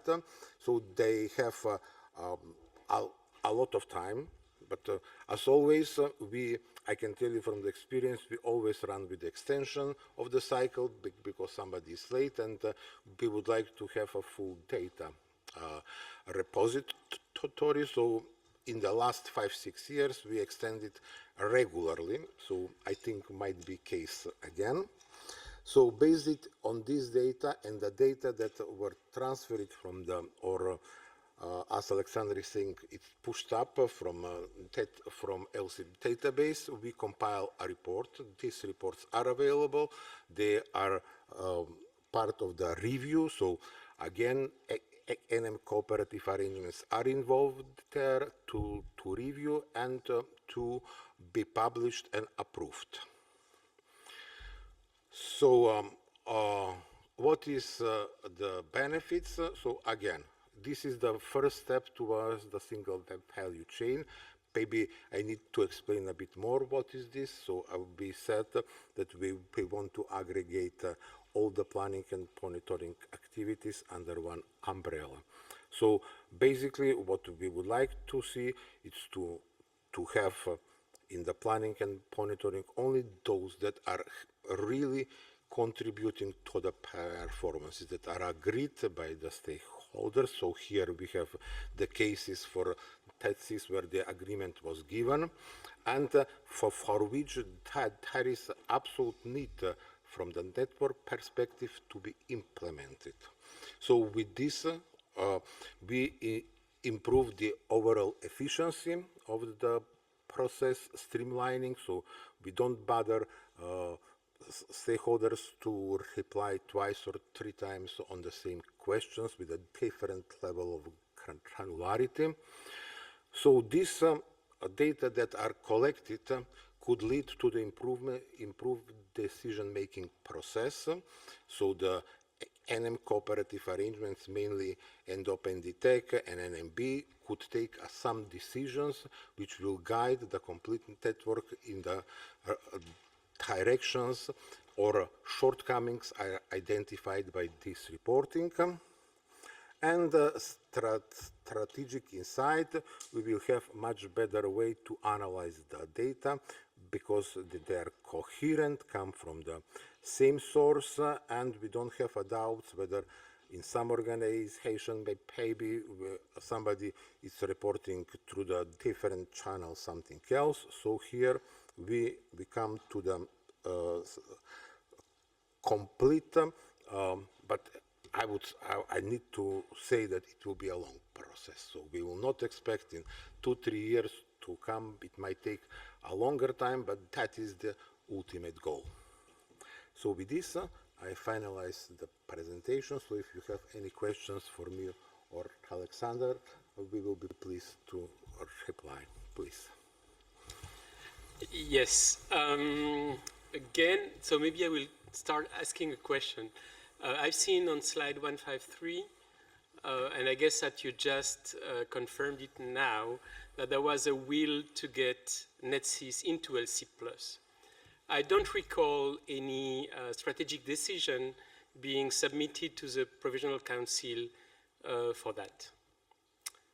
And I would like to remind everyone that we are talking about an ANSP voluntary initiative for NetSys, and now we are talking about transferring it into an exercise which is committing the state.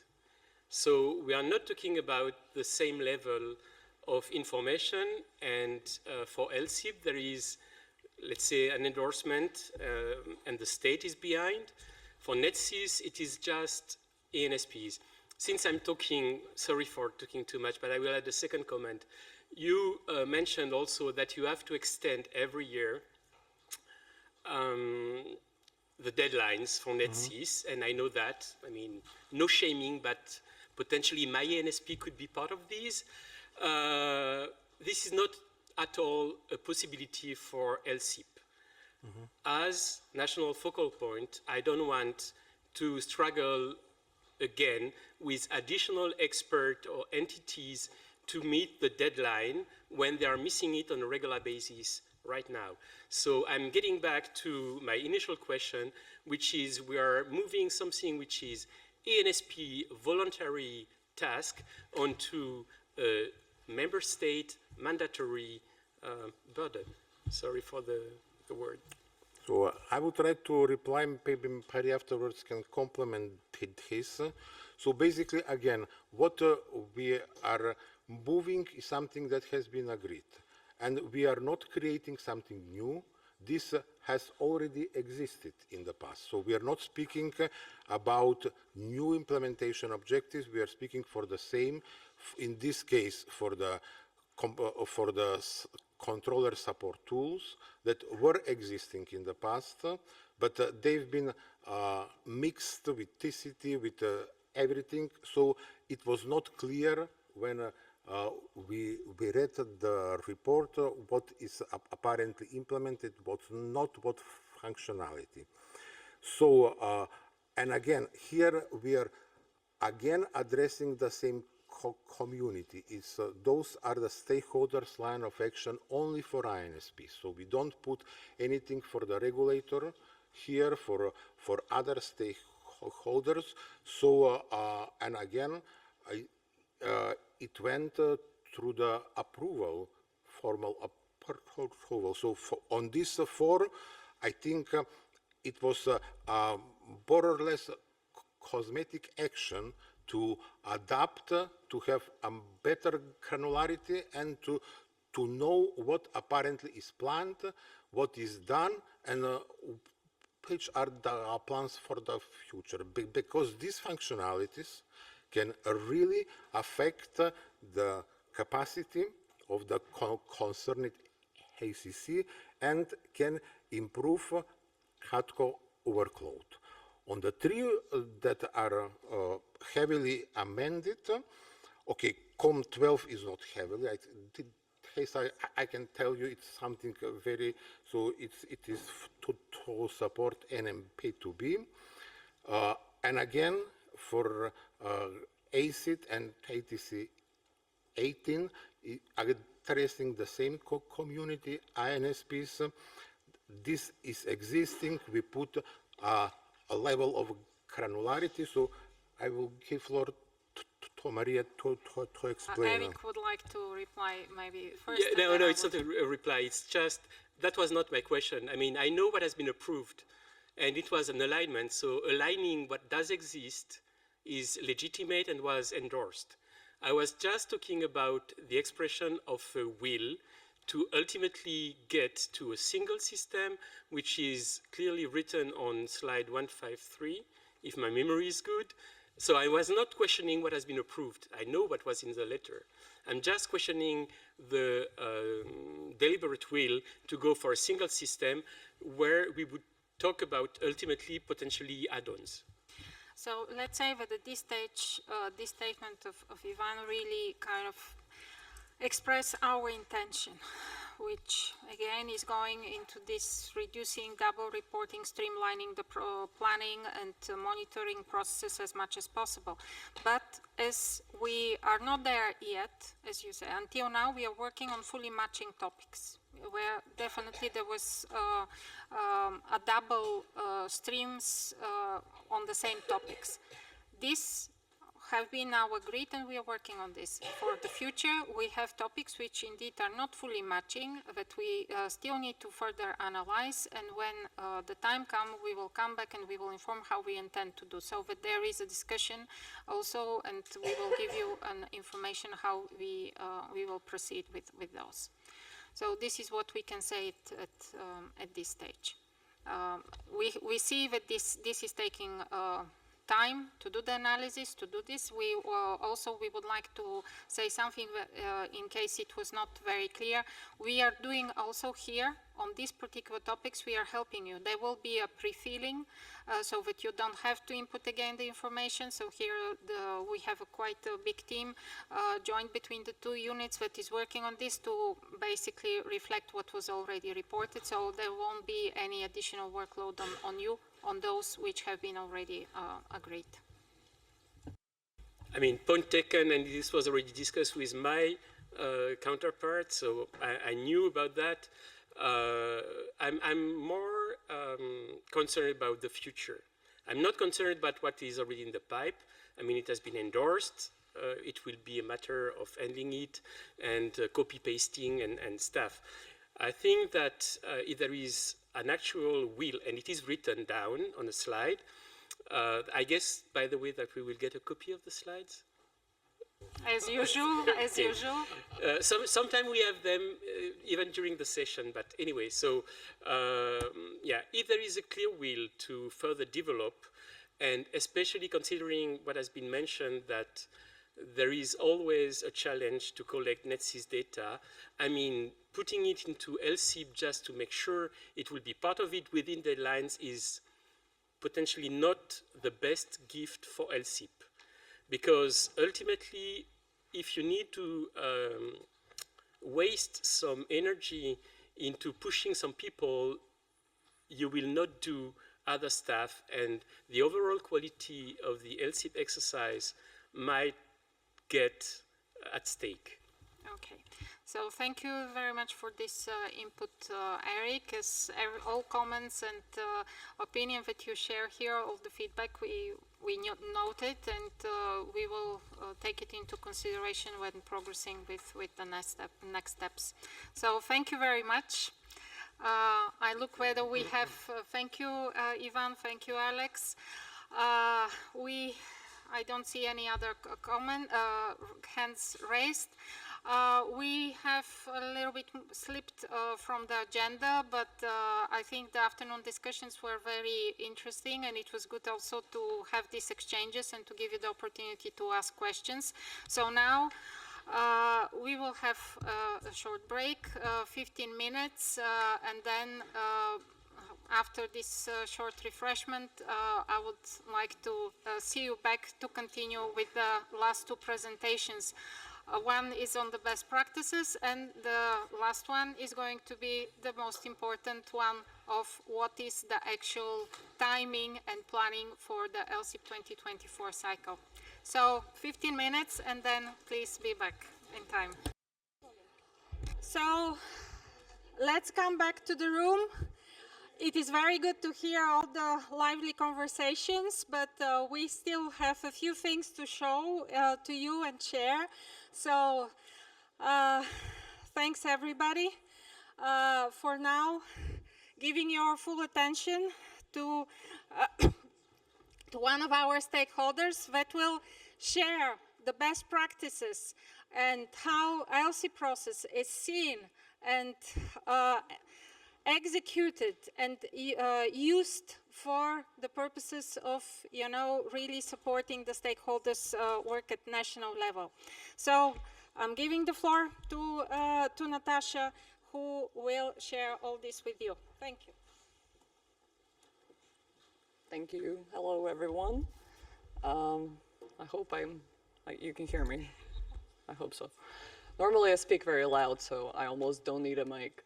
So my name is Natasha Kočović, for those of you who I haven't met before. I work for the ATM department in the CAA of the Republic of Serbia, so we are called Civil Aviation Directorate. And I've been there for way too long, and I've been included in the LSIP process also for a very long time. So some of the faces here, of course, I recognize. I'll try to be very efficient, so without further ado, let's start. So I'll just give you a brief background. We are an ECAA non-EU state, as I'm assuming everybody knows. And it's a very peculiar situation because we have a joint provider, SMATSA, a joint provider for the Republic of Serbia and for the state of Montenegro. And which creates some very interesting situations, but we are also called, as my friend Octavian would say, the only functioning FAB in Europe, because we truly share everything, including the oversight. So we are a public agency. We are founded by the government of Serbia, and we do our functions on behalf of the Ministry of Transport. That's how we are organized. And we have two main stakeholders in Serbia. And these main stakeholders, and I'm speaking, of course, from the LSIP perspective, are the regulator and NSP. So that will be CAD, or us, and SMATSA, my colleague is here. And we do, let's say, the majority of work. And we also sign the LSIP document at the end of the cycle. I'm telling you this because this is very good for the signature process because there's only 2 people. So that's tip number 1, don't include too many people in the signature process if you don't need to, because that will be cumbersome. Okay, so additional stakeholders, of course, we have the military, or the Serbian Air Force and Air Defense, which acts as an MAA, but does not have a specific role in the service provision. So all the service provision in Serbia is done by SMATSA, so for civil and for military aircraft. So unless when they fly in the zones, in the TSAs and TRAs, when TRAs, which then of course they are navigated by the military, by the officers. And the other additional relevant stakeholder is the Belgrade Airport as the important, let's say, international airport, because we are a very small country and we only have 2 international airports. So we are the civil regulator, and we, of course, coordinate with the military and the airdromes to verify all the data that is entered into the LSSIP database. We also have this joint agreement with the Montenegro CAA for the oversight of SMATSA, and we always coordinate regarding the regulatory matters, so being, as we are both, of course, non-EU states. We also are able to access and cross-reference our data in the database, and we are making sure that our SLOAs and deadlines are aligned and that we don't have any inconsistencies there. That would be weird since we do all of this work together.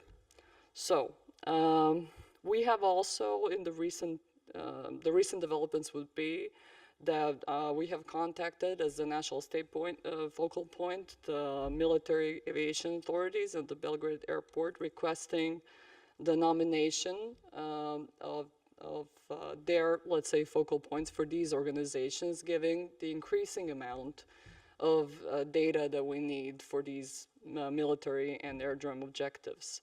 And the good side is that CAD and SMATSA, we have a lot of experience working in this environment, in this mechanism, knowing the tools, SharePoint, database, and everything. But the people from the other organizations don't really have that experience. They're completely confused by the terminology.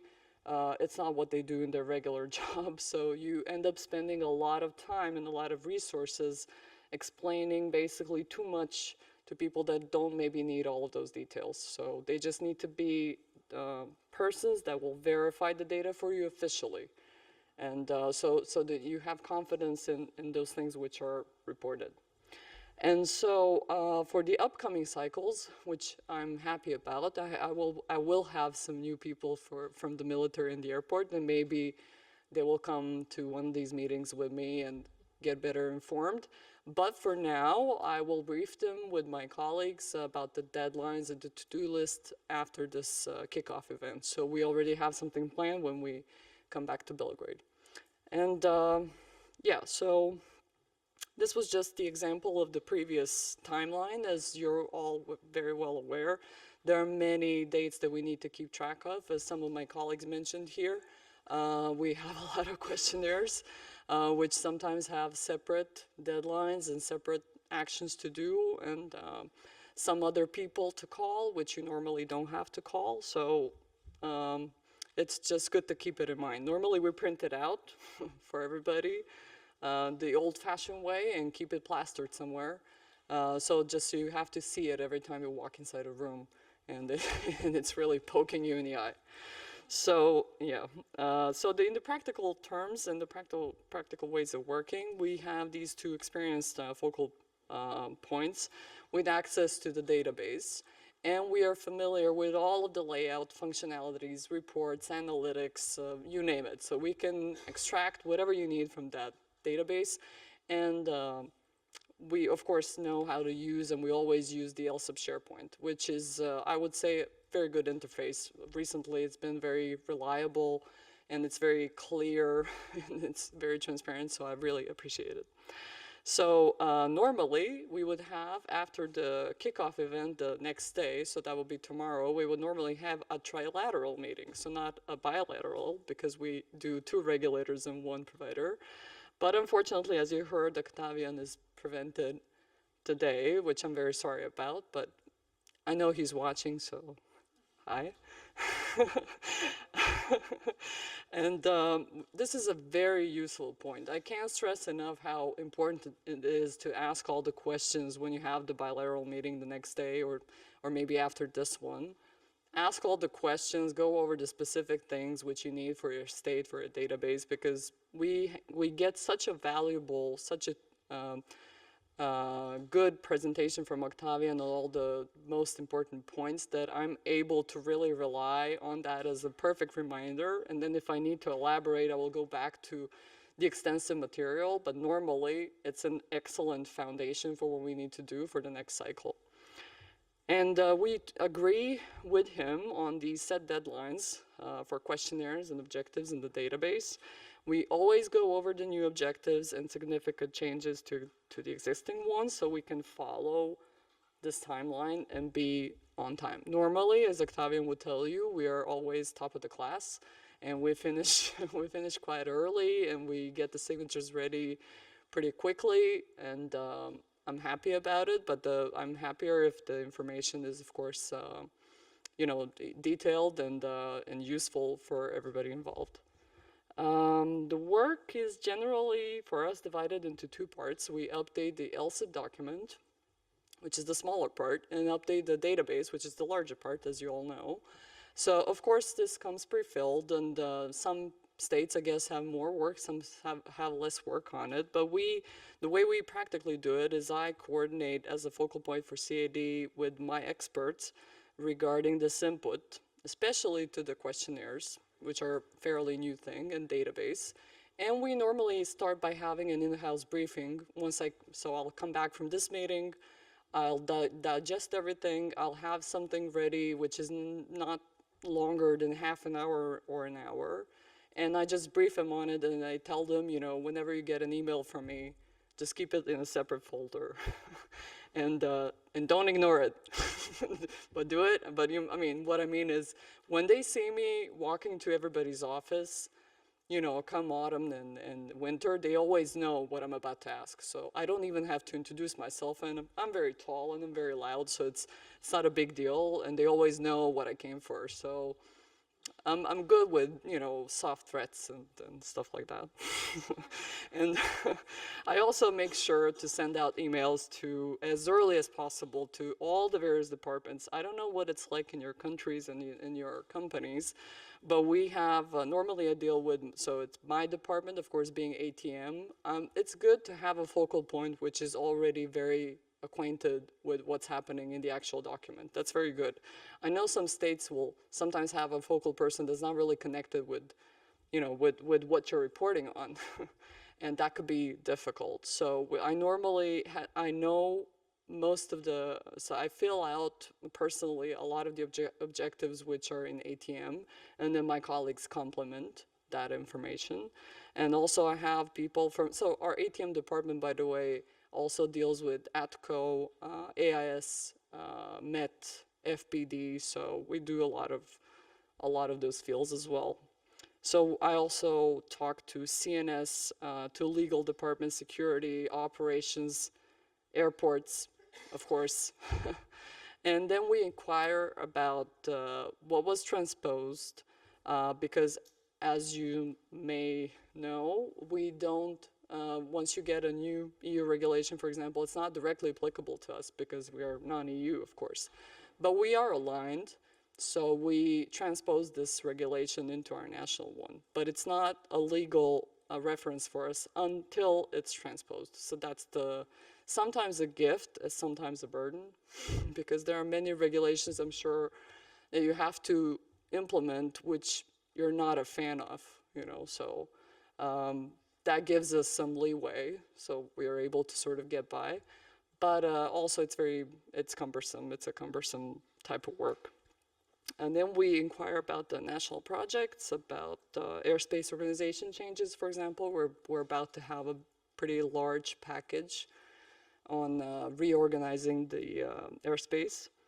We're working on this with the military. Then we have all sorts of international cooperation initiatives, and of course, I want to be updated on the business plans. So the annual and the strategic, covering 1 year and 5 year periods, because you can extract a lot of data from it, and you don't need to ask people twice or 5 times or whatever, because it's already there. And we also always set internal reminders and deadlines to remain on time. So you add buffer time to whatever deadlines you already have. I'm sure you all work like that, so it's normal.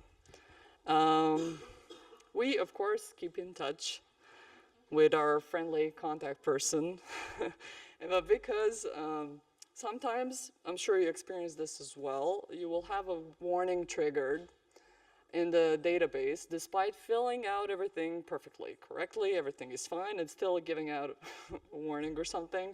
So we always talk to him, we get his advice, and normally the sooner you ask, the better it is, because you resolve it quickly. And also stay in touch with your national experts. Like I say, in Serbia it's easy because we are a small organization. I just walk 2 floors and I get everybody, so it's okay. And also just, email them to oblivion, and then in relation to the objectives they're covering. And especially if you have a new expert who has not done LSIP work before, just brief him on the very essentials. So don't go into too many details. Like if it can't fit into half an hour, you're not doing it right. Also, the better, of course, the information in the database, the less change requests you're gonna get. Still, you will get it. And then again, my advice is talk to your contact person to make sure your clarification will stand.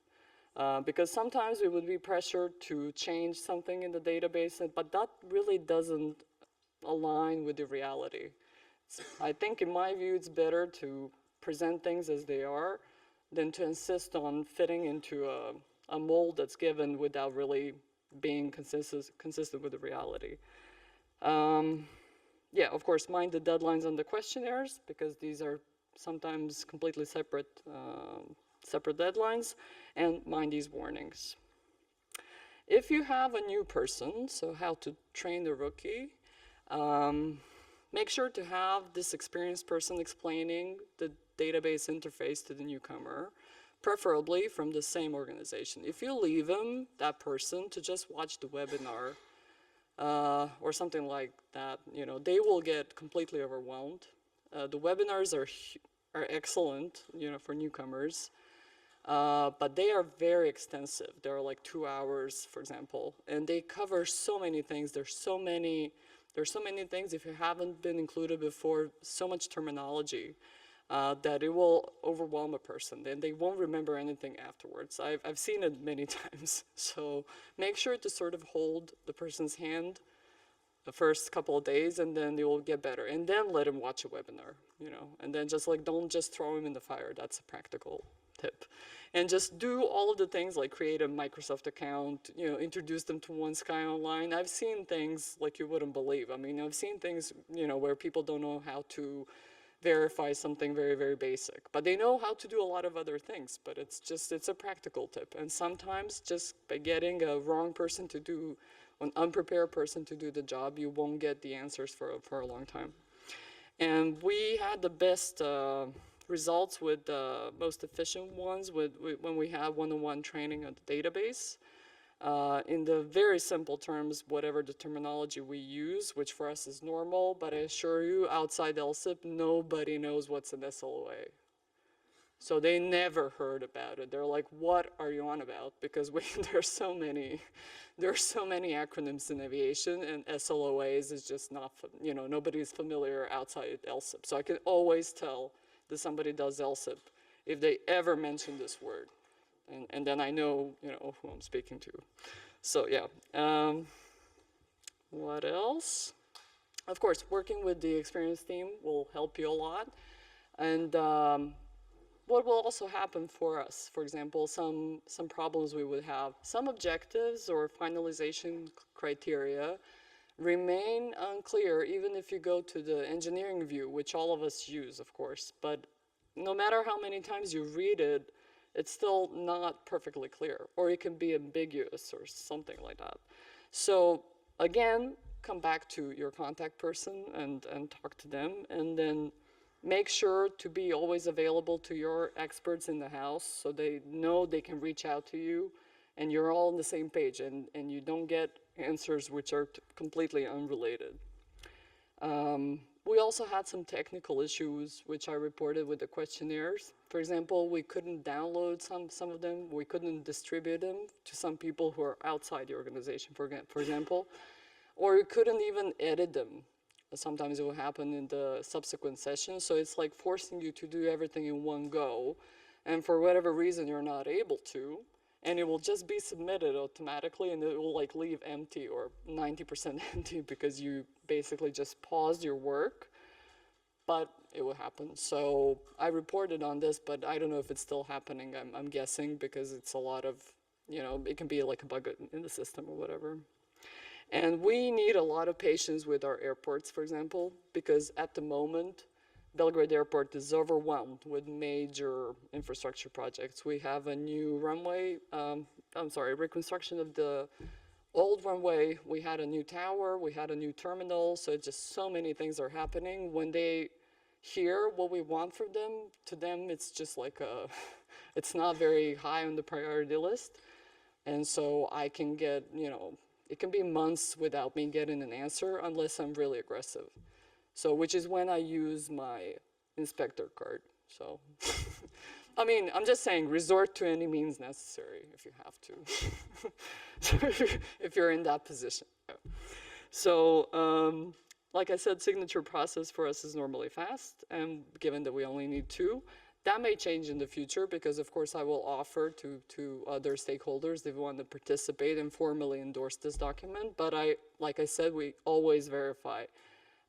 Being from the regulator, we always verify whatever information we get so that it remains consistent, which is, of course, normal.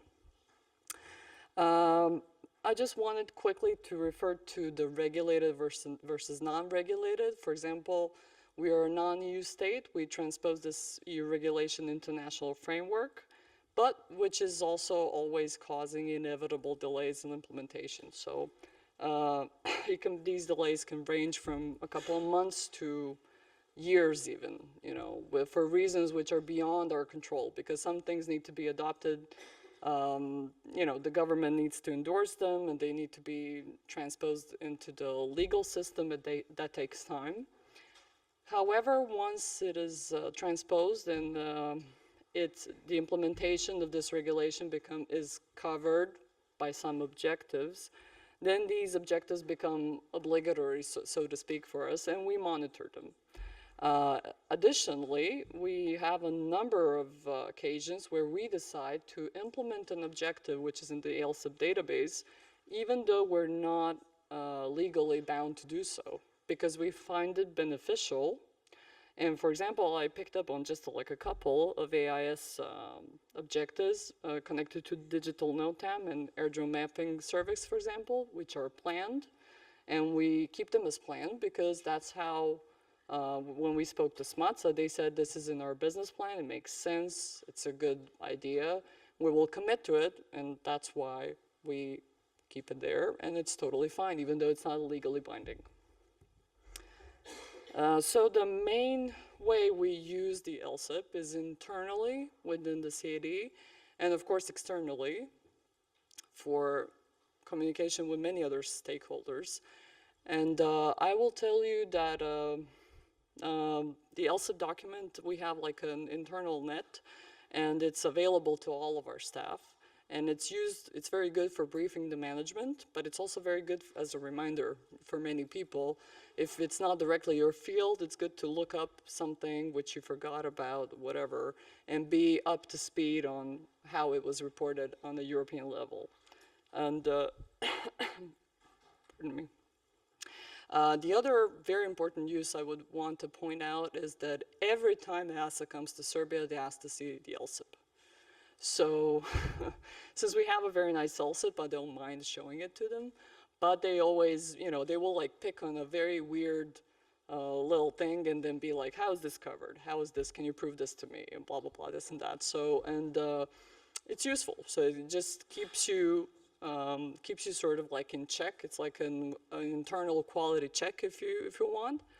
And so, you know, just keep it as real as possible. If something is really late, it's late. If it's planned, it's planned. If it's not available, just keep it like that. Don't be like, oh, it's in progress, it's ongoing, if it's really not. So just, you know, just be realistic about it, because that's the main benefit. You report on what you did and you report on what you have planned. It's really straightforward. The same thing goes for ICAO. When ICAO visits for one of their comprehensive audits, for example, they also always look into LSSIP, because the information about ICAO block upgrades is also contained there. So many times I was called in, because I'm a focal point for many things. We don't have a lot of people.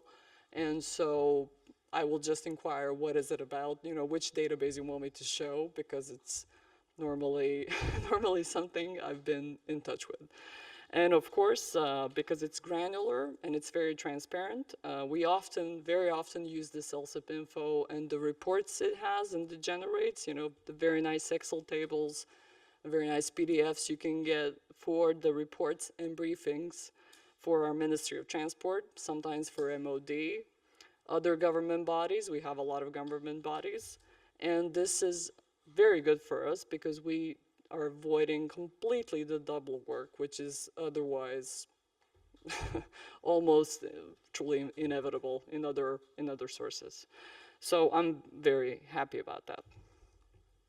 And that will be it. I'm hoping that I didn't go for too long. I apologize. Thank you. If somebody wants to ask something. Thank you very much, Natasha. Thank you very much. Is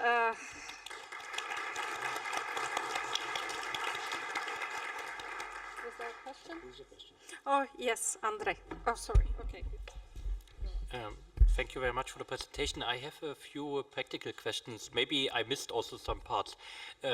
If you have a new cycle and there are changes or new objectives, how do you distribute the different objectives to your colleagues? You send an email to all. Do you use a separate Excel table, or do you tick it in the LSSIP database? How do you make it? And I have two further questions. And then you mentioned that the ASA inspection is looking at your LSSIP, but not at the database, at the CP1, at the Never show the database. No, because I was wondering which part do they look, because it's different for us. And then, if your colleagues send you the data back, do you enter it in the database, or do you have access for every colleague and that they enter this?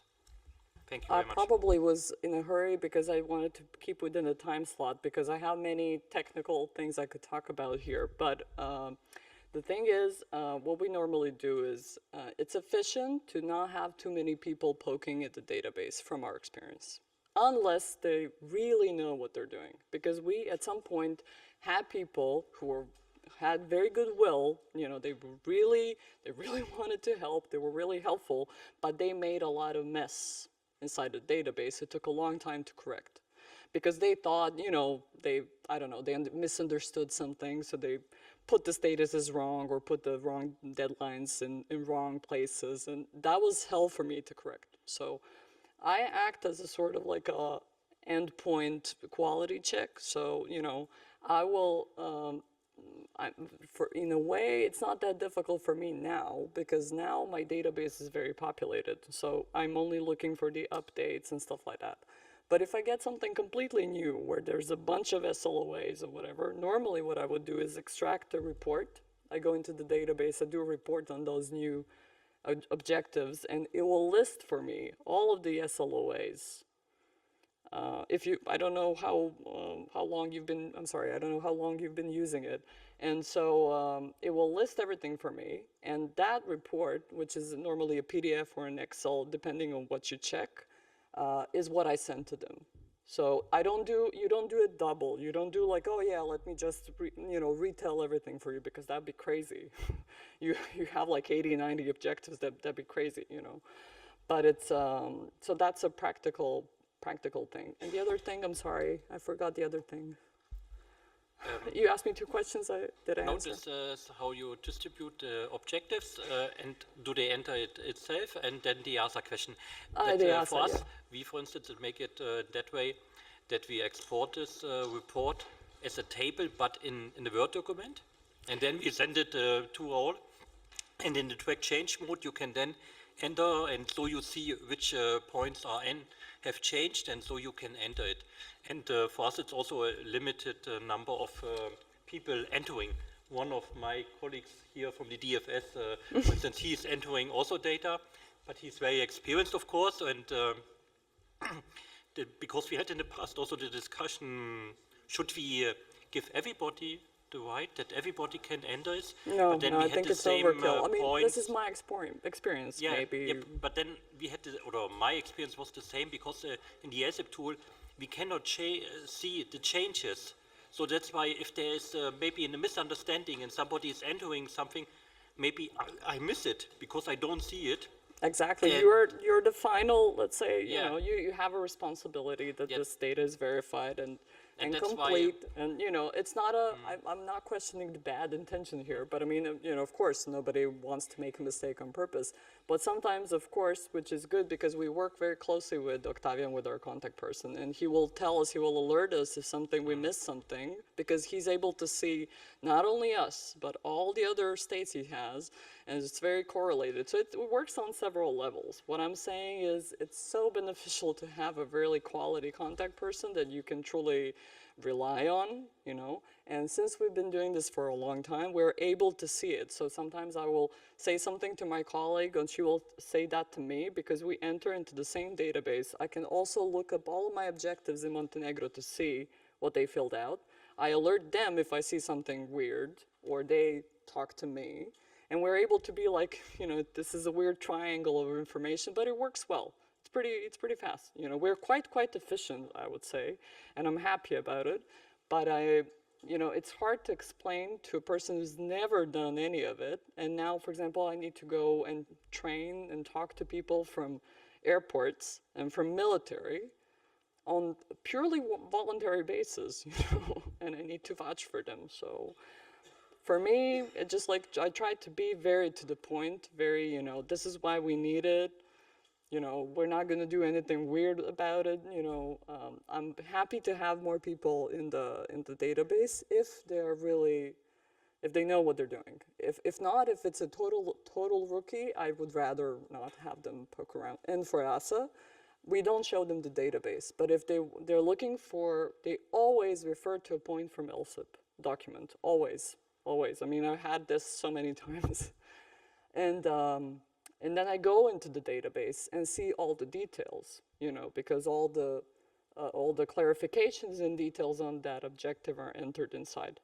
So then I'm able to use the database as a focal person and come back with whatever they need, but I don't let them, because it's a private, let's say, it's a private state information. So if I don't want to share it with them, I won't. Yeah, normally we don't share with the ASA what we don't need to share. So. I think it's common sense, Yeah, thank you very much. It's very helpful, because you don't need to reinvent. I'm working for the LSSIP already 10 years, but nevertheless, you can still learn from other countries, and that's why thank you very much. Yeah, I had no also problem. the exchanges with Eric from France, so that you can maybe improve your process, and so it helps very much. Thank you very much. Thank you. Thank you very much, Natasha. Thank you very much for confirming that it is a good idea to keep inviting you here also during this event to share these best practices, and we can also find ways how we can facilitate this also throughout the year. And now, as the time has progressed, we will try to catch up and try to finish in the remaining presentation, which is quite important, as already said, the timeline, the process, and some best practices hints also from our side in order to ensure a successful cycle. So, Javi. So good afternoon, everyone. I'm Javier Rosendo, and I'm the last barrier to freedom today, so I will try to keep it short. We'll go first with the process because we realized when we were delivering these presentations, other cycles, that we were targeting a lot the deadlines and the milestones and all these steps that we need to progress by, but sometimes we were forgetting a little bit about the steps and the process itself. And we have a lot of new people in the team. You also have new people every year in the team, and it's always good, I think, to have a little refresher on what we are doing during the cycle and which is the workflow. So actually the real work, besides today, we will start tomorrow with bilateral meetings, or during the coming days you will have your meetings with your contact persons, and you will define the working arrangements and what you need to do for this cycle. So after that it will begin the longest part of the period, which is when you need to fill in the database. It's important for you to remember that the focal point is the person that will be responsible for all this work, but the CP is always there for you. And if you need anything, if you need any help or you have any doubt at any point in the cycle, you can always check with us, because we will also be the phase that will be dealing with SDM, with the experts, the relevant experts in EUROCONTROL or SDM, and they will be also supporting you in the background, or if needed in a meeting one-to-one or whatsoever. When we get to the final part of filling in the database and everything is stable, we will go with the review of the data cross-check period that we call normally. So at this point, SDM coordinators, but also the past team in the role of objective coordinators, they will start gathering the information that you've been filling in the database, and will collect this information and put it in a useful manner for the EUROCONTROL and SDM experts. We will assess with them if everything is clear, if there is something that needs to be changed, or if any suggestion to understand better the data that you are reporting, if we want more information or more comments to get this information properly translated in our reports. After that, we will receive this request in the form of change request from these experts, and we will coordinate internally, all internal kitchen, to create all the change requests. Then you will receive this in the database via the change request mechanism, all inputted by the contact person. And then, of course, it will begin the moment of checking and the managing of all these change requests. Normally, you are interacting with the contact person, but when there is something that needs to be clarified, you will also be in contact with SDM, with the relevant experts, or so on. So I would like to clarify a little bit more in this part about how we work normally with the change request. I imagine a couple of scenarios normally that are the most relevant ones. So the first one is, we can call it when my life is easy, because it's the focal point agrees on what we are proposing. So normally the CP will open the change request in the database. The focal point will be super happy to agree with this change, and then the contact person will perform the change, and that's it. But if everything is too easy, sometimes it's kind of boring, so we need a scenario 2, when you are not agreeing so much. So we add some entertainment. So first, same, we will open the database. You will have some doubts, you will need to ask for some clarification because you are not so sure about what we are asking or so. At this point, we will have two main actors interacting with you. If it's a non-CP1 related topic, or if you are a non-CP1 state, it will be your contact person who will be providing more information in the comments field of the change request. But if you are CP1 state and it's a CP1 related topic coming from our colleagues from SDM, they will directly jump into the database and they will answer your questions or your doubts to continue with this change.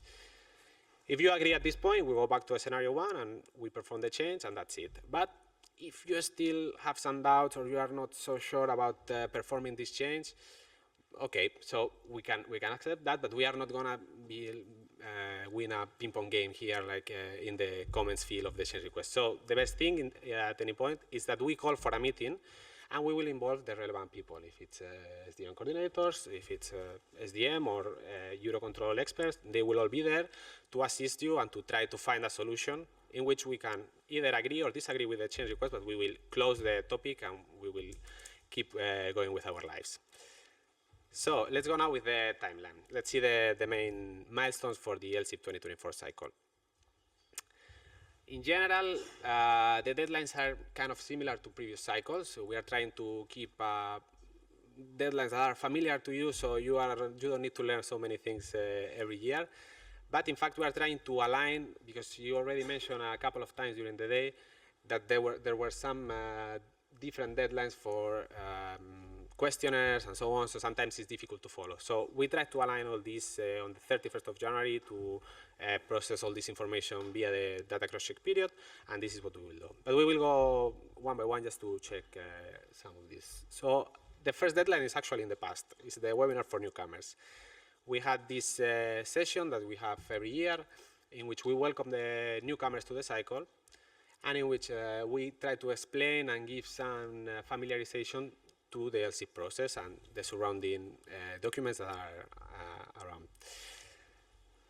The good thing is that now, if you missed it, you can watch it, because it's in the EUROCONTRol webpage, in the EUROCONTRol Aviation Learning Center. It's in the LSIP SharePoint, so you need to find them for sure. So if you miss it, I really encourage you to watch it again, because it's really helpful, I think, for someone that is starting this year. So we are here today. The main novelty is, okay, that we are delivering to all of you the information, but also that the database is now open for you to start working on it. So you have no excuse today. As well as from today, we will start, as we said, with the bilateral meetings, and then we will give you also another session that will be next week. It will be the webinar on FF-ICE. We know it's a topic that is relevant for you, and that it's kind of more clarifications are always welcome. So next Tuesday from 2 to 4, it will be a slot, but it will be held online, and you can attend it. I think today you already received the email announcing this, that there is 1 week left for this. So if you didn't register and you are interested, please contact your LSIP support or your contact person, and they will assist you in getting the link and all the means to participate.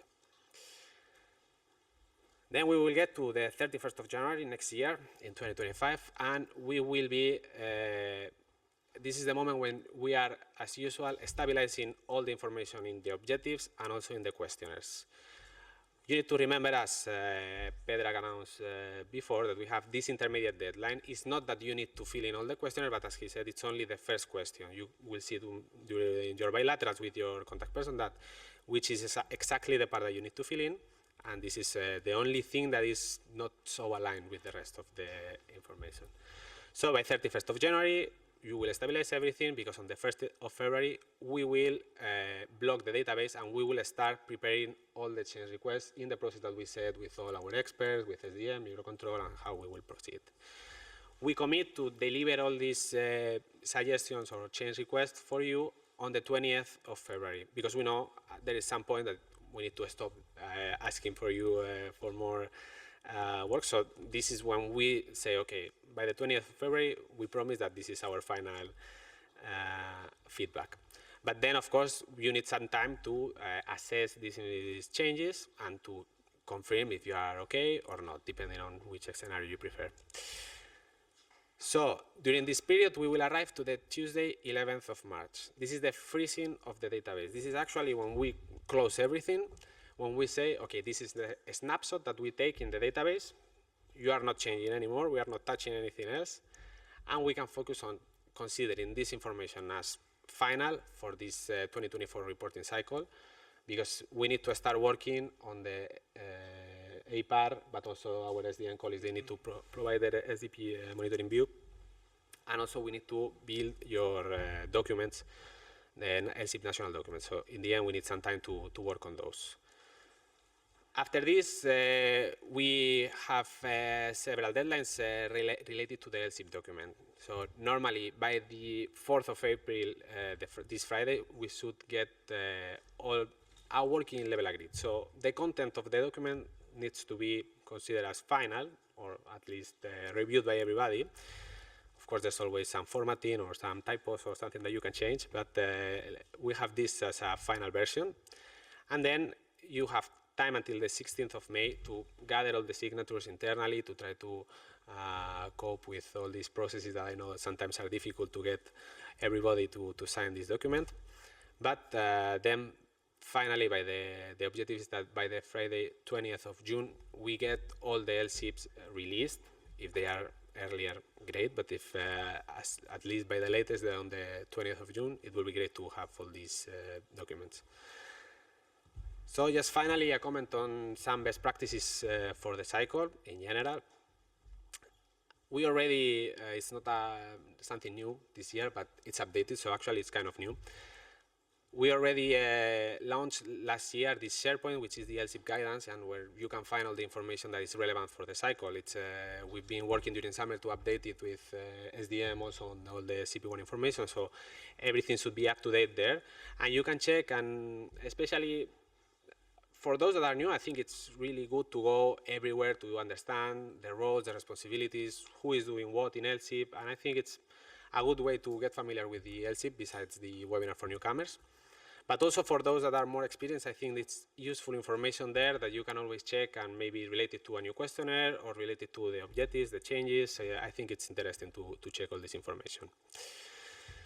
But of course, you can always check with your CP, which is in the end the main message that I would like to share in this slide. So you need to, as Natasha was perfectly saying before, you need to establish good deadlines between your stakeholders. Some states are bigger, some have harder coordination between them. So it's always good to establish these clear milestones internally to meet our LSIP deadlines.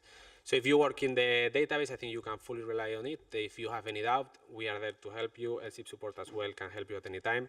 So we will be there. And in general, we encourage you to use the SharePoint for all the collaborative work related to the LSIP document, because in the end, we think it's more agile and it's something that helps all of us in providing a better quality in documents. So that's it on my side. I think I made it more or less to 4:30. So thank you. If there is any question.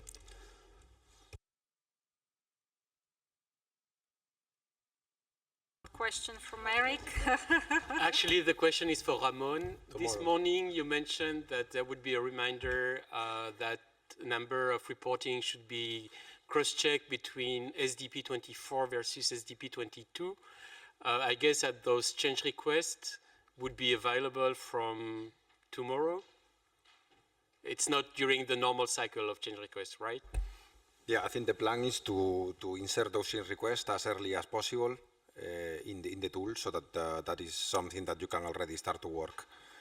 Okay, so actually when I said tomorrow, it was a little bit of provocative, but when would you expect it to be available, that reminder? Like at the end of November or when? When do you think? Because the change requests are opened by EUROCONTRol. So it's not actually, the question is not directly to me. We as SDM, we are not opening change requests. So then my question is to EUROCONTRol. When will you enable SDM to publish those change requests as reminders? So whenever we have the information, we will start publishing them. Each CP will start publishing them whenever we receive them, and so.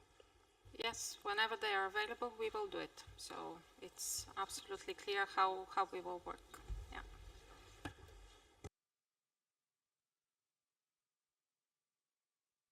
Any other questions?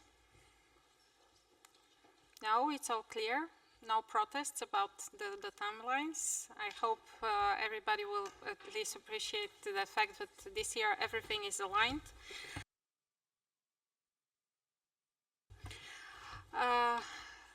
I don't see any hands raised also online or other questions in the Q&A. So if you don't have any more questions, I think it is time basically to call it a day, to wrap up.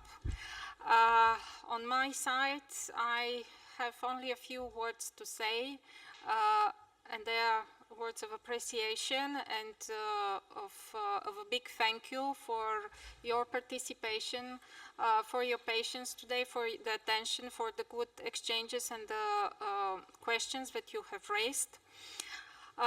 We are going to have another interesting cycle where a lot of information is expected to be provided.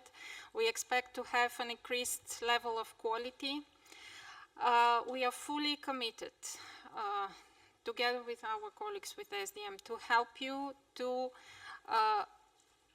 understand and to provide the most high quality and most correct information possible.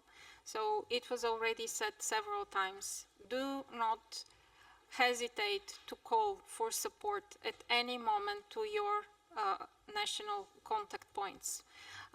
The people that were here just behind me, here next to me, that are responsible for estates, they are available at any time to help you. Don't wait the data cross-check period to start actually looking on the change, on the what exactly you had to do. Ask for clarifications. You can call for a meeting with EUROCONTROL experts, with SDM experts at any time. So just ask if it's something it's not clear. And I come back to the FF-ICE reporting. It's not going to be a simple case. We expect a lot of questions, so you should know that we are here fully ready to support you, to help you, to understand, and to make sure that you are reporting correctly what is expected. The sooner we start, the smoother the data cross-check period is going to be. So please don't hesitate. I also, I'm sure Ramon will also would like to say also a few words. And before giving to him the floor, I just also would like to ask you, please also provide your feedback of the event. Because today we are not to share what is your view. Did you like it? Did you appreciate the topics that we covered? Was there something that was missing? Is there something that you would like to see next year? We really take seriously your feedback, and it really helps us to move forward, because we all together are moving ATM forward. So thank you for this in advance, and please, you know, share your feedback through the QR code that you see here. And Ramon? Thank you, Maria. I think it is late enough for everyone to keep you tied to your chairs.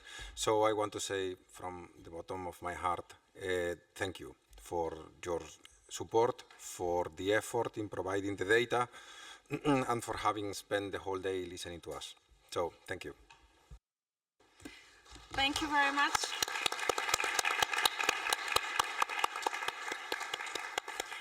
And if you are not running to catch your flight or train, you still have some time to come and connect with your contact persons. So don't take the opportunity if you haven't managed to do it over the breaks. So thanks again.